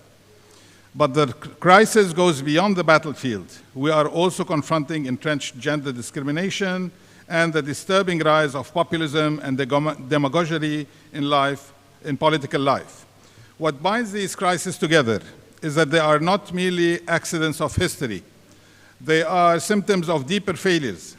Failures of leadership, failures of empathy, and most of all, failures of values. Diplomacy was once the art of the possible. Today, it often feels like the art of the impossible. The diplomatic language that sought understanding, that bridged divides, that reminded us of our shared humanity, has given way to the language of exclusion, suspicion, and confrontation. We are entering a new era of geopolitics, a multipolar world order, yes, but also a dangerously fragmented one. Power is no longer concentrated, but responsibility seems to have disappeared alongside it. Many leaders today speak not to unite their people with the world, but to isolate them from it. Populism thrives not on solutions, but on division. Demagoguery flourishes not in the light of truth, but in the shadows of fear. This is a perilous path because the history of civilization teaches us a simple lesson. When dialogue fails, violence follows. As we navigate this emerging multipolar world, the need for cultural diplomacy has never been greater. Traditional diplomacy negotiates treaties, while cultural diplomacy builds trust. Trust in a fragmented world is the most valuable currency of all. Cultural diplomacy is not simply about the exchange of art or music, though these matter deeply. It is about fostering a mindset in future leaders that respect difference not as a threat, but as an opportunity. It is about preparing leaders who are fluent not only in multiple languages, but in multiple worldviews. Global leadership today requires cultural intelligence, the ability to navigate ambiguity, the patience to listen before responding, the curiosity to learn from other civilizations rather than imposing one's own. Cultural diplomacy empowers leaders to turn diversity into strength, history into dialogue, and memory into mutual respect. Higher education, like Ghada mentioned, must be a factory of future leaders. Leaders shaped not only by knowledge, but by wisdom, not only by skills, but by values. Universities must once again become the moral compass of society. They must teach not only how to win arguments, but how to understand perspectives, not only how to innovate, but how to care, not only how to compete, but how to cooperate. Global leaders must emerge from institutions where diversity is not a slogan, but a living experience, where gender equality... Please, yes. Would you please conclude your speech? Please. I will conclude, okay. So in conclusion, as we look at the conflicts of our time, geopolitical, social, environmental, we must ask ourselves, what legacy do we wish to leave? We need to reclaim the lost art of dialogue. Let us define the universal language of peace. Let us invest not only in weapons of war, but in institutions of wisdom. For in the end, peace is not the absence of conflict. Peace is the presence of justice, the presence of dignity, and the presence of opportunity for all. Our world does not lack intelligence. It lacks understanding. It does not lack resources. It lacks fairness. It does not lack leaders. It lacks values. Higher education is one of humanity's last great hopes for bridging this dangerous divide. Let us rise to this responsibility. Let us long for peace. Let us work for peace. And by the way, might is not right. Right is might. Thank you. Thank you so much, dear Prime Minister. Hanımefendiler, beyefendiler, yüksek sabrınıza teşekkür ediyorum. Sabahleyin 13, şimdi 22 konuşmacı olarak 35 arkadaşımızı dinledik. 35 arkadaş. Sabrınıza teşekkür ediyorum. Öğleden sonra saat 3'te bu salonda 40. yılımız münasebetiyle 5 arkadaşımıza 40. yıl armağanı vereceğiz. Onların adlarını yaşatmak üzere Haydar Aliyev Türk Dünyası Ödülü vereceğiz. Erhab Busek Yöneticilik Ödülü vereceğiz. Yalçın Sönmez Organize Sanayi Ödülü vereceğiz. Sami Cohen Basın Ödülü vereceğiz. Ve Hadi Türkmen adına da Engelsiz Yaşam Ödülü sunacağız. 40. yıl teşekkür ödüllerimizden 3'ü de Sayın Şamil Ayrım'a, Sayın Mehmet Reis'e ve Sayın Gülselin Şen ile İlkay Şen'e olacaktır. Bu toplantıdan sonra Sayın Aziz Sancar'ı dinleyeceğiz. Nobel ödüllü Türk bilim adamı. Onlarla birlikte de Türkiye Cumhuriyeti önceki Cumhurbaşkanı Sayın Abdullah Gül'ü ve misafir Cumhurbaşkanlarını dinleyeceğiz. Ben hepinizi öğle yemeğine davet ediyorum ve saat 3'te bu salonda buluşmak üzere hepinizi ayrı ayrı davet ediyorum.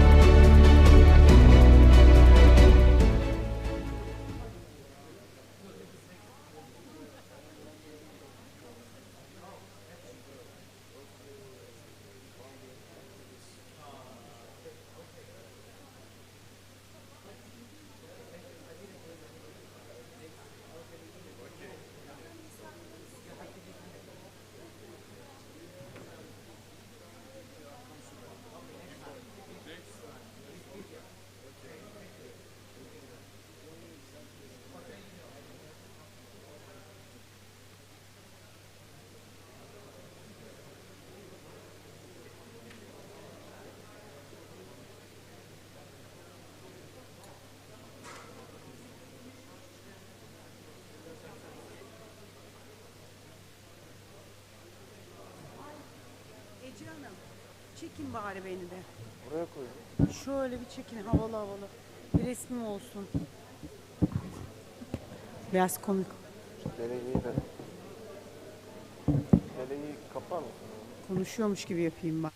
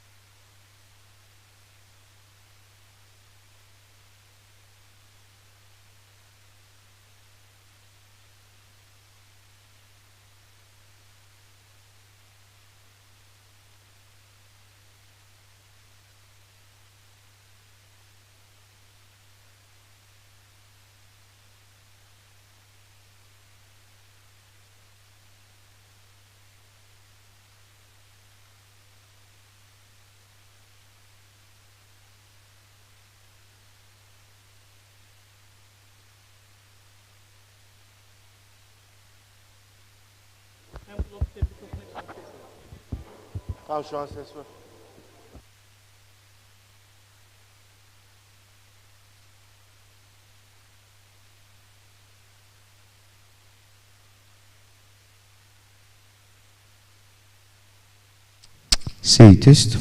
Test prova bir. Aç bakayım bir tane. Test prova 1 2 3 4 5 6 deneme test. Sound check test.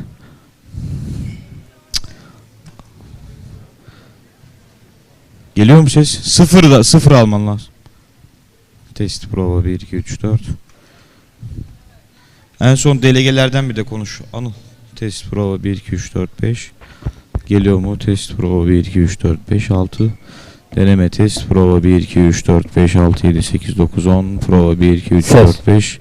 Değerli misafirler, test prova 1 2 3 4 5 6.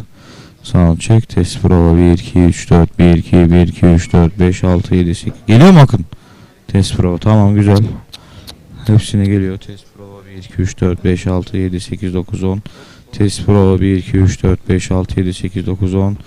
Pazartesi, salı, çarşamba, perşembe, cuma. Test prova 1 2 3 4 5 6 7 8 9 10. Pazartesi, salı, çarşamba, perşembe, cuma. Deneme test prova. Geliyor mu? Test 1 2. Her şeyi bırak bana bir bak. Tabii ki bakıyorum. Buraya ekstra bir translator koyabiliyor muyum? Senden istemiyorum tercümanı. Koyabilir miyim? Yani kulaklıkta kaç kanal var? 0, 1, 2, 3.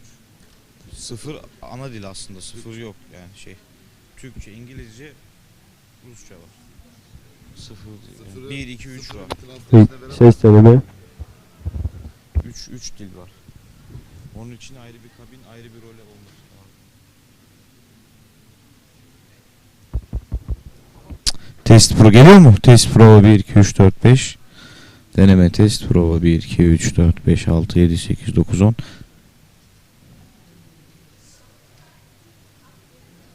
Test 1 2 test. Tamam, delegelerden konuşa gelin. Delegelerden açın hepsini.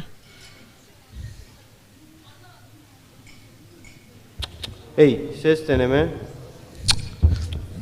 Ses kontrol 1 Tamam, 2 3 4. tek tek bak gel böyle. Konuşmana gerek yok fazla. Ses deneme. Normal ortalama boyunu ayarla onu.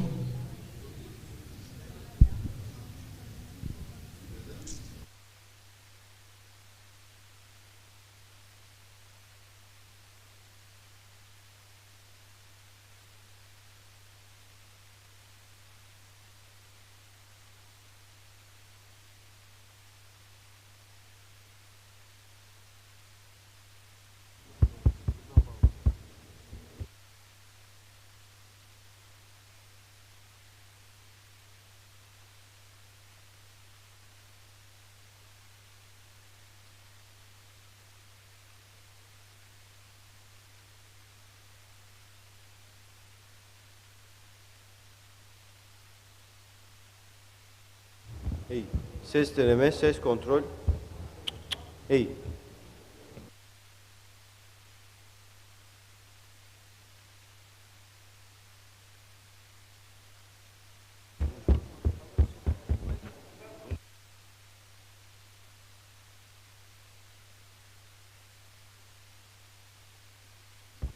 Yok işte.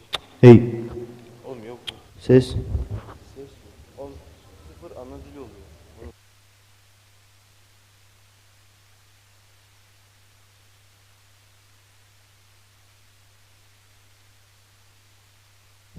Ses deneme.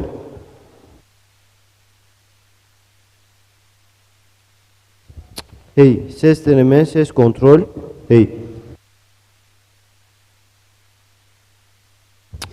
Ses deneme.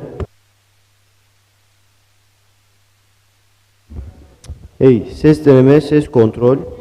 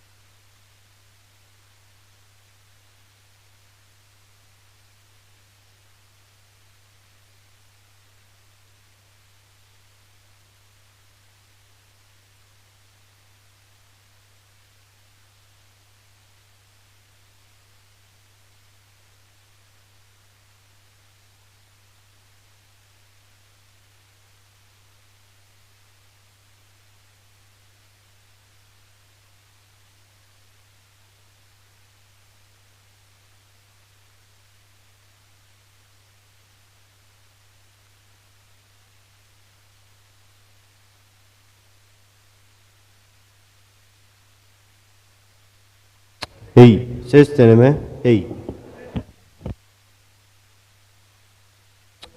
Hey.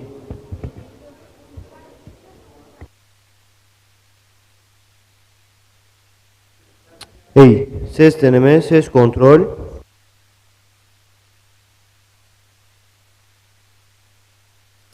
Ses kontrol. Hey. Hey.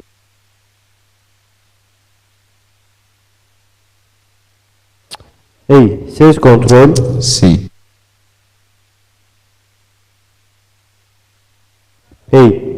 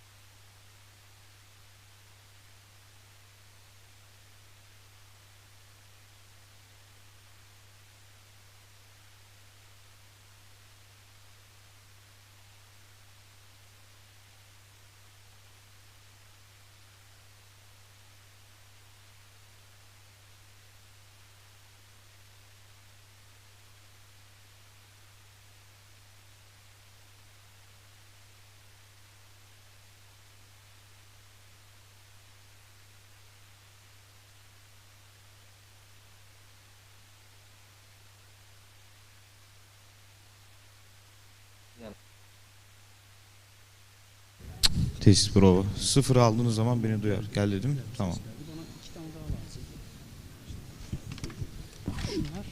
Evet, onlar da çalışıyor olması lazım. Test prova 1, 2, 3, 4. Test deneme. Onun kanalı var işte orada. Kapalı mesela şu. Şimdi geliyor. Test prova. Tamam.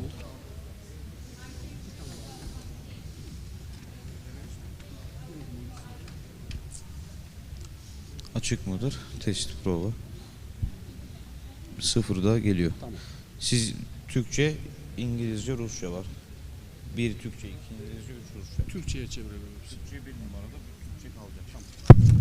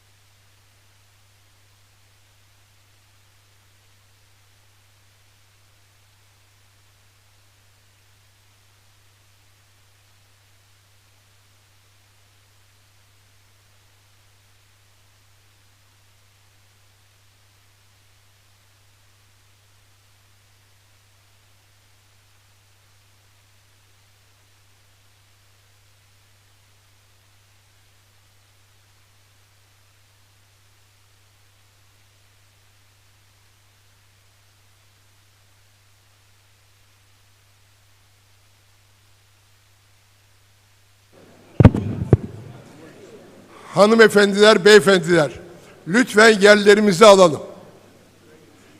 Tekrar söylüyorum, hanımefendiler, beyefendiler. Lütfen yerlerimizi alalım. Sayın Vladimir Norov. Sayın Vladimir Norov.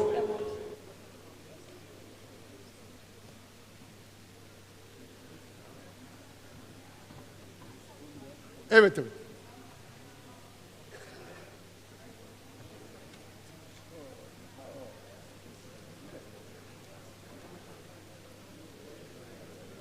Abdullah Gül.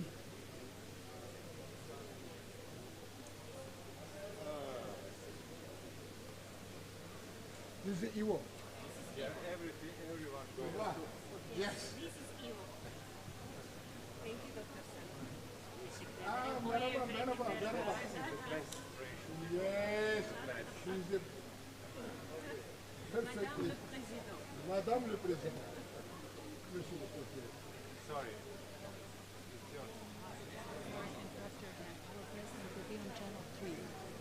Okay. If you can announce to the audience. Okay. No problem. Thank you.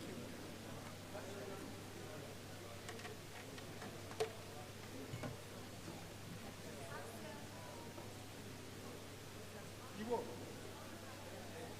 nerede? Ivo.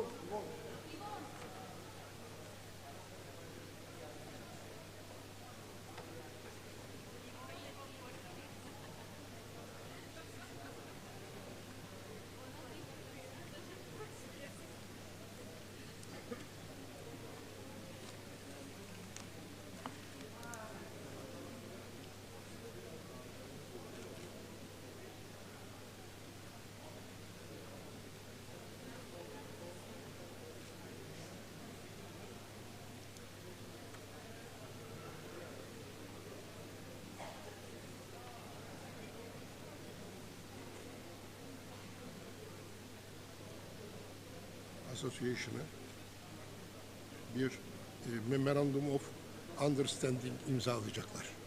Şimdi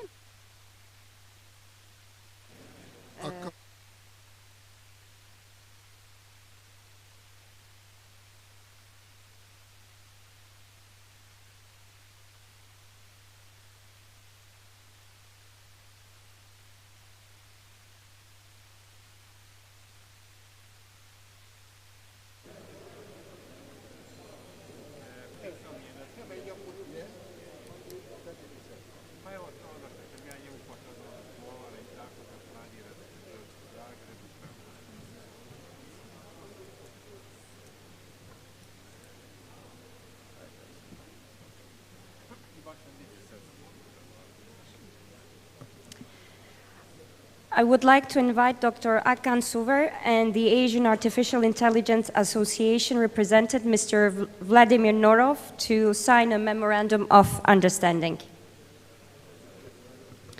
Sayın Akan Suver'i ve Asya Yapay Zeka Asosyasyon'un temsilcisi Sayın Vladimir Norov'u memorandumu imzalamaları için davet ediyoruz.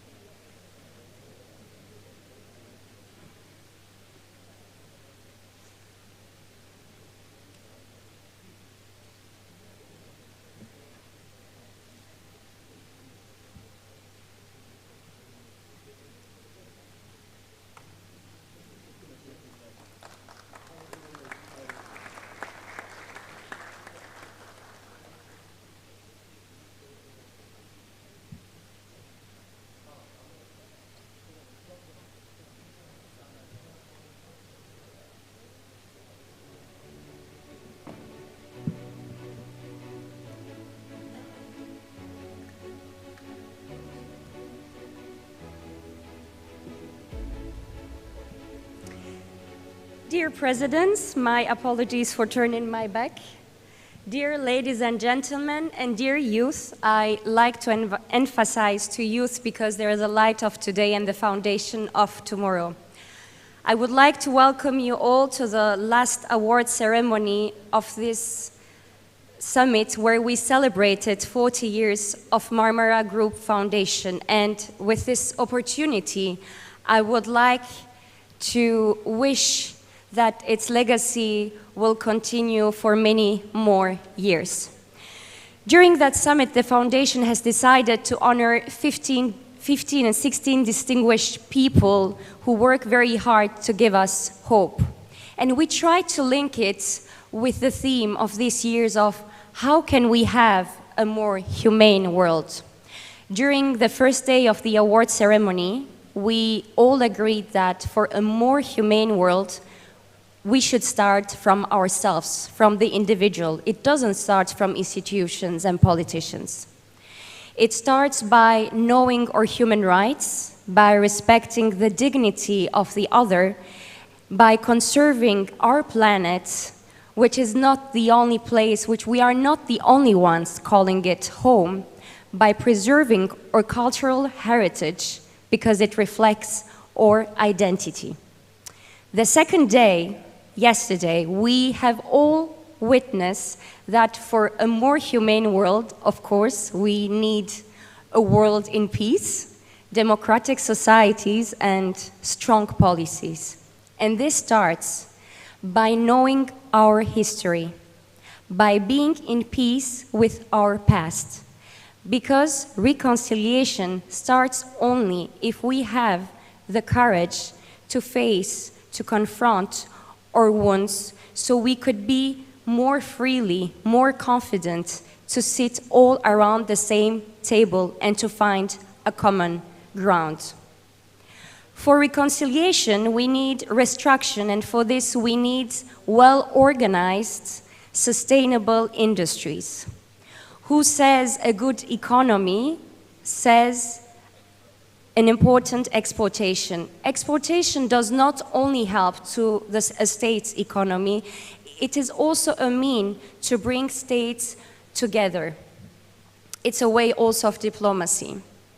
Yesterday, some of the award recipients reminded us that while going through globalization, we should not forget some of our common values, like justice, equality, awareness, transparency, secularism, and some of the rights of some groups like women's rights, because those values, those rights are the fundamentals of a democracy.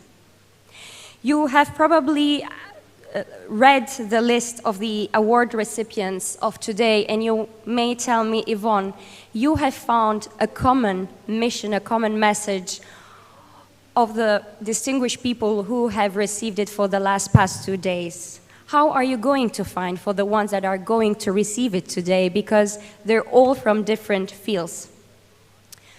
They seem quite different at a first glance, you're right, but they all share, they all have a common powerful mission to strive to push boundaries, to inspire societies, and to create progress in their own fields.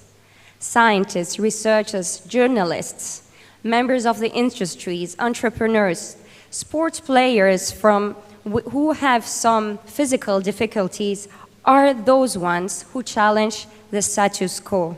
They're those ones who contribute to societal advancement, who give knowledge, and who open doors to opportunities that seemed impossible once.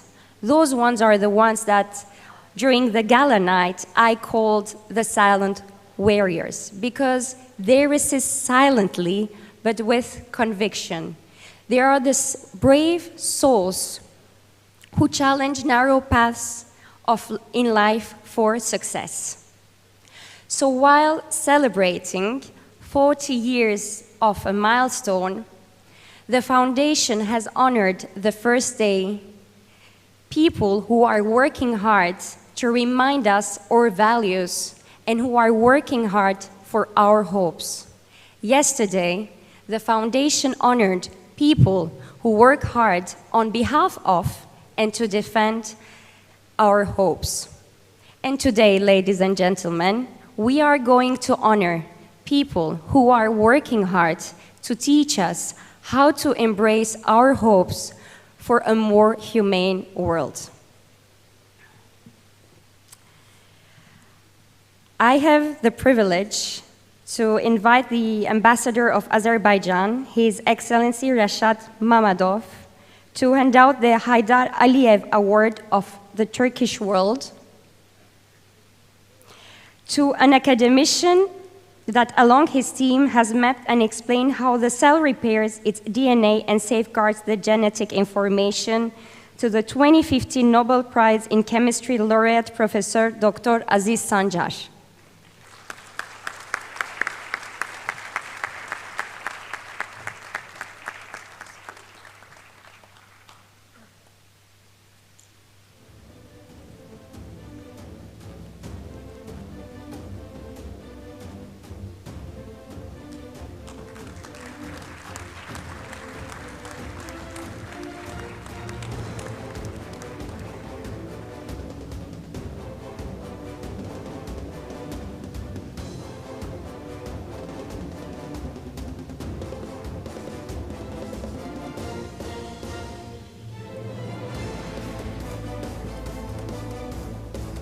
Saygıdeğer katılımcılar,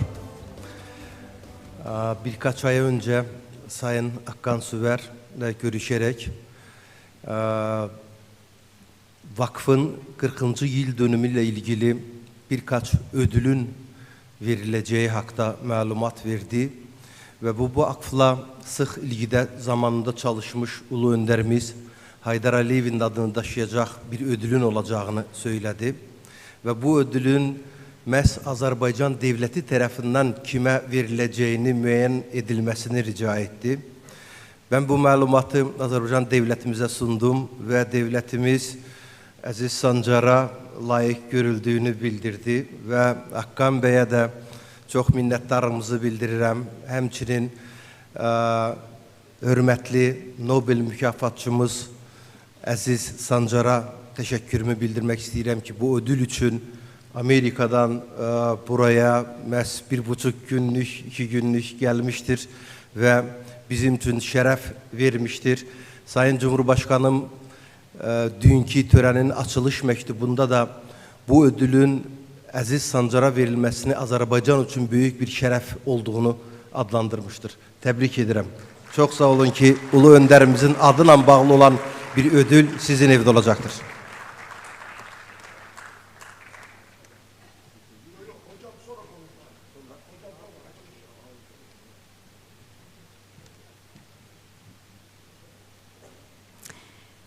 And now I would like to invite Dr. Akkan Suver to present the Erhard Büsek Award of Leadership to the Secretary General of the Parliamentary Assembly of the Organization of the Black Sea Economic Cooperation, who has contributed to preventing peace and stability among the Black Sea parliamentarians, Professor Dr. Asaf Hacıyev.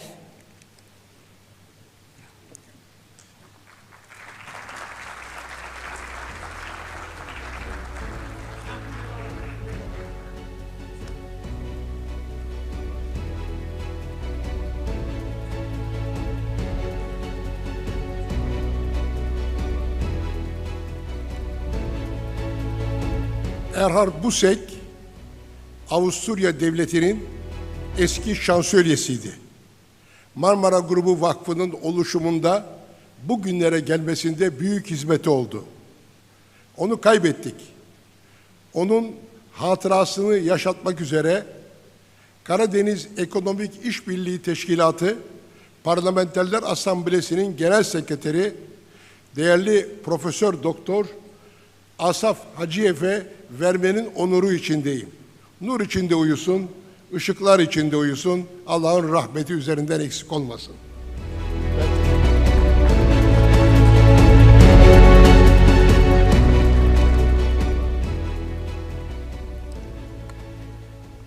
I would like to invite Ms. Nurdan Sönmez to present the Yalçın Sönmez Award of Organized Industry to the president of Gebze Güzeller Organized Industrial Zone. And under his leadership, he built a modern industrial zone, and he established also kindergartens and other possibilities. Mr. Adem Ceylan, I just have.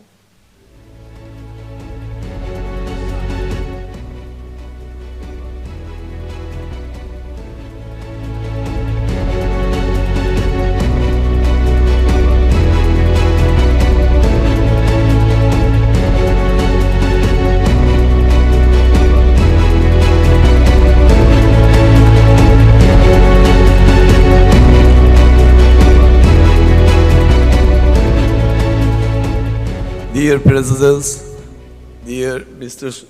Suver, respected guests, it's a big honor for me to present this award in the name of my father. Thank you very much. And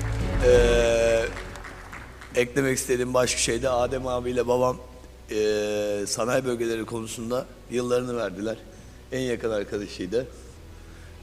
Adem abiye ayrıca bu ödül vermekte onur duyuyorum.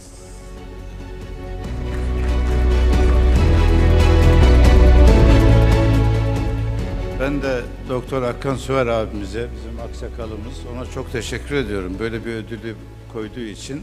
Genç yaşta kaybettik kardeşimizi. Çok emeği var. Hem Kobi Efor dergisinde hem de organize sanayiler konusunda Türkiye'de bir öncüdür. Oğlunun ismi de öncü. Ben teşekkür ediyorum. Sağ olun.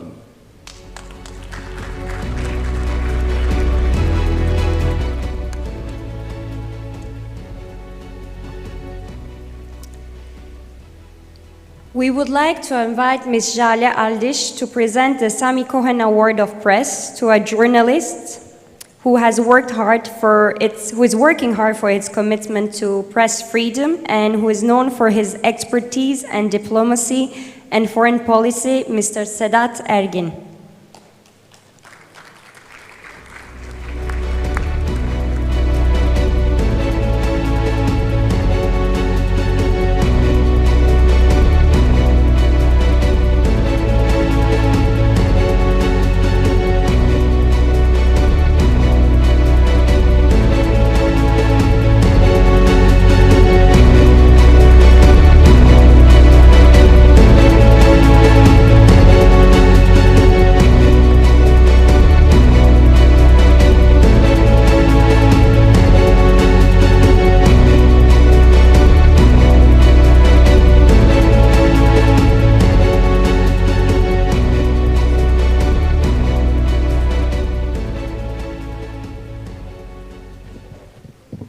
Değerli konuklar, babam Sami Cohen adına verilen bu özel ödülü Marmara Grubu'nun 40. kuruluş yıl dönümünde ailemizi temsilen takdim etmekten büyük onur duyuyorum.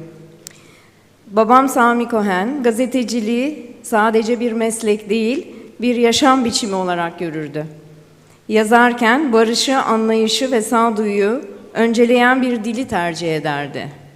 Karmaşık konuları sade bir dille anlatmayı ve bilgisini paylaşmayı görev bilirdi.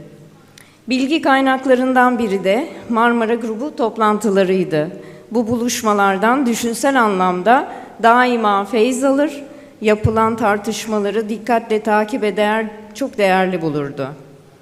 Dünya meselelerine bakış açısı ise Sedat Bey'le çok benzerdi.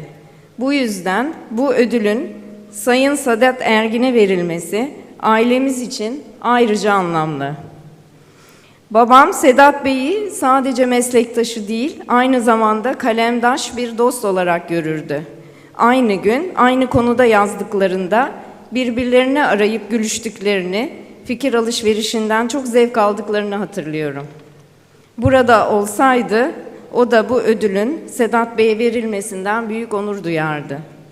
Sedat Bey'i yürekten tebrik ediyor.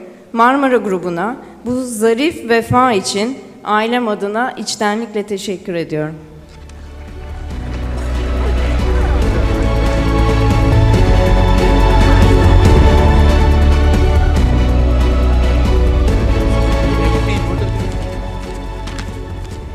Öncelikle Jale Hanım'a bu beni çok duygulandıran ifadeleri için çok teşekkür etmek istiyorum. Gerçekten çok duygulandım. Bundan 6 yıl önce Global İlişkiler Forumu isimli düşünce kuruluşu da Sami Cohen'e onur üyeliğini takdim ederken konuşmayı benim yapmam istenmişti. Onun adına verilen bir ödüle Marmara Grubu Vakfı tarafından bugün layık görülmek benim için büyük bir onur. Onur çünkü ben onun açmış olduğu yoldan giderek bugüne gelmiş olan bir gazeteciyim. Ben de diplomasi muhabiri olarak başladım. Sonra yolda sahada yolumuz çok sık kesişti Sami abiyle. Birlikte çalıştık. Milliyet'te de birlikte çalıştık. Onun hayat öyküsünü çok iyi biliyorum. Onun Türkiye'de gazeteciliğin tarihinde çok özel, çok ağırlıklı bir yeri var. O Türkiye'de gazeteciliğin çok büyük bir ismiydi. Bir müessese isimdi. Bazı insanlar aynı zamanda bir müessesedirler de. Ve çok itibarlı bir müesseseden burada söz ediyoruz. Onun gazeteciliğine hep ben böyle iki düzlemde bakmışımdır. Birincisi Türkiye'de dış politika haberciliğinin, yorumculuğunun yerleşmesinde oynadığı öncü roldür. İşte gazetede ilk kez çalıştığı gazetede 50'li yılların başında bir dış haber sayfasını başlatan kişidir. Ama hep masada kalmamıştır, devamlı sahaya çıkmıştır. Bütün büyük olayların içinde görürüz. İşte Gorbaçov 1991 yılında Sovyetler Birliği'nin dağıldığını açıkladığı basın toplantısında da Sami Cohen orada gazetecilerin arasındadır. Öncüdür, dış haberciliğin önünü açmıştır. Bu yönüyle Türkiye'nin dünyaya açılmasında önemli bir rol oynamıştır. İkinci noktada mesleki ölçülerde gazetecilik standartlarında çıtayı hep yükseğe çekmiştir. Abdi İpekçi çizgisi olarak adlandırdığımız o saygın ekole atfettiğimiz evrensel gazetecilik ölçülerin yerleşmesinde de önemli oyunculardan biridir ve de ayırt edici vasfı karşısındaki hadiselere, durumlara hep elinde hassas bir teraziyle tam bir denge içinde ve gerçeklere haksızlık yapmamaya çalışarak, buna azami çaba göstererek yaklaşmış olmasıdır. Böyle bir duruş tabii özellikle dış politika alanında ideolojik katılıktan ve aynı zamanda hamasetten uzak durmayı da zorunlu kılar. Pusulu olarak da sağduyunun, gerçekçiliğin, makul olanı aramanın yol göstericiliğinden şaşmamak gerekir. Sami abi de bu pusula hiçbir zaman şaşmamıştır. Tabii ondan söz ederken insani yönünü de vurgulamam gerekir. İnsanlara saygı, nezaket, alçak gönüllülük, sevecenlik ve çevresine güven yaymak aklımıza ilk gelebilecek hasletleridir. Bütün bu özellikleri böyle bütün sahiciliğiyle kimliğinde içselleştirmişti. Bu kabul edelim ki böyle insanlarda çok sık göreceğimiz bir durum değildir ve bizlere de meslektaşlarına da genç meslektaşlarına da hep böyle yaklaşırdı. Bir olayı onda izlerken yanımızda her zaman böyle bilgisini, tecrübesini bizlerle paylaşan, bizlere yardım etmeye hazır, bizlerle birlikte merak eden, sorular soran, yanıt arayan bir meslek büyüğüyle olmanın mutluluğunu bulurduk. Bir arkadaştı her şeyden önce. Bazı insanlar sergiledikleri meziyetlerle, getirdikleri yeniliklerle, yerleştirdikleri ölçülerle icra ettikleri mesleğin çıtasını da yukarı çekiyorlar. Bu anlamda saygınlığını da yukarı çekiyorlar. O da Sami Cohen'de böyle bir çizgiyi temsil ediyor. Bir gazetecinin asli görevi toplumu bilgilendirmek, vatandaşlarına doğru tercihler yapabilmelerine yardımcı olmaksa, ana görevi buysa, Sami Cohen de Türk toplumuna, yaşadığı ülkeye karşı bu görevini en iyi şekilde yerine getirmiştir. Ülkesine değer katmıştır. Türkiye'yi dünyaya açmıştır. Onunla ilgili her değerlendirmede belirttiğim bir husus var. Onunla bitirmek istiyorum. Türkiye Sami Cohen'e müteşekkirdir. İşte bu kadar saygın bir gazetecinin ismini taşıyan bu ödülü bana layık gördüğü için Marmara Grubu Vakfı'na şükranlarımı sunuyorum. Bu vesileyle Cohen ailesinin burada bulunan fertlerine, eşi değerli Mirka Hanım'a ve kızı Jale Hanım'a da selamlıyorum. Onlara saygı ve sevgilerimi.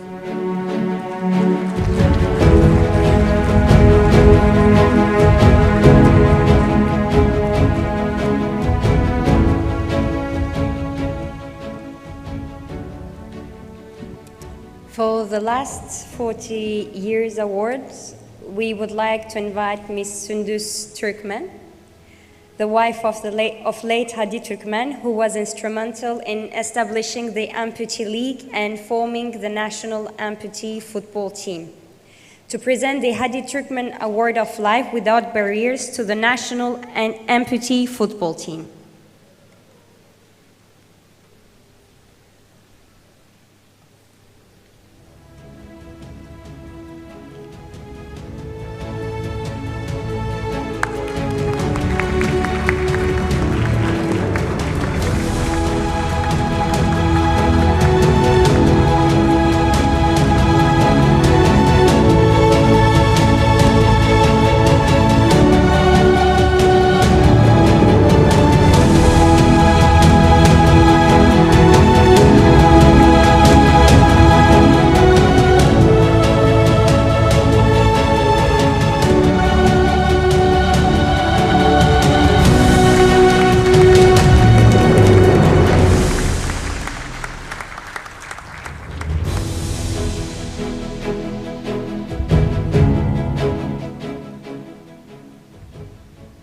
Herkese merhabalar. Ben arkadaşım, dostum, sevgilim, eşim Hadi Türkmen adına buradayım. Hadi Türkmen hayatı boyunca her gün yeni bir projeyle uyanan bir insandı. Sağlık sorunları nedeniyle Ankara'da hastanede yatarken tanıdığımız Barış, onu gördüğü andan itibaren bu çocuğun azmine, güvenine, hayata olan bağlılığına ve karşılaştığı bir sorun karşısında hiç yılmadan çalışmasına hayran olmuştu. Onun bir sözü var, bu çocuğun bir ayağı daha olsa Fenerbahçe'ye veririm derdi. O günden itibaren Barış benim de ikinci bir oğlum oldu. Onu her zaman çok seviyorum, çok takdir ediyorum. Hayata olan bağlılığını ve hiç yılmadan çalışmasını çok takdir ediyorum. Hakan Bey'in sevgili dostu, Hadi'nin çok sevdiği arkadaşıydı Hakan Bey. Onun sayesinde tekrar 13 yıl sonra bile hatırlanmasına çok mutluyum onun adına.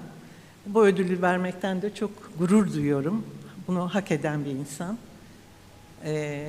Allah her zaman onun yolunu açık etsin. Hadi'nin unutulmaması da beni çok mutlu ediyor. Çok teşekkür ediyorum.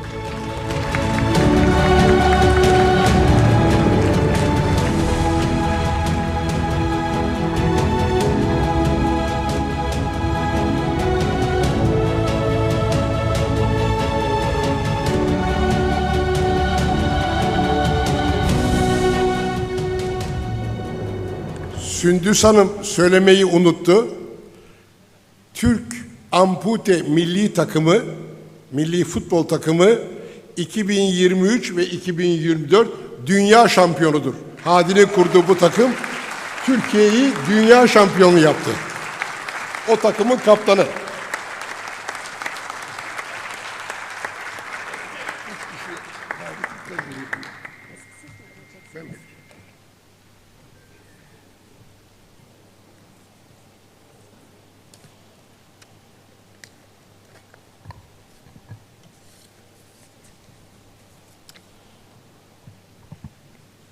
...40. yıl teşekkür ödülü için teşekkür ödüllerini sunması adına Doktor Hakan Suver'i davet ediyoruz.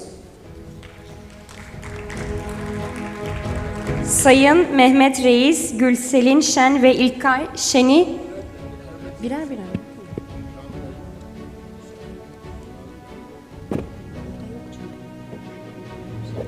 Şamil Ay'ı davet ediyoruz.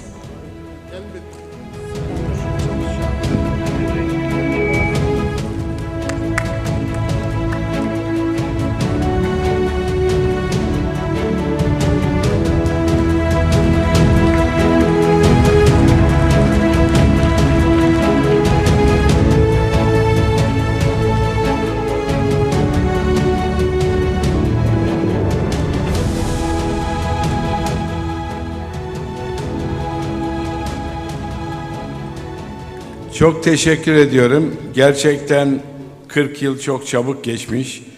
Değerli Cumhurbaşkanlarımızın huzurunda da böyle bir ödülü almak nasip oldu. Akkan abimize de başarılar diliyorum. Bir 40 yıl daha bekliyoruz, bekleyeceğiz hep birlikte. Çok teşekkür ediyorum.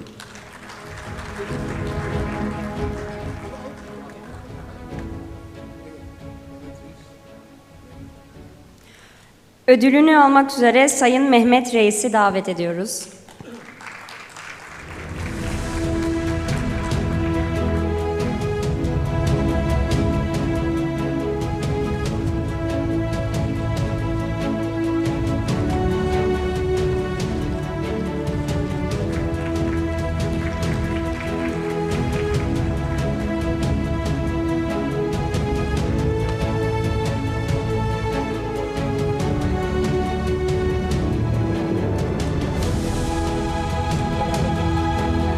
Ve ödüllerini almak üzere Sayın Gülselin Şen ve Sayın İlkay Şen'i de davet ediyoruz.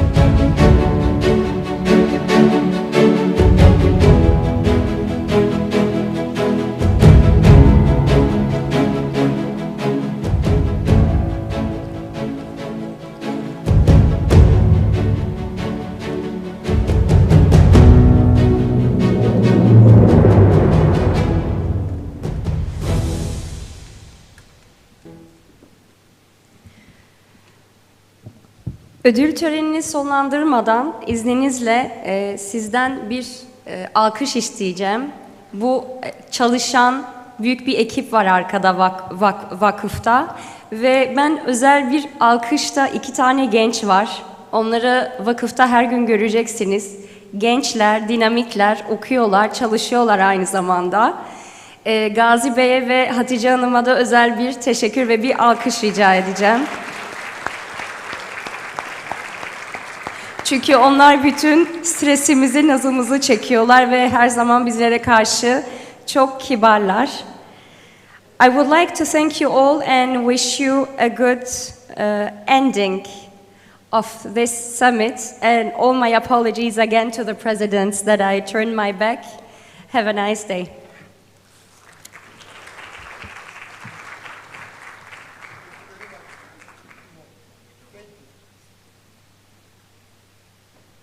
Sorry. Thank you very much, dear Yvonne. Şimdi konuşmaları yapmak üzere Türkiye'nin Nobel ödüllü profesörü Sayın Aziz Sancar Beyefendi'yi kürsüye davet ediyoruz.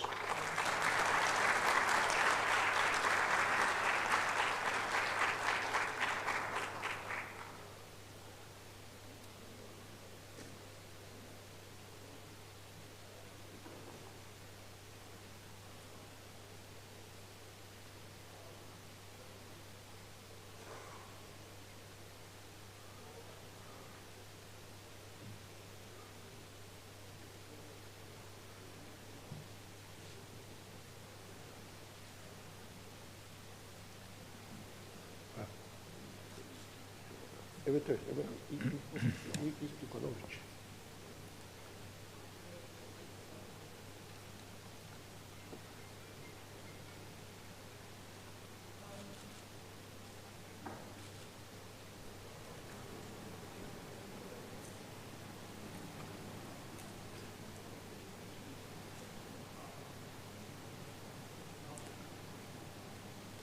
Oldu.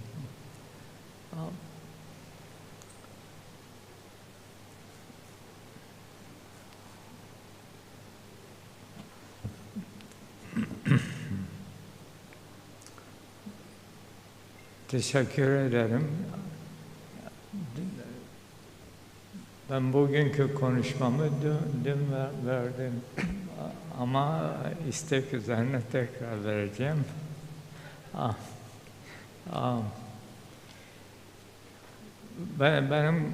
Ben bir bilim insanıyım.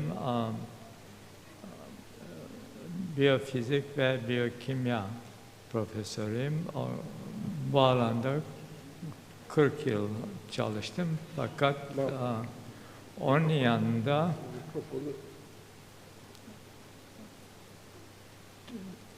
Türkiye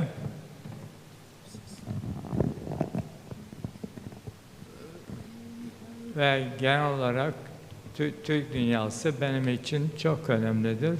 Tabii onlar benim daima şuurumda olmuştur ve bilimsel çalışmalarımın yanında tabii onlar hakkında fikirlerim ve bu ülkelerin gelişmeleri ve politikaları hakkında bazı fikirlerim var. Onları anlatmaya çalışacağım.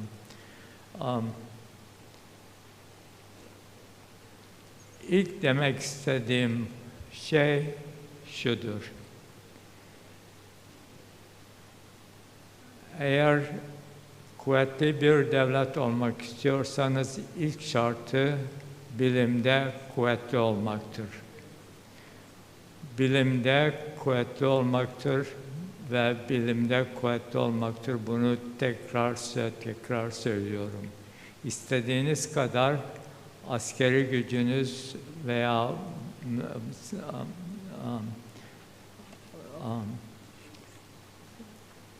imkanlarınız olsun, eğer bilimde kuvvetli değilseniz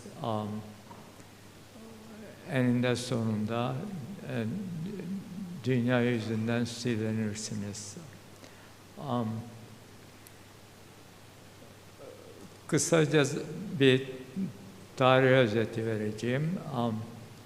1800'lerde İngiltere bilimde çok ileriydi ve İngiltere dünyaya hakimdi.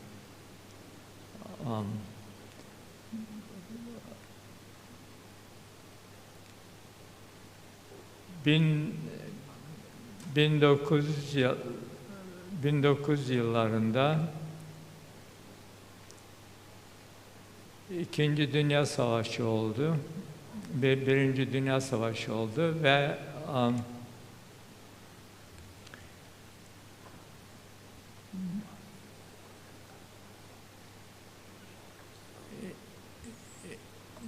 İngiltere, Fransa ve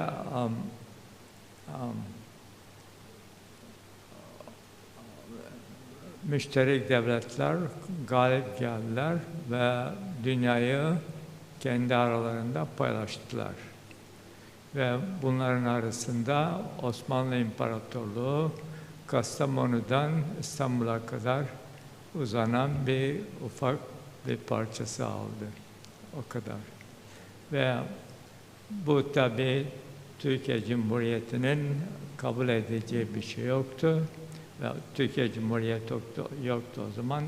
Osmanlı İmparatorluğu'nun ve Osmanlı İmparatorluğu demeyeyim, Türkiye'nin ileri görüşlü insanları ve onların başında Mustafa Kemal Atatürk İstiklal Savaşı'nı yaptı ve onun sayesinde modern Türkiye'yi kurdular. Şimdi bunu ilkokulda öğretiriz. Fakat şu konuyu vurgulamak lazım. Onu pek vurgulandığını görmedim. Kurtuluş Savaşı'nın en kritik harbi Sakarya Savaşı'ydı. Düşman toplarının sesleri Ankara'da duyuluyordu. O kadar yaklaşmışlardı ve o sırada biz Sakarya'yı müdafaa ederken Atatürk'ün görev verdiği milli eğitim çalıştayı Ankara'nın ufak bir apartmanında Gelecek Devlet'in Milli Eğitim programını çizgiliyordu. Ve biliyorlardı ki bu savaşı kazanabiliriz ama bilime vermeden aynı şekilde devam edersek en sonunda tekrar yeniliriz. Ve o bakımdan Cumhuriyet kurulduktan sonra Türkiye Cumhuriyeti bilime öncülük verdi ve bilim sayesinde, o öncülük sayesinde benim gibi Savur'un Mardin, Türkiye'nin en ücra köşelerinden birinde Savur'da Suriye'den sanırım 50 kilometre uzakta Suriye sınırından bir insan Batı seviyesinde eğitim gördü. Benim Fransızca öğretmenim Fransa'da yetişmişti. Türk'tü ama Fransa'da öğretmenlik öğrenmişti. O bakımdan güzel eğitim gördük ve Türkiye onun sayesinde bugünkü Türkiye oldu. Ondan sonra İkinci Dünya Savaşı başladı. İkinci Dünya Savaşı'nda biz çok iyi bir karar aldık. Bu bizim savaşımız değildi ve buna katılmadık. İkinci Dünya Savaşı'nı Amerika ve İngiltere kazandı. Ona Rusya da katılır ama dikkat ederseniz Rusya'nın katkısı sadece askeri güçteydi. Amerika ve İngiltere'nin katkısı genellikle teknoloji alanında ve silah alanındaydı. Silah olan gelişmelerdeydi. İkinci Dünya Savaşı'ndan sonra dünya ikiye ayrıldı. Komünist bloku ve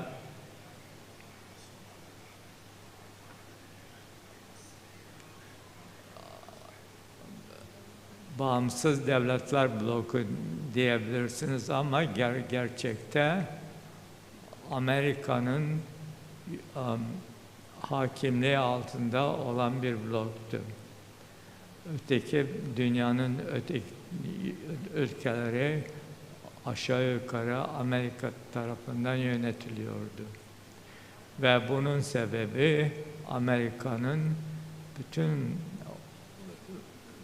İkinci Dünya Savaşı'na katılan devletler arasında bilim alanında en ileri devletti. Ve biliyorsunuz savaşın neticelenmesi atom bombasının atılmasıyla oldu. İkinci Dünya Savaşı'ndan sonra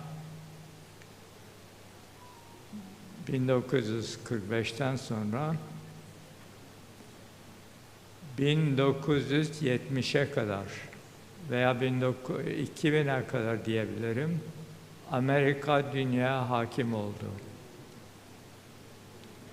Ve Amerika dünya hakim olmasının bir sebebini de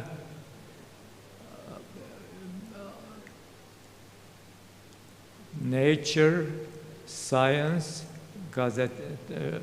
bilimsel dergilerinde veya Economist gazetesinde, Economist dergisinde okuyabilirsiniz. Biliyorum, konuşacağım ama.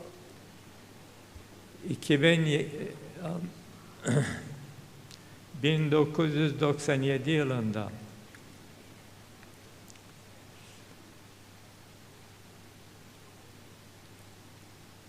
Nature ve Science'da yapılan bir araştırmaya göre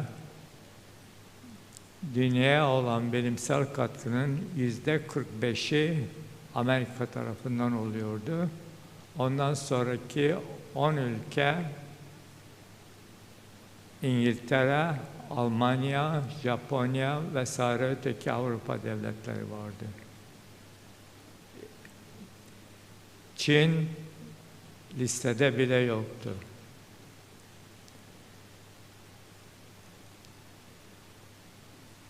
...2017'de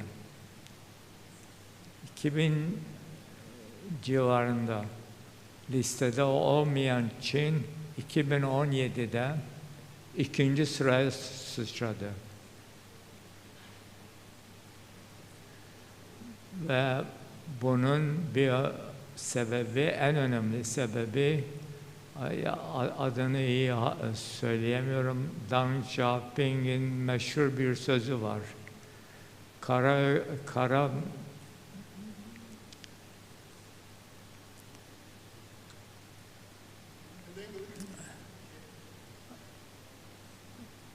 Kara veya beyaz inek fark etmez, hangisi güzel süt verirse bizim için makbuldür. Ve o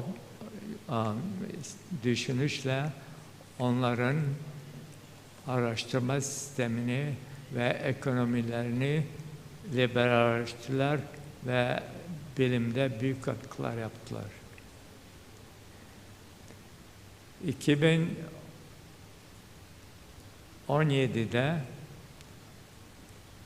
2007'de sırada olmayan Çin ikinci sıraya sıçradı. Ve 2020'de bu yıldaki Science, Nature ve Economist magazinlerini okursanız Çin Amerika'yı geçmiş durumda. Geçtiği konularda teknoloji,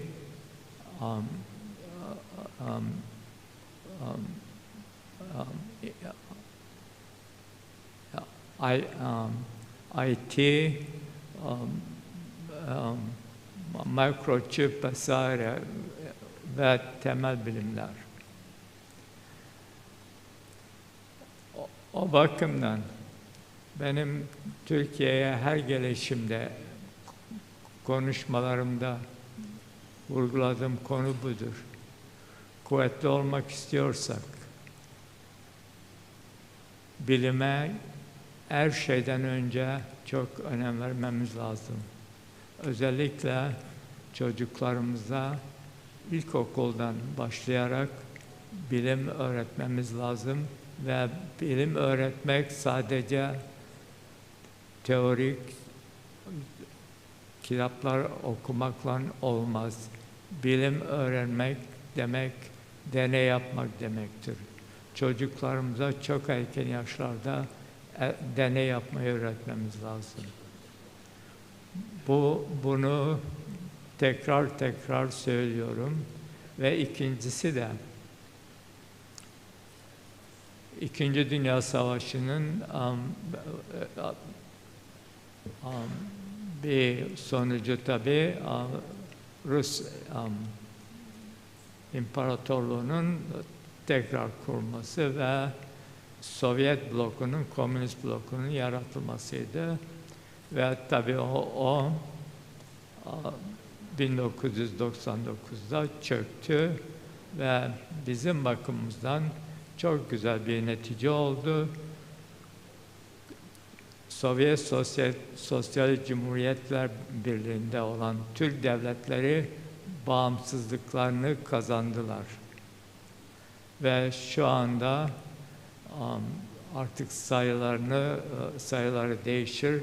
200 bin ile 300 bin arasında bağımsız Türk devletleri vardır. Ve bunlar güçlerini birleştirir ve bilime önem verirlerse bu Türkiye'de ve Türk dünyası da kalkınır ve biz dünyada bir güç oluruz. Bunları bir kere dün söyledim, tekrar söylemek biraz zor oluyor. ama tekrarladım istek üzerine. İnşallah faydası olur. Buradaki Türk kardeşlerime, Azerbaycanlılara, Özbekistanlılara, Kazakistanlılara ve Kırgızistan, Türkmenistan kardeşlerime özellikle birleşme konusunda ve beraber çalışma konusunda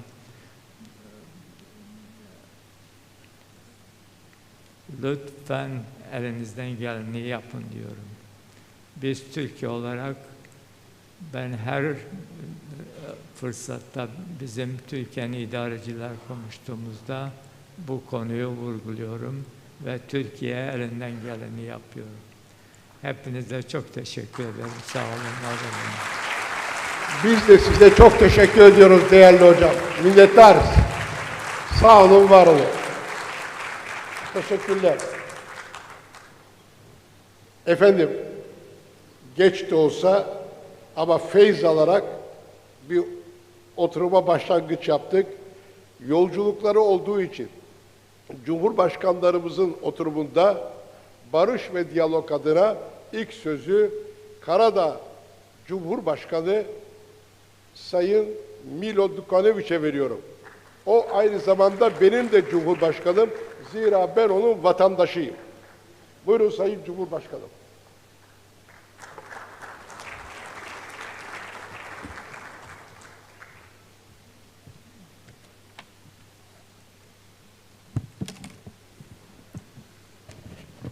Poštovani gospodine Suver, dame i gospodo, dragi prijatelji. Prije svega zahvaljujem gospodinu Suveru na pozivu da budem učesnik ovog prestižnog događaja.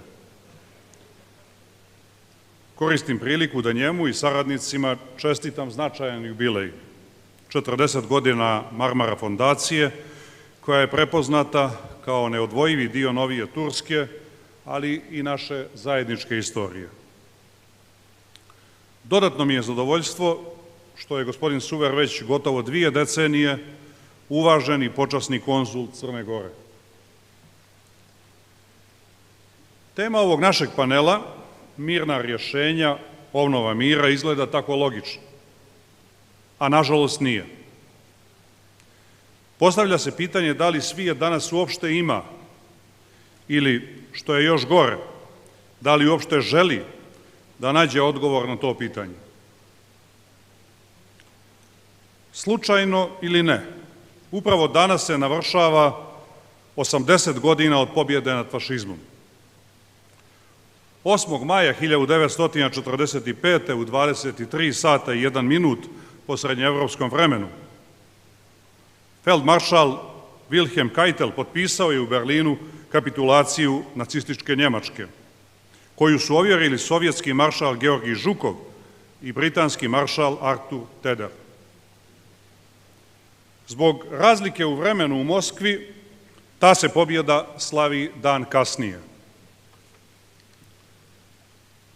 Evropa istovremeno slavi svoj dan, u znak sjećanja kada je prije 75 godina, dakle još jedan jubilej, usvojena deklaracija Roberta Schumana, što je bio temelj nastanka Evropske ekonomske zajednice i Europske unije. Kada već pominjem te datume, ne mogu da ne podsjetim da je crnogorski narod iz kog dolazim 13. jula 1941. podigao prvi opštenarodni oružani ustanak protiv fašizma u Evropi, za koji je čuveni francuski i svjetski intelektualac Jean-Paul Sartre rekao da je on odredio pravac kojim treba da ide čovečanstvo. Od kraja 80. godina prošlog vijeka završen je decenijski hladni rat, srušen je Berlinski zid, ujedinila se Njemačka, nestali su Sovjetski savez i Čekoslovačka, dok se Jugoslavija raspala u prvim ratnim sukobima u Evropi nakon Drugog svjetskog rata. Srušen je tadašnji svjetski poredak, a za Evropu i demokratski svijet otvorena je nova nada. Transatlantizam je doživio procvat. Europska ekonomska zajednica je prerasla u Europsku uniju koja je širom otvorila vrata i primila u članstvo istočnoevropske zemlje koje su do tada bile u orbiti Moskve, kao i dvije bivše jugoslovenske republike. Došlo je do relaksacije odnosa Rusije i Zapada. Pa zašto je idila kratko potrajala, ni pune 3 decenije? Jer danas su odnosi na relaciji istok-zapad takvi da je ne bez osnova legitimitet stekla tema da li će se, kada i gdje upotrijebiti nuklearno oružje. Istovremeno, odnosi među euroatlantskim partnerima ponekad izgledaju kao odnosi ljutih neprijatelja. Međunarodni poredak, promišljeno, vizionarski uspostavljen posle Drugog svjetskog rata, više ne postoji. Multilateralizam se smatra potpuno suvišnim. O Ujedinjenim nacijama se govori isključivo kao o teretu. Međunarodno pravo je zgaženo, ne od bilo koga, nego od najvažnijih, od nekih stalnih članica Savjeta bezbjednosti. Politička atmosfera u demokratskom svijetu je takva da se o demokratiji i vladavini prava govori šapatom. Poprimila je pravo građanstva politička praksa u kojoj se demokratija i institucionalni red smatra preprekom razvoju. Autokratski modeli vladanja ističu se kao primjeri efikasnosti i uspjeha. Kad se rijetko pomene tema odbrane i afirmacije vrijednosti, počev od antifašizma, to postaje predmet podsmijeha, još češće kritike, što onaj ko govori o tobože nevažnim temama izaziva podjele u društvu. Predominantna ideja vodilja postao je biznis. Interesi krupnog kapitala ubrzano potiskuju demokratiju. O evropskoj demokratiji, uključujući i države sa najdužom demokratskom tradicijom, pežorativno i nadobudno sudove izriču politički diletanti, samo zato što su na zapaženim pozicijama na Forbesovoj listi. Posledično, ozbiljni ljudi bježe od politike i time ostavljaju prostor za produžetak slobodnog pada kvaliteta geopolitike i politike uopšte. Hladnoratovski politički model je 90-ih ustupio mjesto monopolu jedne supersile. Izgleda, vijek trajanja će mu biti kraći nego prethodno.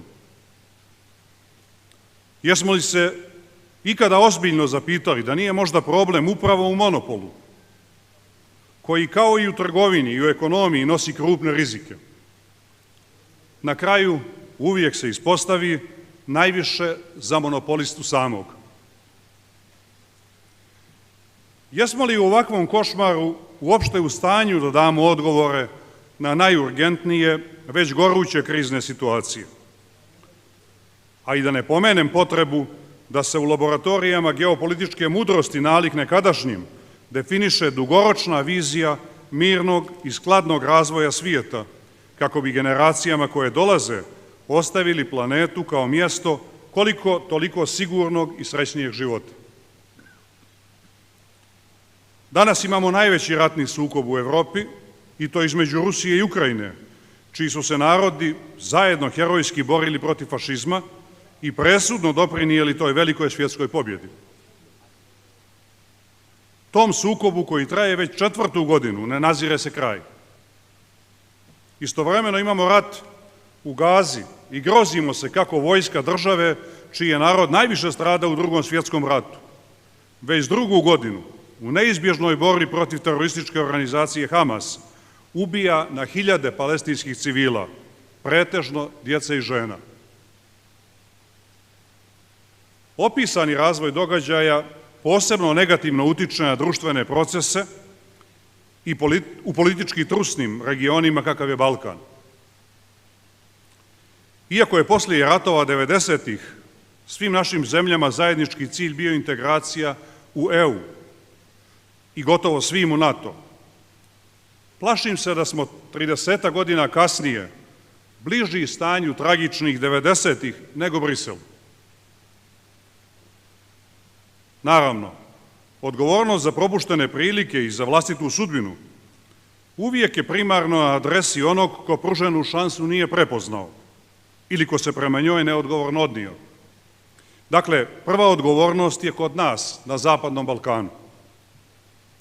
Ali ne zaostaje mnogo u toj odgovornosti ni Evropska unija, koja se predugo premišljala da li je njen prioritet da se samo dovoljno bavi unutrašnjim problemima ili da, vođena ozbiljnom geopolitičkom potrebom, završi proces ujedinjenja Evrope.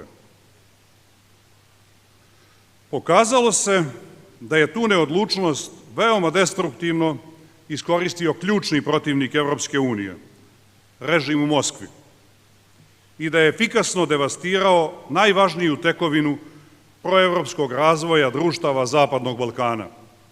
Od krhkog, već nagoviještenog sistema, tek nagoviještenog sistema evropskih vrijednosti, do nade u realno doglednu evropsku budućnost.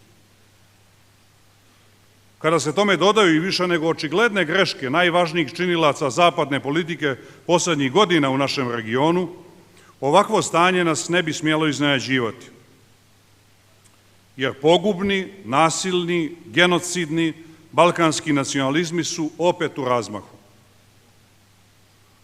U geopolitičkom metežu i demonstraciji nasilja na međunarodnoj sceni prepoznali su novu šansu da ostvare retrogradne ciljeve 90. godina, koji su naše narode koštali blizu 150.000 ljudskih života. Izvjesno ni ovog puta neće im poći za rukom da mijenjaju granice i šire prostore nacionalnih i monovjerskih samodovoljnosti. Ali to ne znači da nam neće još jednom potrošiti vrijeme, da nećemo propustiti još jednu šansu. I na kraju, neophodno je i da sa ove platforme uputimo alarmantan poziv na odgovoran geopolitički dijalog. Jer sa tog nivoa politike deriviraju se ili rješenja ili impulsi novog haosa. Svijetu je potrebna politička normalnost, a politici kao djelatnosti treba ozbiljnost, odgovornost i dostojanstvo, kakvu je sve donedavno imala. Nasilje i nametanje rješenja od strane velikih i moćnih nije i ne može biti alternativa dogovoru i inkluzivnoj odgovornosti svih za mir i razvoj u svijetu. Hvala na pažnju.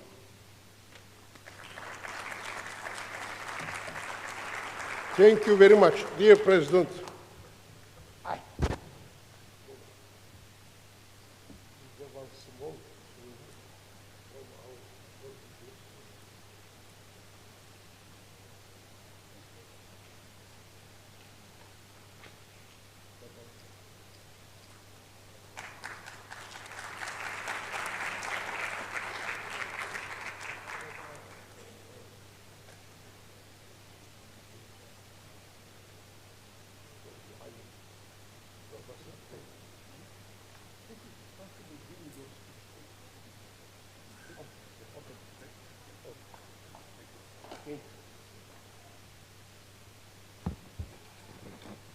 Sayın Cumhurbaşkanımızı uçağından dolayı uğurluyoruz. Şimdi söz sırası en başta Sayın Stefan Mesić.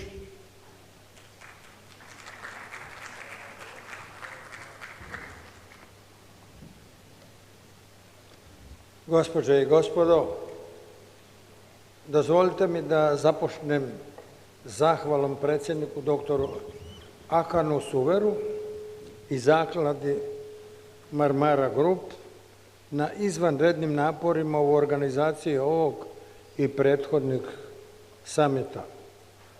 Istanbul je prekrasan grad, a gostoprimstvo turskog naroda kao i svaki put je iznimno. Našim turskim prijateljima çok teşekkürler. Danas se nalazimo u trenutku kad se svjetski izazovi isprepliču od humanitarne krize do geopolitičkih previranja, od klimatskih promjena do međukulturalnih napetosti.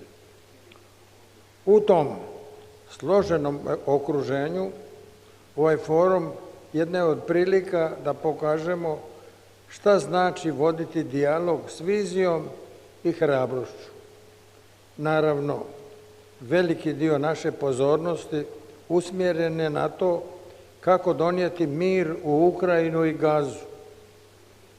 Narodi i globalni vođe moraju govoriti jednim glasom i poslati jasnu poruku da osuđuju rat, podržavaju odgovornost počinitelja i stoje uz ljude koji podržavaju mirna rješenja.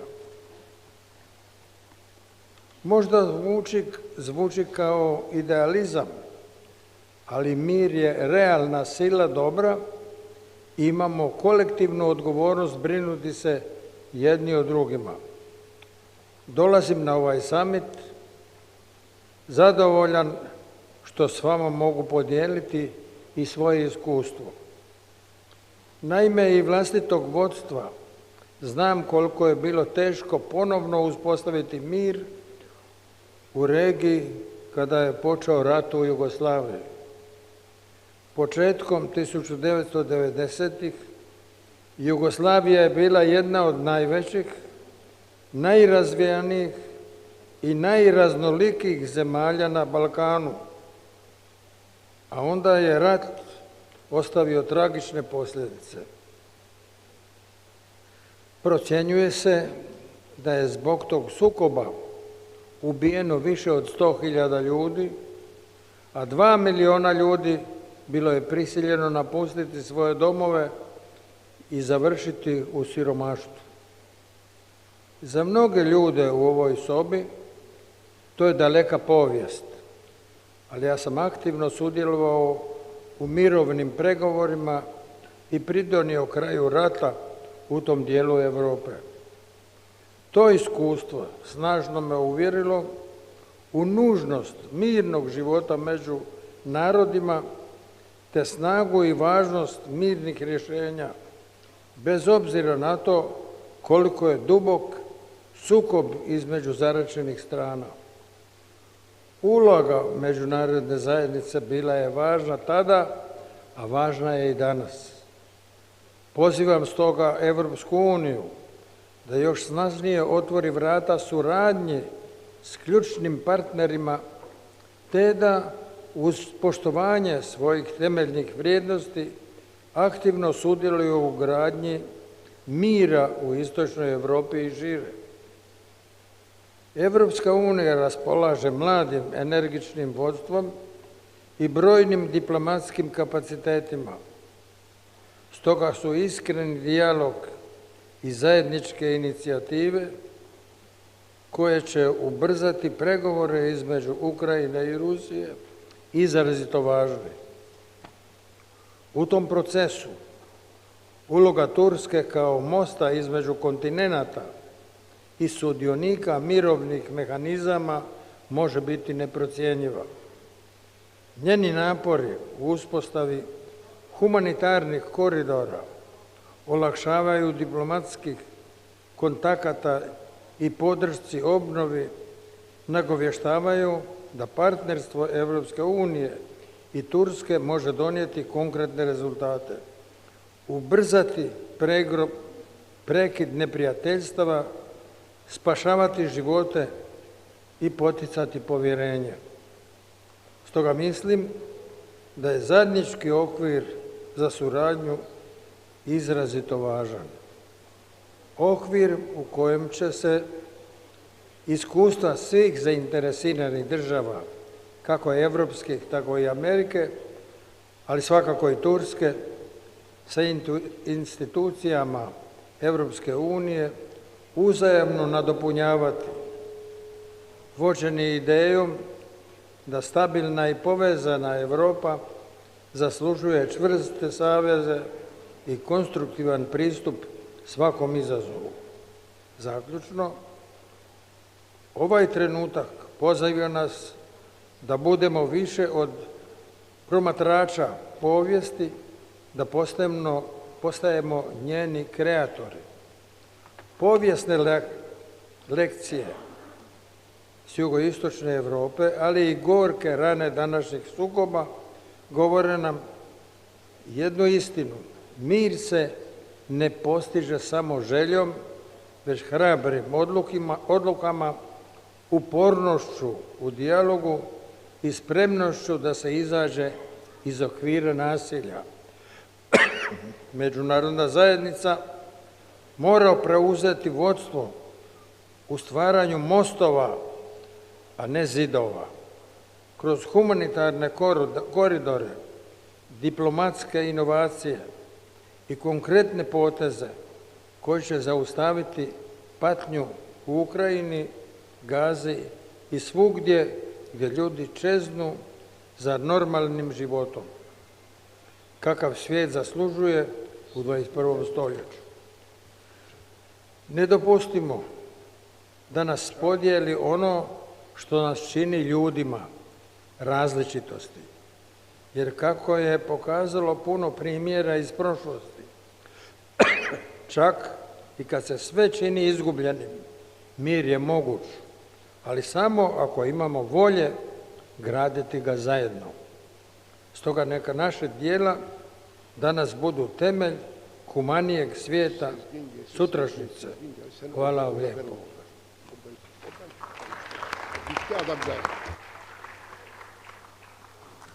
Thank you very much, His Excellency Stefan Mesic. Now, this part.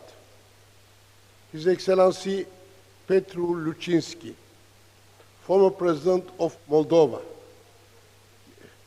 Moldova önceki Cumhurbaşkanı Sayın Petru Lucinski. İki Cumhurbaşkanlığı uğurluyoruz. Çünkü uçakları tam 45 dakika sonra ancak yetişecekler havalimanına. Onlara izin verdik, gidiyorlar. Buyurun Sayın Lucinski. Açmadım.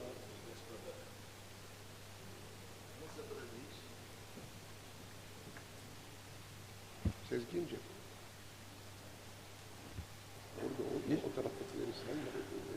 Уважаемые коллеги, дамы и господа, мы собрались здесь в непростой момент истории. Мир вновь оказался перед лицом глубоких противоречий, вооруженных конфликтов и глобальной нестабильности. И именно в такие периоды, как никогда, важно оглянуться назад, чтобы понять, куда мы движемся. История, как известно, имеет обыкновение повторяться. Эта фраза звучит как банальность, но за ней глубокий смысл. События, разделенные десятилетиями, нередко оказываются пугающе похожими. После окончания Первой мировой войны в 1818 году прошло всего 20 лет, и мир вновь оказался в пламени Второй мировой. Тогда все началось с аннексии. Германия присоединила Австрию, затем Чехословакию. После Второй мировой войны великие державы взяли курс на мирное развитие, подтвердив это в Хельсинкском заключительном акте в 1975 году. Казалось, Европа усвоила урок. Но уже в 1991 году распадается Советский Союз, в том же году начинается распад Югославии, и на карте Европы снова появляются горячие точки. Карабах, Абхазия, Южная Осетия, Приднестровье. Вслед за этим смена власти в Украине, приход к власти антироссийских сил, аннексия Крыма и появление новой линии фронта в Донбассе. 8 лет формальных переговоров и пустых деклараций не дали результатов. Если внимательно проследить цепочку событий, предшествующих к мировой катастрофе 1939 года, можно увидеть аналогии в наши дни. Особенно тревожна роль великих держав США при администрации Байдена, и ряд европейских стран выдвинули стратегию. Украина должна победить Россию на поле боя. Однако военные эксперты по обе стороны Атлантики сходятся в одном – такая победа невозможна. Значит, стратегия была выбрана ошибочно. Россия – это не просто армия, это ядерная держава, и эту реальность нельзя игнорировать. Тем не менее, была провозглашена стратегическая линия «Война до победы». Результат – десятки, а то и сотни тысяч погибших, разрушенная инфраструктура, подорванные экономики и миллионы беженцев. С приходом администрации Трампа мы наблюдаем качественные изменения. Впервые за долгое время появляется реальная надежда на прекращение конфликта. США начинает демонстрировать готовность к поиску дипломатического решения. Однако Европа, включая особенно активизирующуюся Великобританию, продолжает подталкивать Украину к продолжению боевых действий. На поле боя остается одна Украина. И если победа невозможна, то что дальше? История уже дала ответ. Аннексия, расширение конфликта, дестабилизация соседних регионов. Вновь, как и в прошлом, мы можем предсказать дальнейшие события, просто проводя параллели.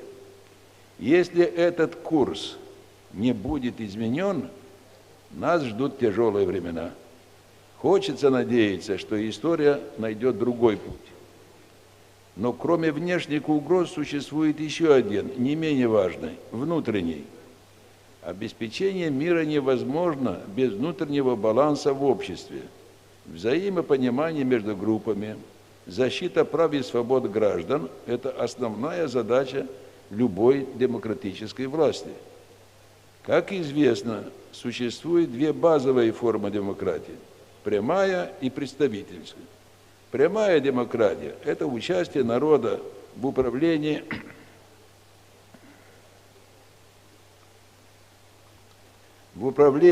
референдумами, собрания, инициативы. Представительная через выборы и парламентские институты. Когда между этими формами найден разумный баланс, общество стабильно. Так было в Европе в последние десятилетия. Но сегодня мы видим тревожную тенденцию. Парламенты все чаще перестают быть представителями воли народа и превращаются в закрытые клубы, действующие в интересах политической элиты и бюрократии. Пример Республика Молдова. Уже более 30 лет, несмотря на то, что граждане собирают 200 тысяч подписей для проведения референдума, провести его не удается. Почему? Потому что парламент, нарушая собственные законы, просто отказывается это разрешить. И такая картина характерна для многих стран Европы. Поэтому сегодня набирают силы движения, вдохновленные швейцарским опытом, где, как известно, референдумы являются основной формой разрешения общественных вопросов. Если правящие элиты не осознают необходимость глубокой демократической реформы, напряжение между обществом и властью будет расти. Но параллельно с этим происходит нечто более глубокое – смена парадигмы. Последние десятилетия мир жил под влиянием глобалистской модели с ослаблением национального контроля и выхолащиванием суверенитета. Сегодня эта модель, известная как либеральная, отступает, и мы становимся свидетелями рождения эпохи суверенизма. Суверенизм – это не изоляция, это возвращение народа в центр политической воли, это восстановление связи между гражданином и властью. Этот сдвиг охватил США, Германию, Италию, Францию, Польшу, Словакию, совсем недавно Румынию. Это не только протест, это поиск подлинной демократической ответственности.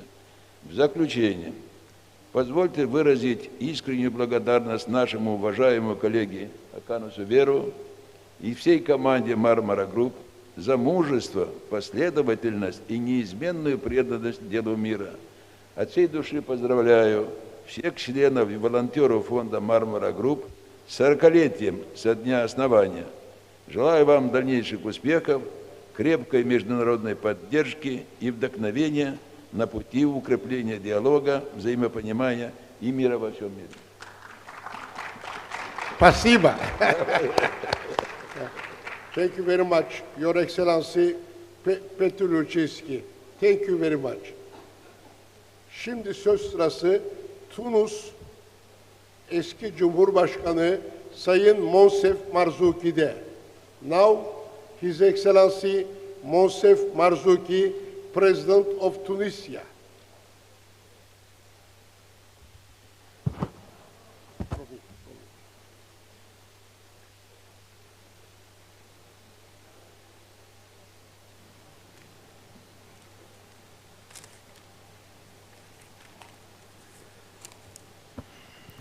Dr. Hakan Süper, President Abdullah Gül, dear colleagues, ladies and gentlemen, distinguished guests. You all have heard the classic introduction of many speech. I've got good news for you, and I have bad news for you. Where do I start? So let me start by the bad news, so you can wait, hopefully, for the good news. The bad news, I'm not going to list the numerous wars going on or in preparation. War in Sudan, hidden war in Sudan, war with Ukraine, war between India and Pakistan, and so on. I'm not going even to talk about the most horrible war going on currently. I mean the war, the genocide in Gaza. Because I do think that the most important thing is what behind the scene. And what behind the scene is extremely frightening. This is why I say it's bad news. When I heard the first time Yoav Gallant, the former Minister of War of the State of Israel, referring to Palestinians as human animals, you remember probably. At the time I said to myself, look, that reminds me of something I have heard, that reminds me of what Himmler said about Jews 8 years ago. You remember that he referred to the Jews as Untermenschen, less than human. And I said to myself, look, what's the difference between the suffering of the people in the ghetto of Gaza and the suffering of the Jews in the ghetto of Warsaw? And I said to myself, what's the difference between, this celebration of power, of violence, of military might between the Wehrmacht and the Tzahal? What's the difference? Unfortunately, I saw no difference. What's the difference between the fact that the super race of Germans was saying that whole East Europe should be German, and what the far right of Israel is saying that the whole West Bank should be Israeli? What's the difference? There is no, obviously there was no difference. And here I remember what Sigmund Freud said. You remember Sigmund Freud, this very famous psychoanalyst. He said something very, very cruel and very true. He said, you cannot fight an enemy for long without ending up like him. This is the bad news. The bad news is about our human nature.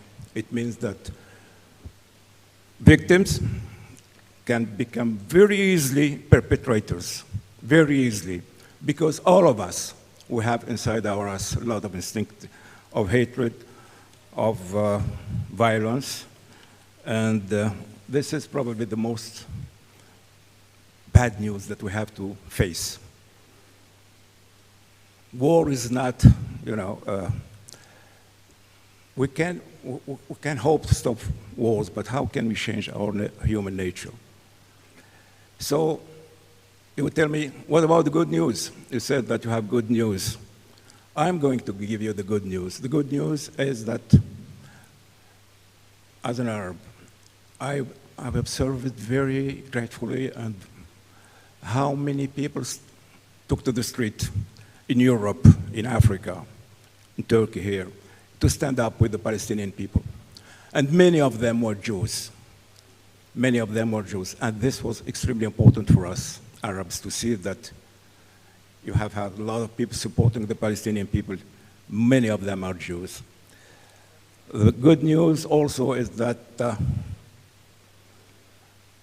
everywhere you have soldiers of peace decided to fight for peace. And probably the most important thing for me is that hatred, you know, like storms in nature, they never last. They never last. See how German and Jews now are the best friends in the world. See how Russians and German are the best friends of the world. German and French are now the best friends of the world. Remember their history. Remember how they hate themselves, how long they hate themselves. So I hope, I do hope, and I do believe that probably I won't see this on my lifetime, but maybe the next decade, Arab and Jews would become the best friends in the world. This is also the best part of our human nature. We have the worst and we have the best. So for the moment, we have to fight so the balance between the worst and the best would shift towards the best. This is why I think we have not to be discouraged by what we are seeing, but this awful wars we are seeing. We have to keep our spirit high. We have to fight for peace. We have, for the moment, the urgency is to stop the slaughter in Gaza. Can you remember, can you imagine that at this very moment, you have thousands of children starving. Thousands of children are starving. This is not acceptable. This is why I think this is an urgency. I appeal to this meeting, you know, to send an appeal to the United States, the President of the United States, the President of Turkey, the President of everywhere, you know, to do something, you know, to stop the strategy of hunger, to stop this awful war, this awful genocide going on in Gaza. So we must do everything, coordinated our action to protest the war, to support the victims, to denounce the crime and the war criminal, and to build peace, a durable peace.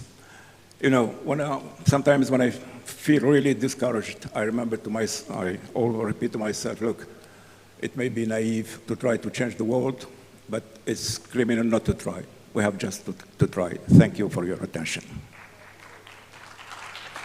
Thank you very much, His Excellency Monsef Marzouki.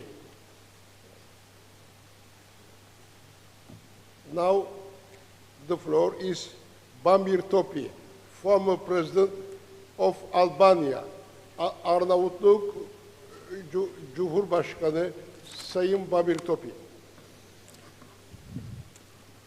Honorable Dr. Suver, Honorable Excellencies, ladies and gentlemen, I feel really good that we are together again in this regular meeting of the Eurasian Forum that coincides with the 40th anniversary of the establishment of the Marmara Foundation, which provides continuous contribution to political dialogue and economic debate to facilitate communication so important for a global peace. I remember that last year we were also invited to discuss for peace.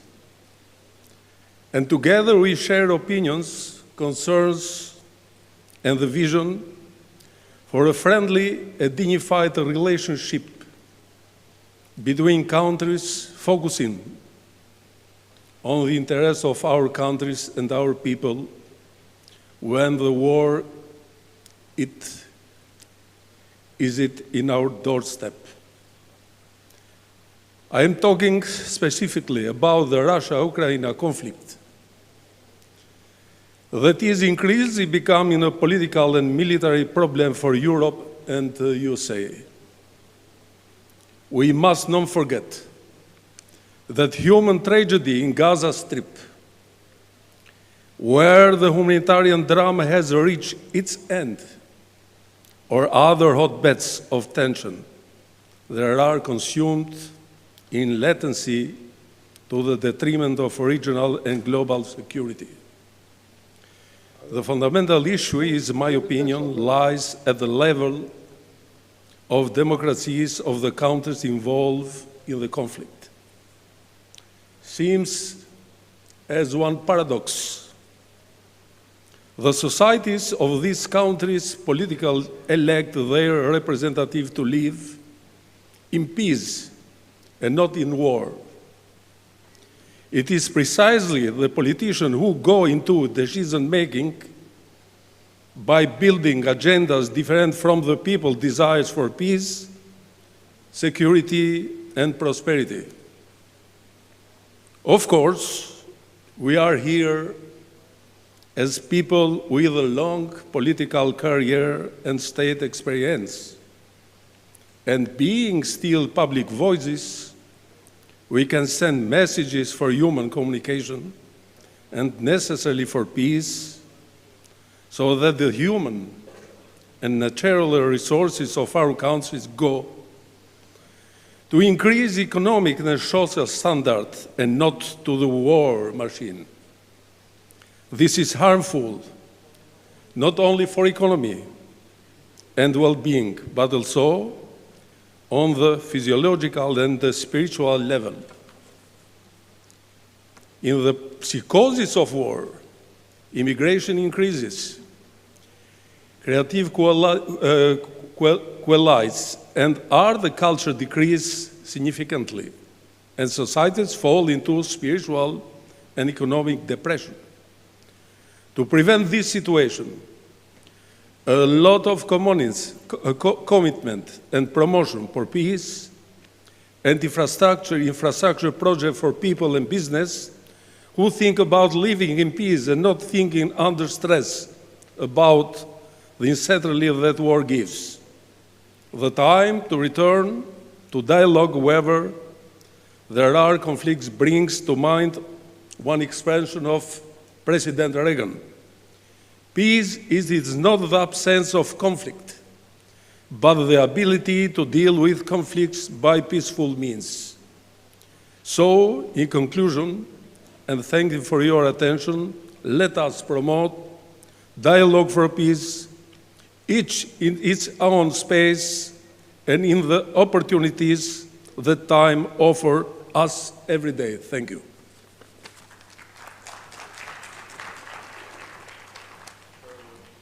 Falimender, dear President Topi,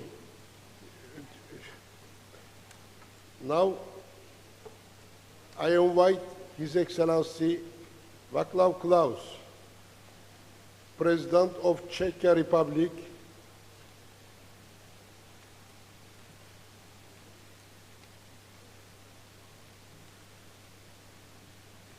up.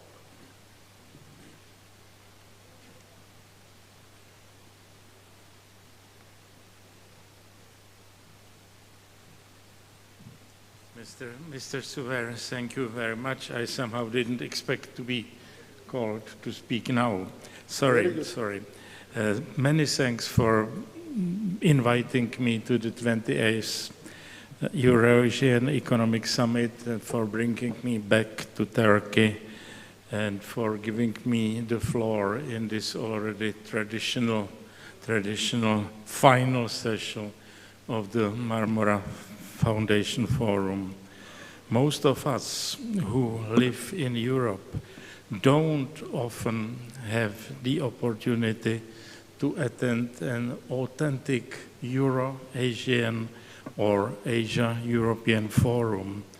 We are therefore really pleased to be able to be here. Interregional and intercultural dialogue is essential, as we live in an era which is more and more characterized by monologues. We should not only speak, but listen as well. When preparing my today's remarks, I hesitated about the title. Suddenly, the well-known popular song from the end of the 1960s, Bridge Over Troubled Water, came to my mind. That was decades ago. We were much younger, more naive and much less experienced when the song was first played. The world seemed to be more simple, more understandable. The bipolar world of that era was easier to interpret. It was also more stable than it is these days. Much has happened since that time. Fundamental geopolitical changes came in 1989, resulting in the collapse of the Soviet Union and in the end of the world of bipolarity. This was followed by 2 short decades of American hegemony, with all its pluses and minuses, with all its advantages and disadvantages. Undoubtedly, pluses for us in Central and Eastern Europe. People like me have always criticized that this was not the case of the whole world. People like me criticize the irresponsible export of Western democracy to the south and east of our planet, as well as the ill-conceived support for all kinds of color revolutions there. This led to the destabilization of many developing countries, including some in the Middle East. In recent years, we have been moving toward the world of multipolarity. We are not yet there. We are somewhere in between. The hegemon of the previous era doesn't want to lose its extraordinary position, while the other big players still hesitate to openly oppose his position. It inevitably leads to instability. In this respect, I see Turkey as a relatively solid point in the troubled waters of today. I wish your country a continuation of an already long era of stability, of domestic stability, which is an important precondition for any meaningful activity in the international arena. The world, and especially the Middle East, needs it. In the document sent to us before the forum, the organizers ask us to contribute to building a more human world. In the previous years, a similar document spoke about rehumanizing the world. To be honest, I don't fully understand what it means to humanize the world. It is an empty phrase for me. It just looks nice. With all our reservations, the world is human. It is inhabited by humans, and this will last until a potential victory of artificial intelligence over us, or until an occupation of our planet by invaders from the universe. But we didn't come here to speculate in the style of science fiction.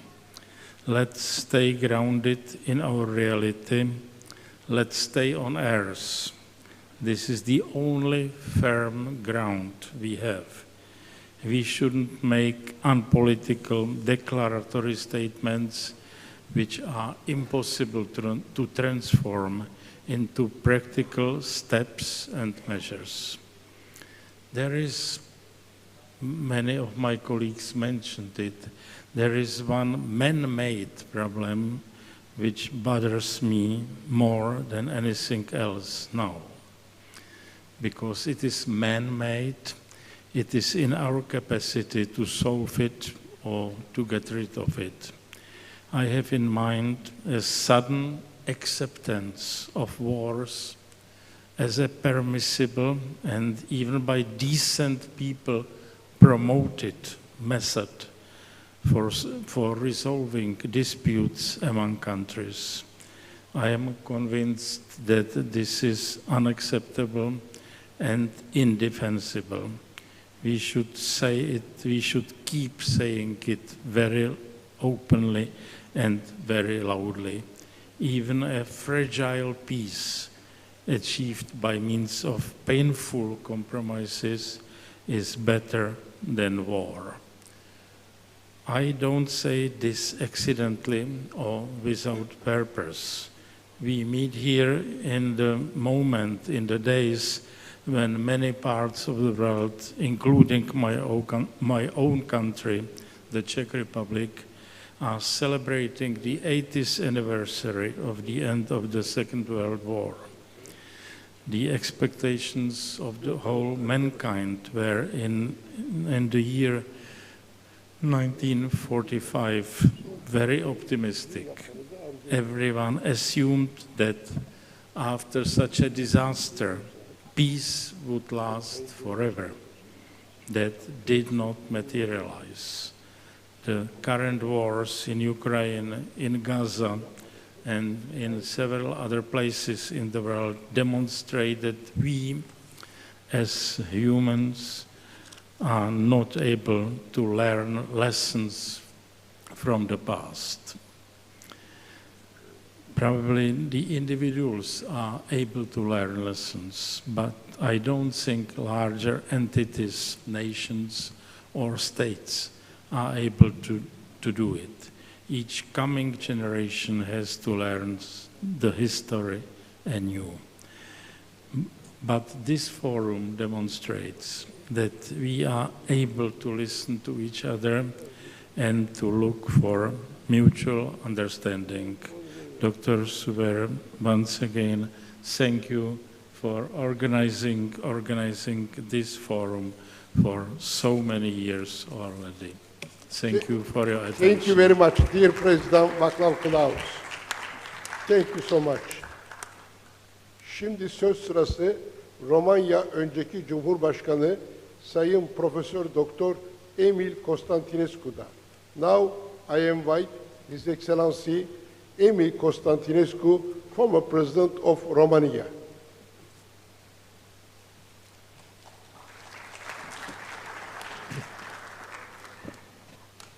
Thank you. Distinguished audience, dear friends,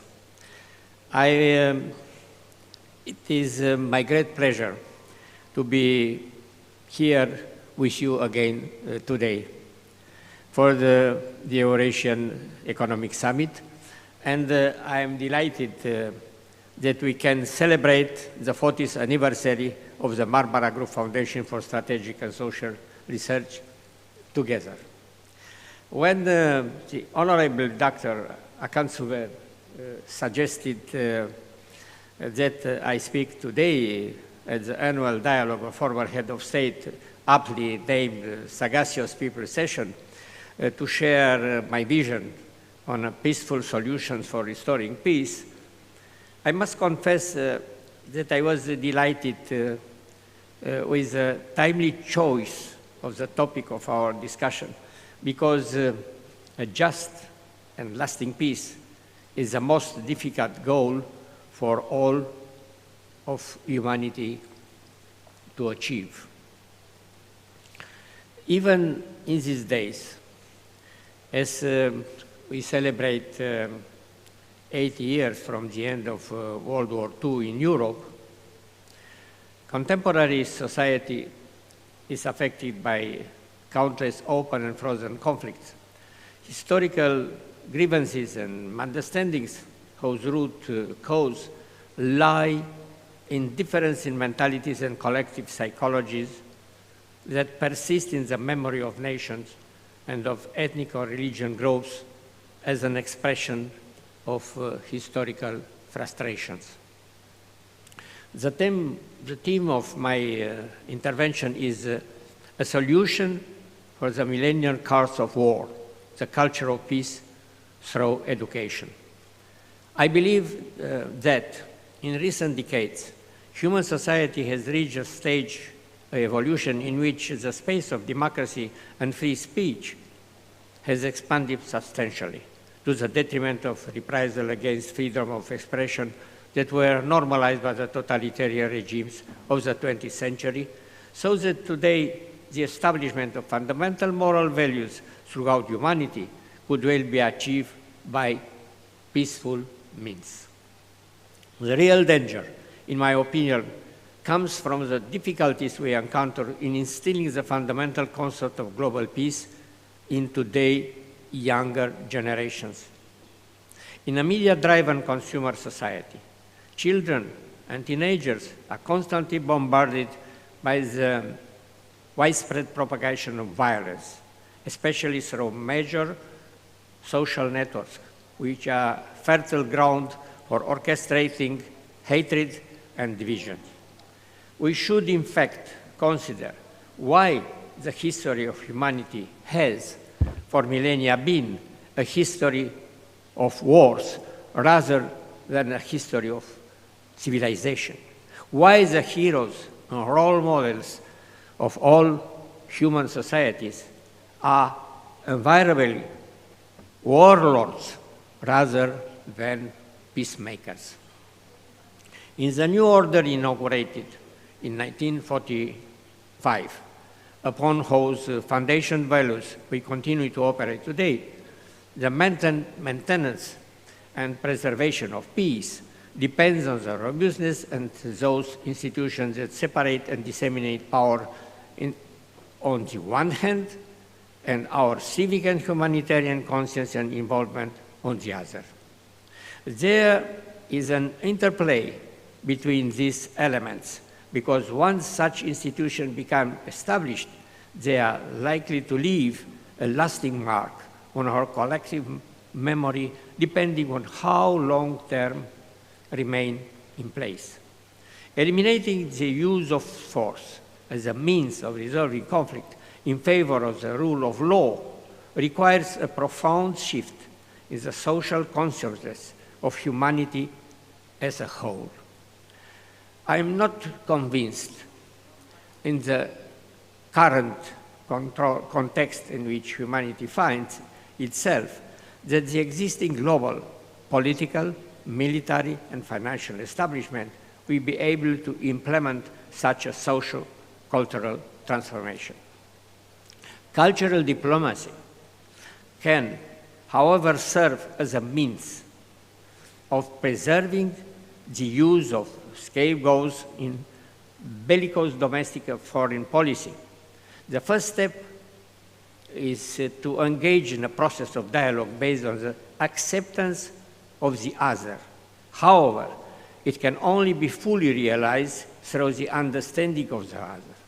When one acknowledges that one can learn from a culture different from one's own.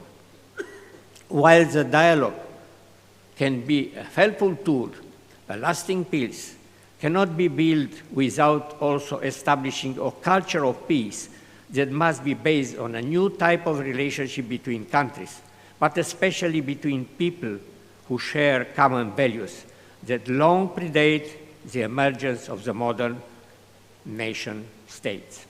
To give this concept its due importance, peace must not be regarded merely as an alternative to war. It must be defined as a means of defending humanity's most important value, life itself. The ultimate goal of the culture of peace, established across the whole of humanity, can only be achieved through a lengthy process of education that begins in childhood and is reinforced throughout life until old age. A form of civic education that rejects violence not only in the resolution of military, political, or economic disputes, but also the viable means of attaining fundamental human values, such as freedom, truth, and justice. However, if we look no further than the society in which we live, I do not believe that we can find a more conducive environment for instilling these fundamental values of humanity in present and future generations, as well as for testing and revising these values, than the academic milieu. Its formative vocation, combined with the characteristic scientific rigor, but also it opens to the new and well-justified perspective, recommends it as a most appropriate space in which to develop, ground, and disseminate the seeds of the culture of peace, then can subsequently be transferred to society as a whole. In the world of science, ideas are conveyed through sound argumentation. They take shape as substance through discourse. Once formed, they examined, analyzed, accepted, or rejected. For foundational callings do not seek to dominate and subjugate their audience, but rather attempt to patiently shape the core of the human personality, a task that political action cannot undertake. I therefore believe that educating future generations in the spirit of culture of universal peace is one of the greatest and most pressing responsibility of the academic milieu, all the more so in the present day. Any effort to formulate a philosophical foundation or methodology for building a culture of peace through education within the ivory tower of academia will encounter difficulties in translating these foundations into the social cultural context outside of the academic milieu. The implementation of the culture of peace through education and its development at the level of civil society throughout the world will require the prior resolution of conflict generated by the memory of historical grievances of contemporary injustice. A culture of peace has no chance of success unless the call for peace, understanding, and even solidarity made by those who have paid with their own suffering and refuse to renounce their truths. They alone can propose and guarantee reconciliation between the victim of oppression and their oppressor of tortures. An attempt of the reconciliation put forward by oppressors to their victim would amount to nothing more than their further humiliation and trivialization of the suffering they have endured. Reconciliation must begin at the level of each community and each nation, in keeping with the principle exposed by Kemal Atatürk: peace at home, peace in the world. I am convinced that when established, understood, and internalized at the level of civil society throughout the world, universal peace and the global culture of peace that must underpin will prove to be among the most resilient and enduring societal resources around which we can jointly develop equitable solutions to the current threat facing the contemporary world, protecting water and soil resources at the global scale, ensuring the right of education and decent life, and constructively directing the unstoppable evolution of artificial intelligence for the benefit of all humanity. Only then will humanity realize, as Mahatma Gandhi whole decades ago, that peace is its own reward. Thanks for your attention. Thank you very much, Your Excellency, dear President Emil Constantinescu. Romanya önceki Cumhurbaşkanı Sayın Emil Constantinescu'ya çok teşekkür ediyoruz. Şimdi söz sırası Kuzey Makedonya Cumhurbaşkanı'nda, ama ben ona her zaman Son Makedon diye hitap ediyorum. Last Macedon, dear President George Ivanov.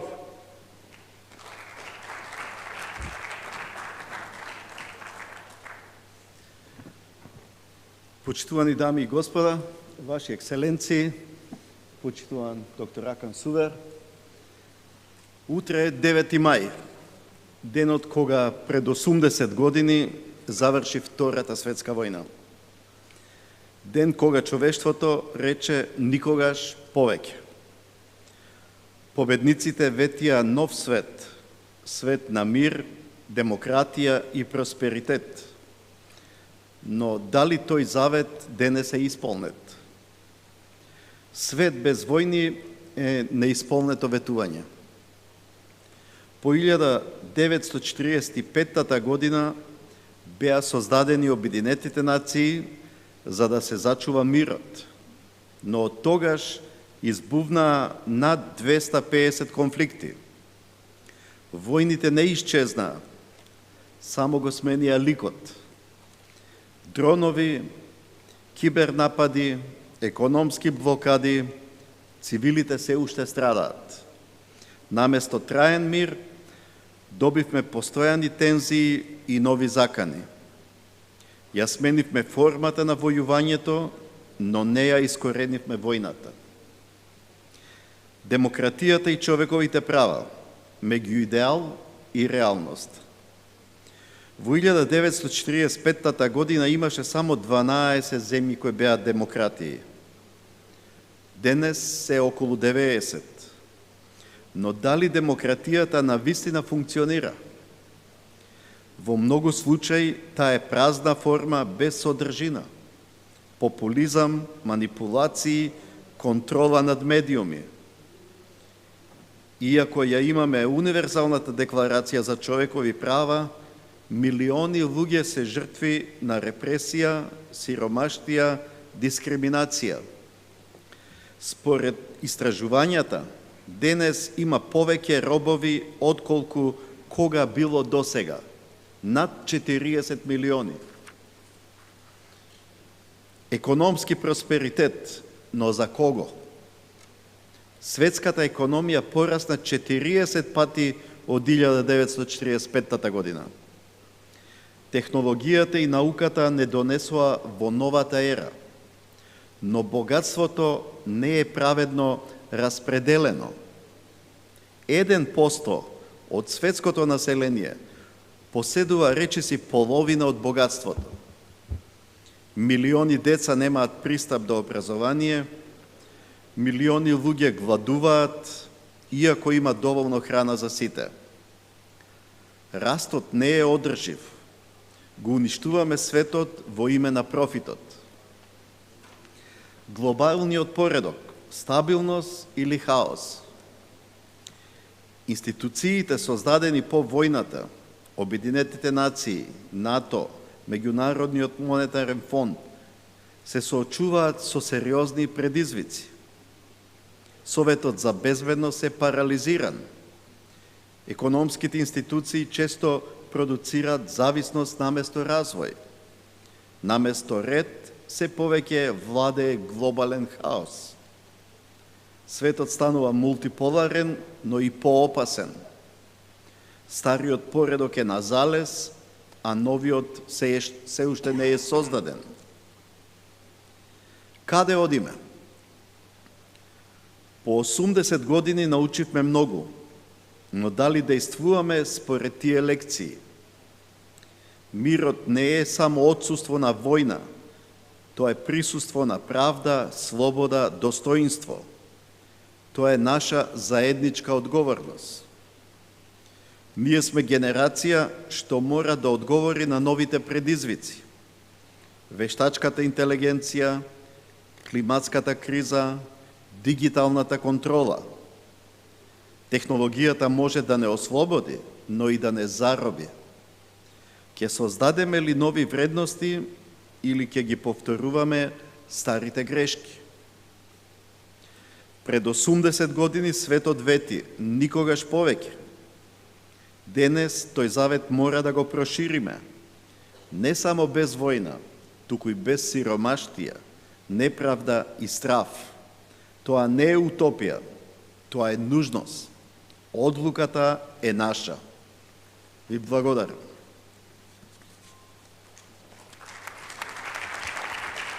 Thank you very much, dear President George Ivanov. Sayın George Ivanov'a çok teşekkür ediyoruz değerli konuşmalarından sonra. Şimdi Hırvatistan önceki Cumhurbaşkanı Sayın Ivo Josipović. Now I invite His Excellency Ivo Josipović, former President of Croatia. Dr. Akan Suver, thank you very much. Thank you and all from Marmara Foundation for your efforts and congratulations for 40 years of very successful work. So we already heard many wise words about peace, reconciliation, troubles, and so on, and I would like to take your attention to one very dangerous phenomena that is against our efforts to have permanent peace. So Huntington wrote a book, Clash of Civilizations. But now we have something different and even more dangerous. It's a crash of very particular civilization, crash or dissolution. It's Western civilization. It's Western civilization because after the Second World War, Western societies had opportunity to develop themselves in the right direction of democracy, human rights. They did it.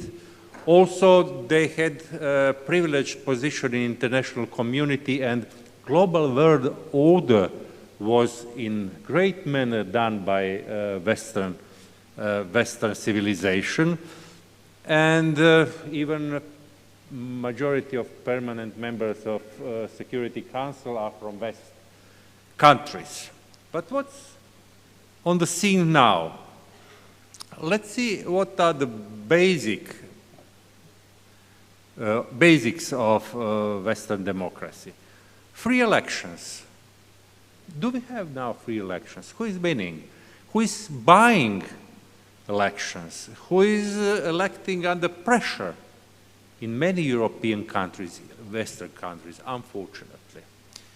Also, I have to mention the role of media, especially internet, during elections, which is diminishing real will of citizens.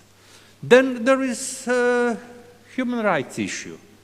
Championing states, United States, Europe in human rights. We have a court on human rights in Europe. We are not performing good. Did you forget Guantanamo? Did you forget all these breaches of human rights all around Western Hemisphere? Multilateralism and multiculturalism is having now very low price. In many Western countries are now claiming that multiculturalism is wrong for their societies. They have ghettos for immigrants. They are not including them in society, but they are pushing them away. Also, UN is in collapse. It's completely impotent today. Why? Because at least 2 Security Council members are troublemakers all around the world, making wars or even promises that they will conquer other countries.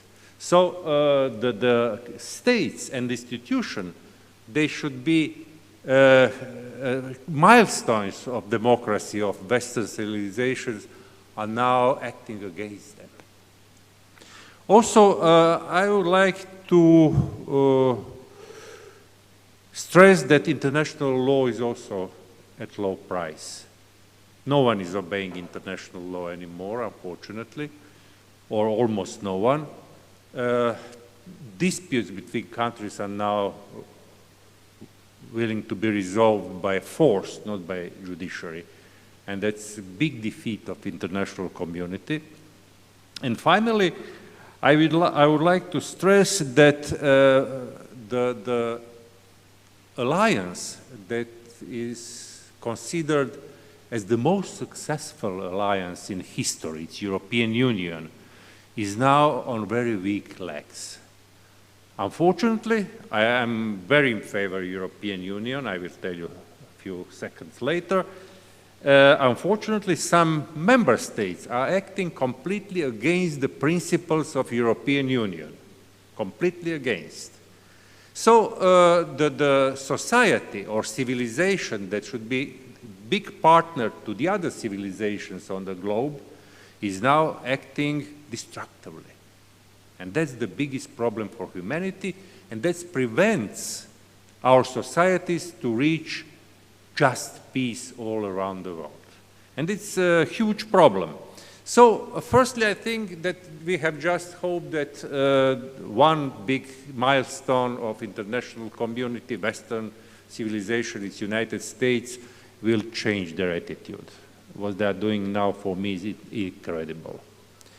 From the other side, I hope that European politicians are going to understand that in present society, in present global society, just strong and unified European Union can be positive.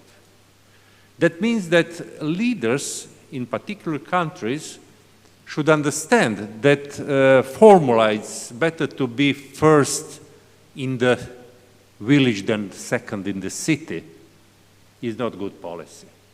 We have to create institutions of European Union that functions and that can perform unified policy. That means, firstly, security and foreign policy of European Union should be more integrated than today.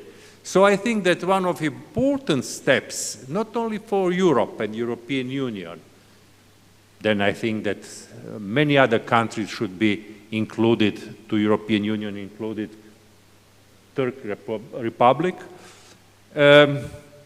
The most important step, which now sounds as utopia, is United States of Europe. Yes, it's utopia today, but I will bet that in, let's say, 5, 10, or 20 years, the leaders will understand that it's necessary. And then I come to leaders. Unfortunately, no leaders in Western Hemisphere. Why?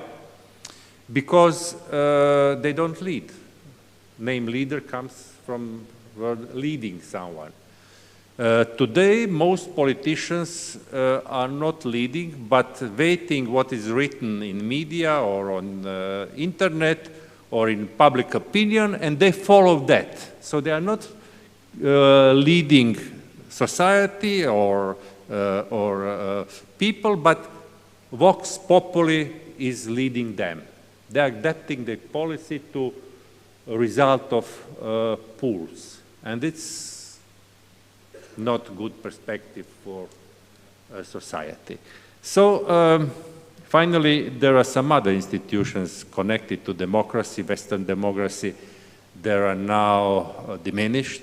I already mentioned press. It's not what it was, one of really milestones of democracy. They have independent position that's necessary, of course, but they switch the role.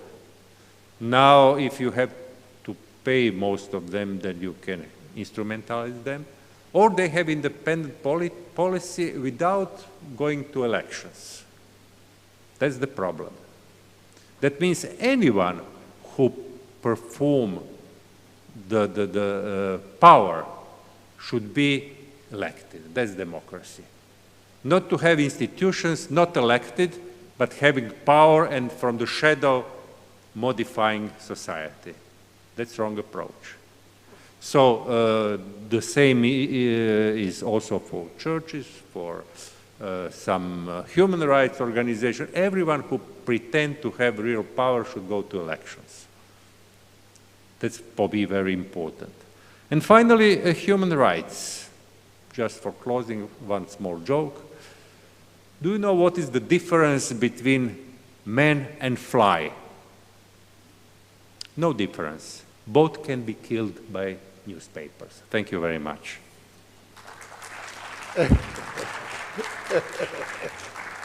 Thank you very much, dear President Ivo Josipovic. Sayın Ivo Josipovic'e teşekkür ediyoruz. Şimdi söz sırası Slovenya önceki Cumhurbaşkanı Sayın Borut Pahor'da. I invite His Excellency Borut Pahor, former President of Slovenia.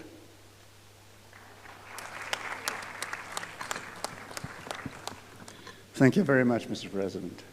It's an honor and a privilege to be once again with you and among you. Ladies and gentlemen, colleagues and friends, according to the UN source, 54 wars are going on in the world in this very moment. 54. And according to the same source, the number has doubled in last 10 years. So the trend is obvious. This is an illustration that something wrong is going on in the world and that we have to pay the attention to the reasons for this. The old-fashioned politics, geopolitics, is back. The power politics is back. The politics of sphere of interest is back. And this is dangerous for international peace and security. The power of international institutions, well, is very low. And as Ivo has just mentioned, this posed a threat to, peace and security. So it is extremely concerning that on top of all of that, this American protectionism is back also. There is no secret, I'm not a fan of President Trump, but I try to understand his moves. As far as I can see, he tries to maintain the strength of U.S. in the international, international community. I mean, it's obvious that China is on the rise. It is obvious that Asia is the continent of the future. It seems so. So the question is if basically U.S. could stop this competition on the Asian continent. And I think that it would be wise for both superpowers, Washington and Beijing, to work together, not to try to, be hostile to each other. I know it's very difficult. It is one thing to say, it is another thing to do, but I think the peaceful coexistence is doable and would work for both superpowers and for everybody else in the international community. Now, I hope that one of promise that President Trump has delivered during his political campaign before the election will be also, implemented. I said I'm not his fan, but there is one promise that is, I would say, promising for the rest of the world, and this is that he would do whatever it takes to avoid to go to the war. I think this is at least one thing that we could count on in next couple of years when we will see, I think, still the rise of this old-fashioned geopolitics. Let me say a couple of things about EU. I think this situation found EU unprepared in a way, but it is also a chance for the Brussels to do something with EU and with EU in the international community. As Ivo has just mentioned, I'm a strong believer in the United States of Europe. I've always been, and I think this is the future for EU. So to be more, strong inside, to be more competitive outside. Also, I think this will be a chance to give a huge push to the enlargement process. At the beginning, our friend from Montenegro has spoken about the problems in Western Balkans. There is only one, I think, strategic move to protect peace and security there, and this is for EU to go there. As somebody knows, somebody maybe knows that I am very much in favor of so-called package approach, so I'm in favor that all 6 countries in the region would be, basically now, if not tomorrow, invited to become a full member of European Union. I know that this does bother my colleagues who are saying that it is important to, fulfill the criteria. Okay, yes, it is important, but at this very moment, in this historical moment of international community and in Europe, it is important to go there and be there as European Union for all 6 countries and nations, from Bosnia to Serbia to Macedonia and Albania. I think that would be a historic move from EU to preserve peace and stability there. And being in Turkey, I've always been in favor of a strong dialogue between Brussels and Ankara. I know that would be extremely difficult to inspire 27 countries to invite Turkey to be a full member of EU, but I've always been also, as a member of European Parliament, as Prime Minister, as President, I've always been in favor of some sort of sui generis, agreement between Turkey and European Union. If we will see in next couple of years a enlargement process also to Ukraine and Moldova, maybe to Iceland, then I think maybe, just maybe, EU will be back on international scene as, traditional, a good superpower that will maintain peace and security.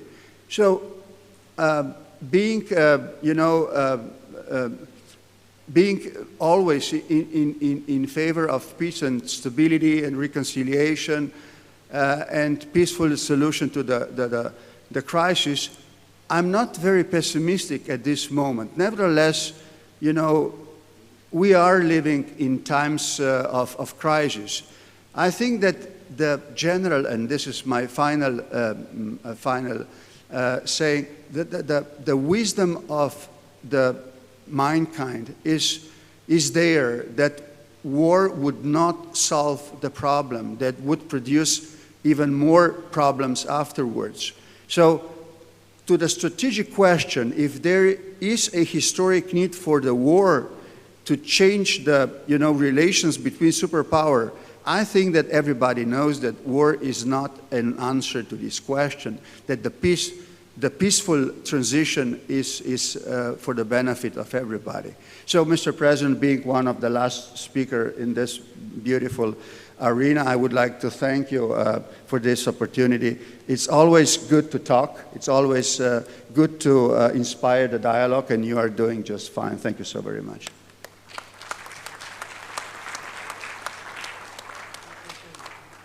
Thank you very much, dear President. Şimdi söz sırası Türkiye önceki Cumhurbaşkanı Sayın Abdullah Gül Beyefendi'de. Ekselansları Abdullah Gül Beyefendi'yi kürsüye davet ediyorum efendim.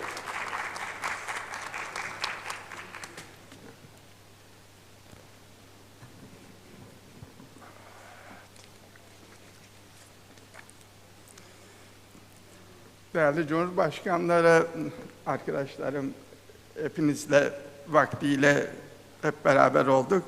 Muhterem katılımcılar, Marmara Grubu Vakfı'nın değerli başkanı Doktor Hakan Süver Bey ve arkadaşları, önce hepinize en iyi dileklerimle selamlıyorum ve tebrik ediyorum. 28. kez Hakan Bey ve arkadaşları herkesi İstanbul'da bir kez daha bir araya getirdiler ve her sene olduğu gibi bu sefer de yine dünyanın önemli gündemlerinden birisi olan barışçıl çözümler, barışı nasıl yeniden kurarız konusu hakkında herkesin tecrübesini, fikirlerini burada en güzel şekilde anlatmalarını temin ettiler. Bundan dolayı çok teşekkür ediyorum. Ayrıca bugün Nobel ödülü sahibi Sayın Aziz Sancar'ı dinlemekten de çok memnun oldum. Aziz Bey sadece Türk gençliği için değil, bütün bir Türk dünyası için ilham kaynağı. Aynı şekilde burada diğer ödül alan çok değerli kişiler ve kurumlar, hepsini onları da çok tebrik ediyorum. Şu bir gerçek ki, bilim, sanat, kültür, bunlar aslında bir ülkeyi besleyen esas damarlardır. Bir ülkenin esas zenginliği aslında buradan gelmektedir. Buna diplomaside soft power diyoruz. Bu öyle bir güç ki, öyle bir zenginlik ki ülkelere itibar sağlar, ülkelere büyük saygınlık sağlar. Askeri gücün yapamadığı etki alanını bütün çevresinde oluşturur. O bakımdan bilim, sanat, kültür, spor alanlarındaki bu başarıları ödüllendirmenizi de doğrusu çok gerçekten takdir ediyorum. Kıymetli misafirler, bu toplantıda ve farklı platformlarda sık sık tekrar edildiği gibi uluslararası sistem şu anda çok zor bir dönemeç geçiriyor. Aslında birçok bugünün devlet adamları sistemin çöktüğünü de açık açık birçok vesilelerle söylediler. Çok krizler, çoklu krizler ve yüzünü farklı şekillerde gösteren savaşlarla karşı karşıyayız. Aslında kriz ve savaş durumları biz eski cumhurbaşkanları için yeni bir konu değil. Vaktiyle Körfez Savaşı'ndan Balkanlardaki Bosna Savaşı'na, Afganistan'a askeri müdahaleden Irak'ın işgaline kadar birçok zor konularla hep uğraştık. Yeri geldi önemli kararlar aldık. Soğuk Savaş'ın ardından daha barışçıl bir dünya düzenini beklerken bu kriz ve savaşlar bir nokta şok etkileri yarattılar. Ancak sonunda sağduyunun kazandığı barışçıl çözümlere de ulaşıldı. Bugün ise görüyoruz ki benzer bir sağduyu ortamı dünyada gözükmüyor. En üzücü ve tehlike olan da bu. Dünya tahayyüllere sığmayacak kırılganlıklarla karşı karşıya.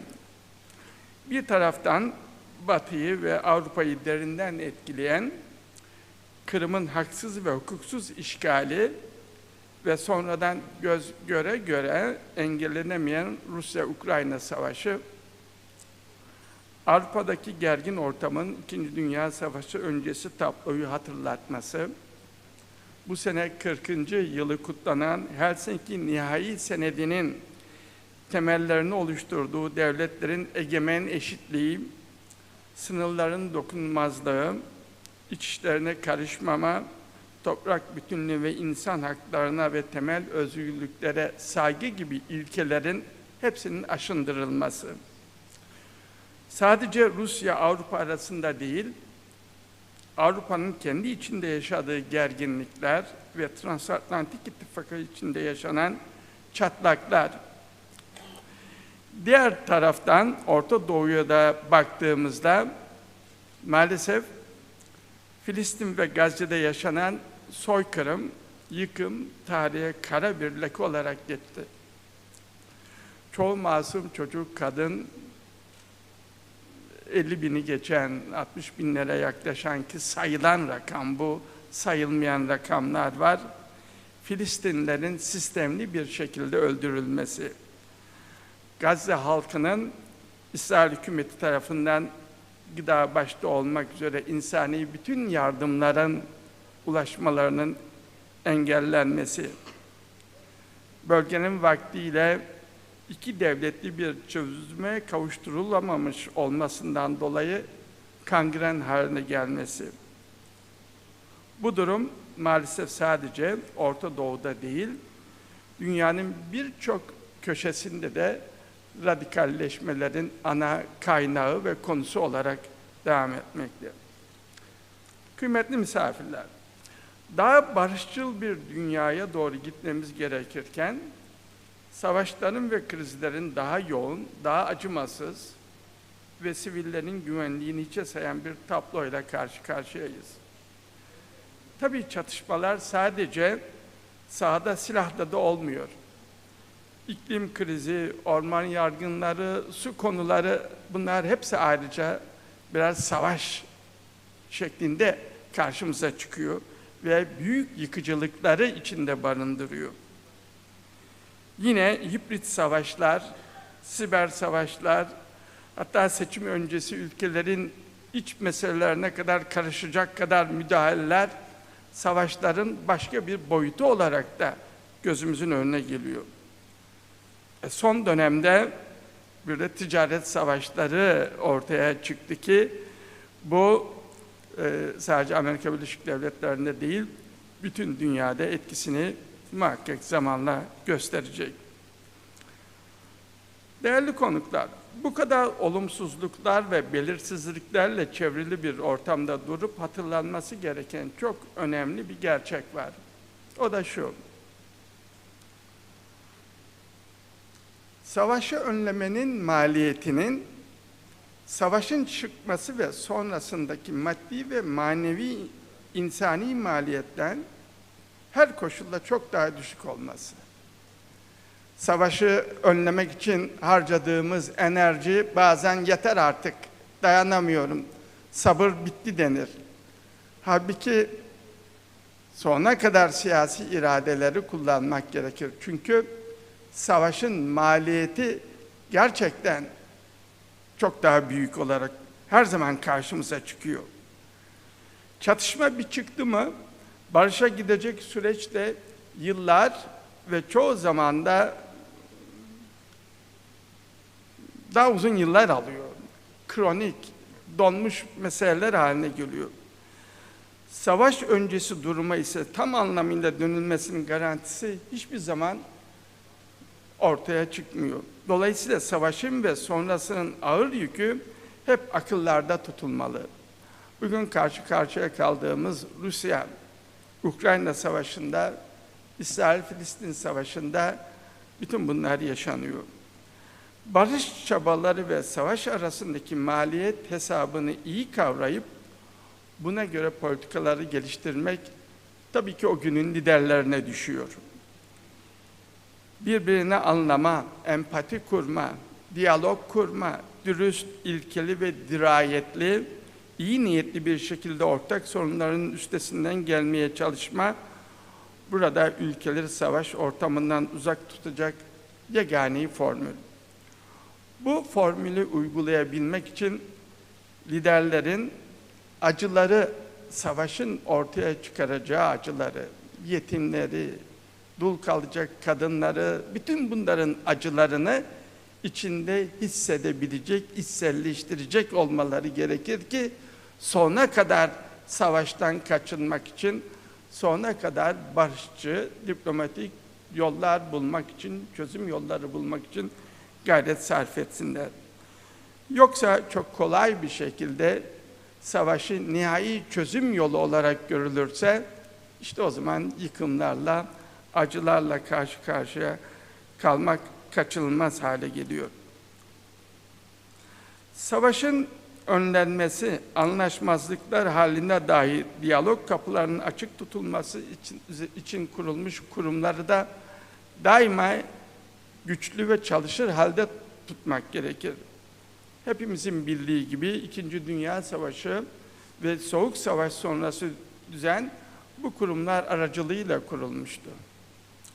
Başta Birleşmiş Milletler olmak üzere AGİT gibi kurumlar savaşların en şiddetli olduğu yıllarda düşünülmüş ve aslında temelleri atılmış ve müzakere zeminlerinin, çıkış kapılarının olduğunu ortaya koymuştu.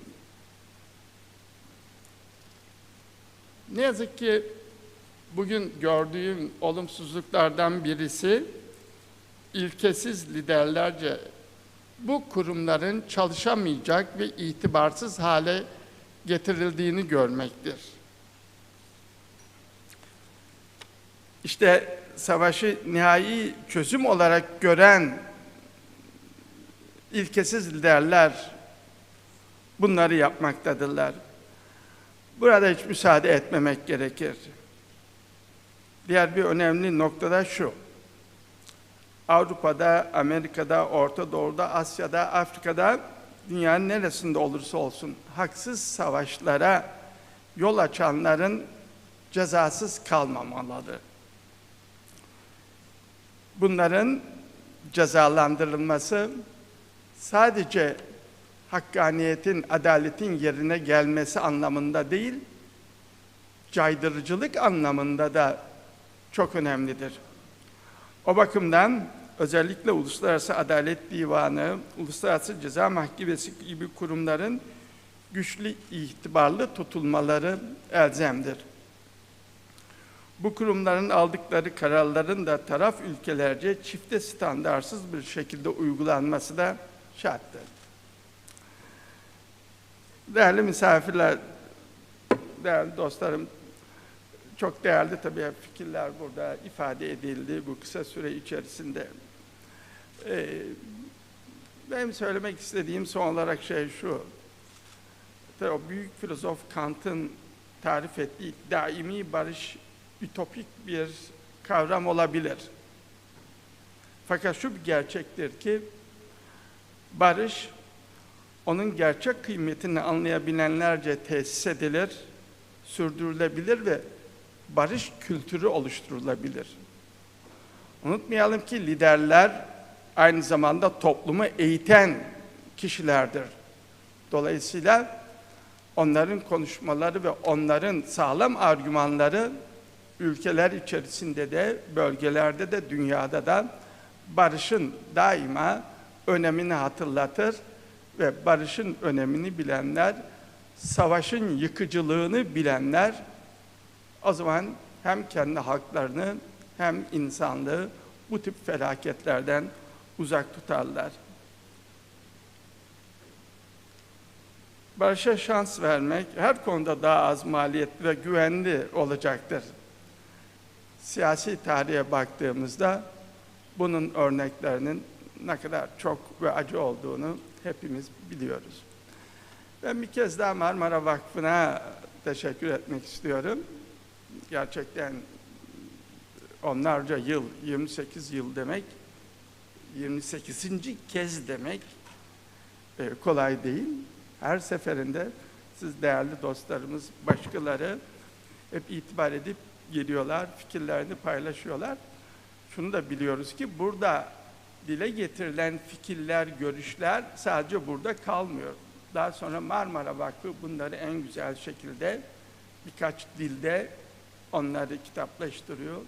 Bugünün karar vericilerine buradaki fikirleri, buradaki konuşulan, buradaki tavsiyeleri en uygun şekilde ulaştırıyorlar ve ümit ediyoruz ki tabii ki onlar da yeri geldiğinde bunlardan hep faydalanacaklar. Bir kez daha hepinize teşekkür ediyorum ve barışın hep ülkelerimizde, dünyada daim olmasını diliyorum. Sağ olun.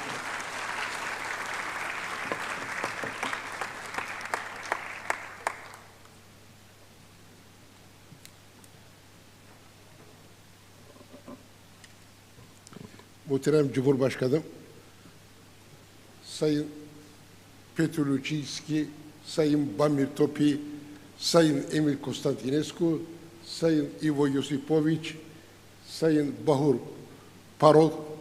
Pahor Barut, Sayın George Ivanov, Sayın Václav Klaus, Sayın Monse Marzuki ve bizim Cumhurbaşkanımız saygıdeğer Abdullah Gül. Dün 8 saat, bugün de 8 saatten 10 dakika az. Sabırla burada bizimle beraber oldunuz. Özellikle 1,5 günlüğüne 16 saat gelip 16 saatte dönecek olan Sayın Nobel ödüllü profesörümüz Aziz Sancar başta olmak üzere bu salonu dolduran herkese ayrı ayrı Marmara Grubu Vakfı adına teşekkür ediyorum. Bize fikirlerinizle, yol göstericiliğinizle rehber oldunuz. İnanıyorum ki bu salonda bulunanlar yaklaşık 16 saat süren 2 günlük çalıştayda çok değerli düşüncelere sahip oldular. Yeni fikirlere, yeni ufuklara ulaştılar. Ben saygıdeğer konuşmacılarımıza ki birinci gün sabırla 26 konuşmacı dinledik. Bugün bunu biraz daha aşarak 11 Cumhurbaşkanımızla birlikte 38 konuşmacı dinledik. Sözlerimin başında da arz ettiğim gibi Sayın Aziz Sancar dün de bugün de güzel bir örnek vererek bize bilimin önemini anlattı. Sayın Gül ise barış kültürünün oluşmasına çalışmamızın gerekliliğini vurguladı. Ben vakfın 40. yılında buranın gençleştirilmesine olan inancımla arkadaşım Sayın Cafer Okray ve Sayın Lale Aytanç Nalbant hanımefendi ile birlikte yönetimde 3 arkadaş eskiden kaldık. Diğer arkadaşlarımın hepsi pırıl pırıl genç kardeşlerim. Açılışı da genel sekreterimiz değerli kardeşim Sezgin Bilgiç yönetti. 27 yıl ben yönetmiştim. 28. yılda Sezgin Bey'e bu nöbeti devrettik. Biz Sayın İlber Ortaylı hocamın dediği gibi kolay kolay gidecek değilim ama gitmemiz de gerektiğini farkındayım. Dün bana kızdı kendisi. Nereye gidiyorsun dedi.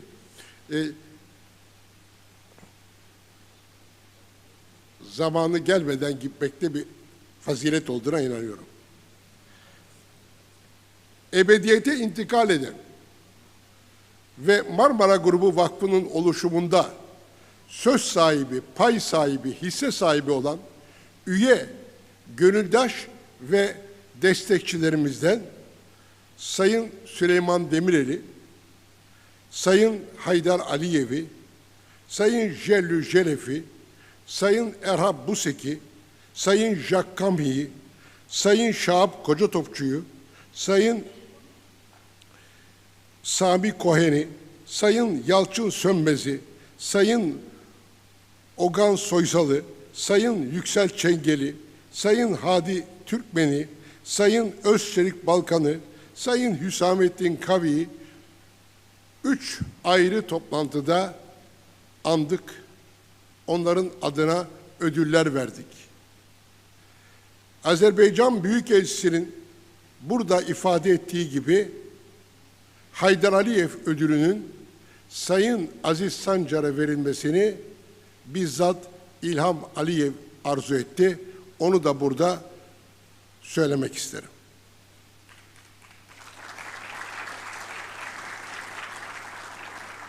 Bütün bu toplantılar olurken koşuşturan insanlarımız var. Onlar bizim gibi buraya çıkıp arzı endam etmiyorlar. Ama bu genç kardeşlerime kuvvetli bir alkış istiyorum. Onlara bir alkış istiyorum. Orada tercümanlarımız var. Bizim anlaşmamızı sağladılar. Onlara da bir alkış istiyorum. Güvenlik güçlerimiz, onlar da 3 gündür, yarın da olacaklar, 3 gündür bizimle beraber yattılar, bizimle beraber kalktılar. Güvenlik güçlerimiz için de bir alkış istiyorum.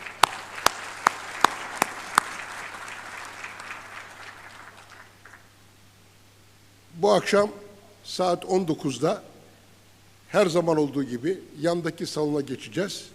Orada veda yemeğimizi gene İstanbul Büyükşehir'in Kent Orkestrası'nın eşliğinde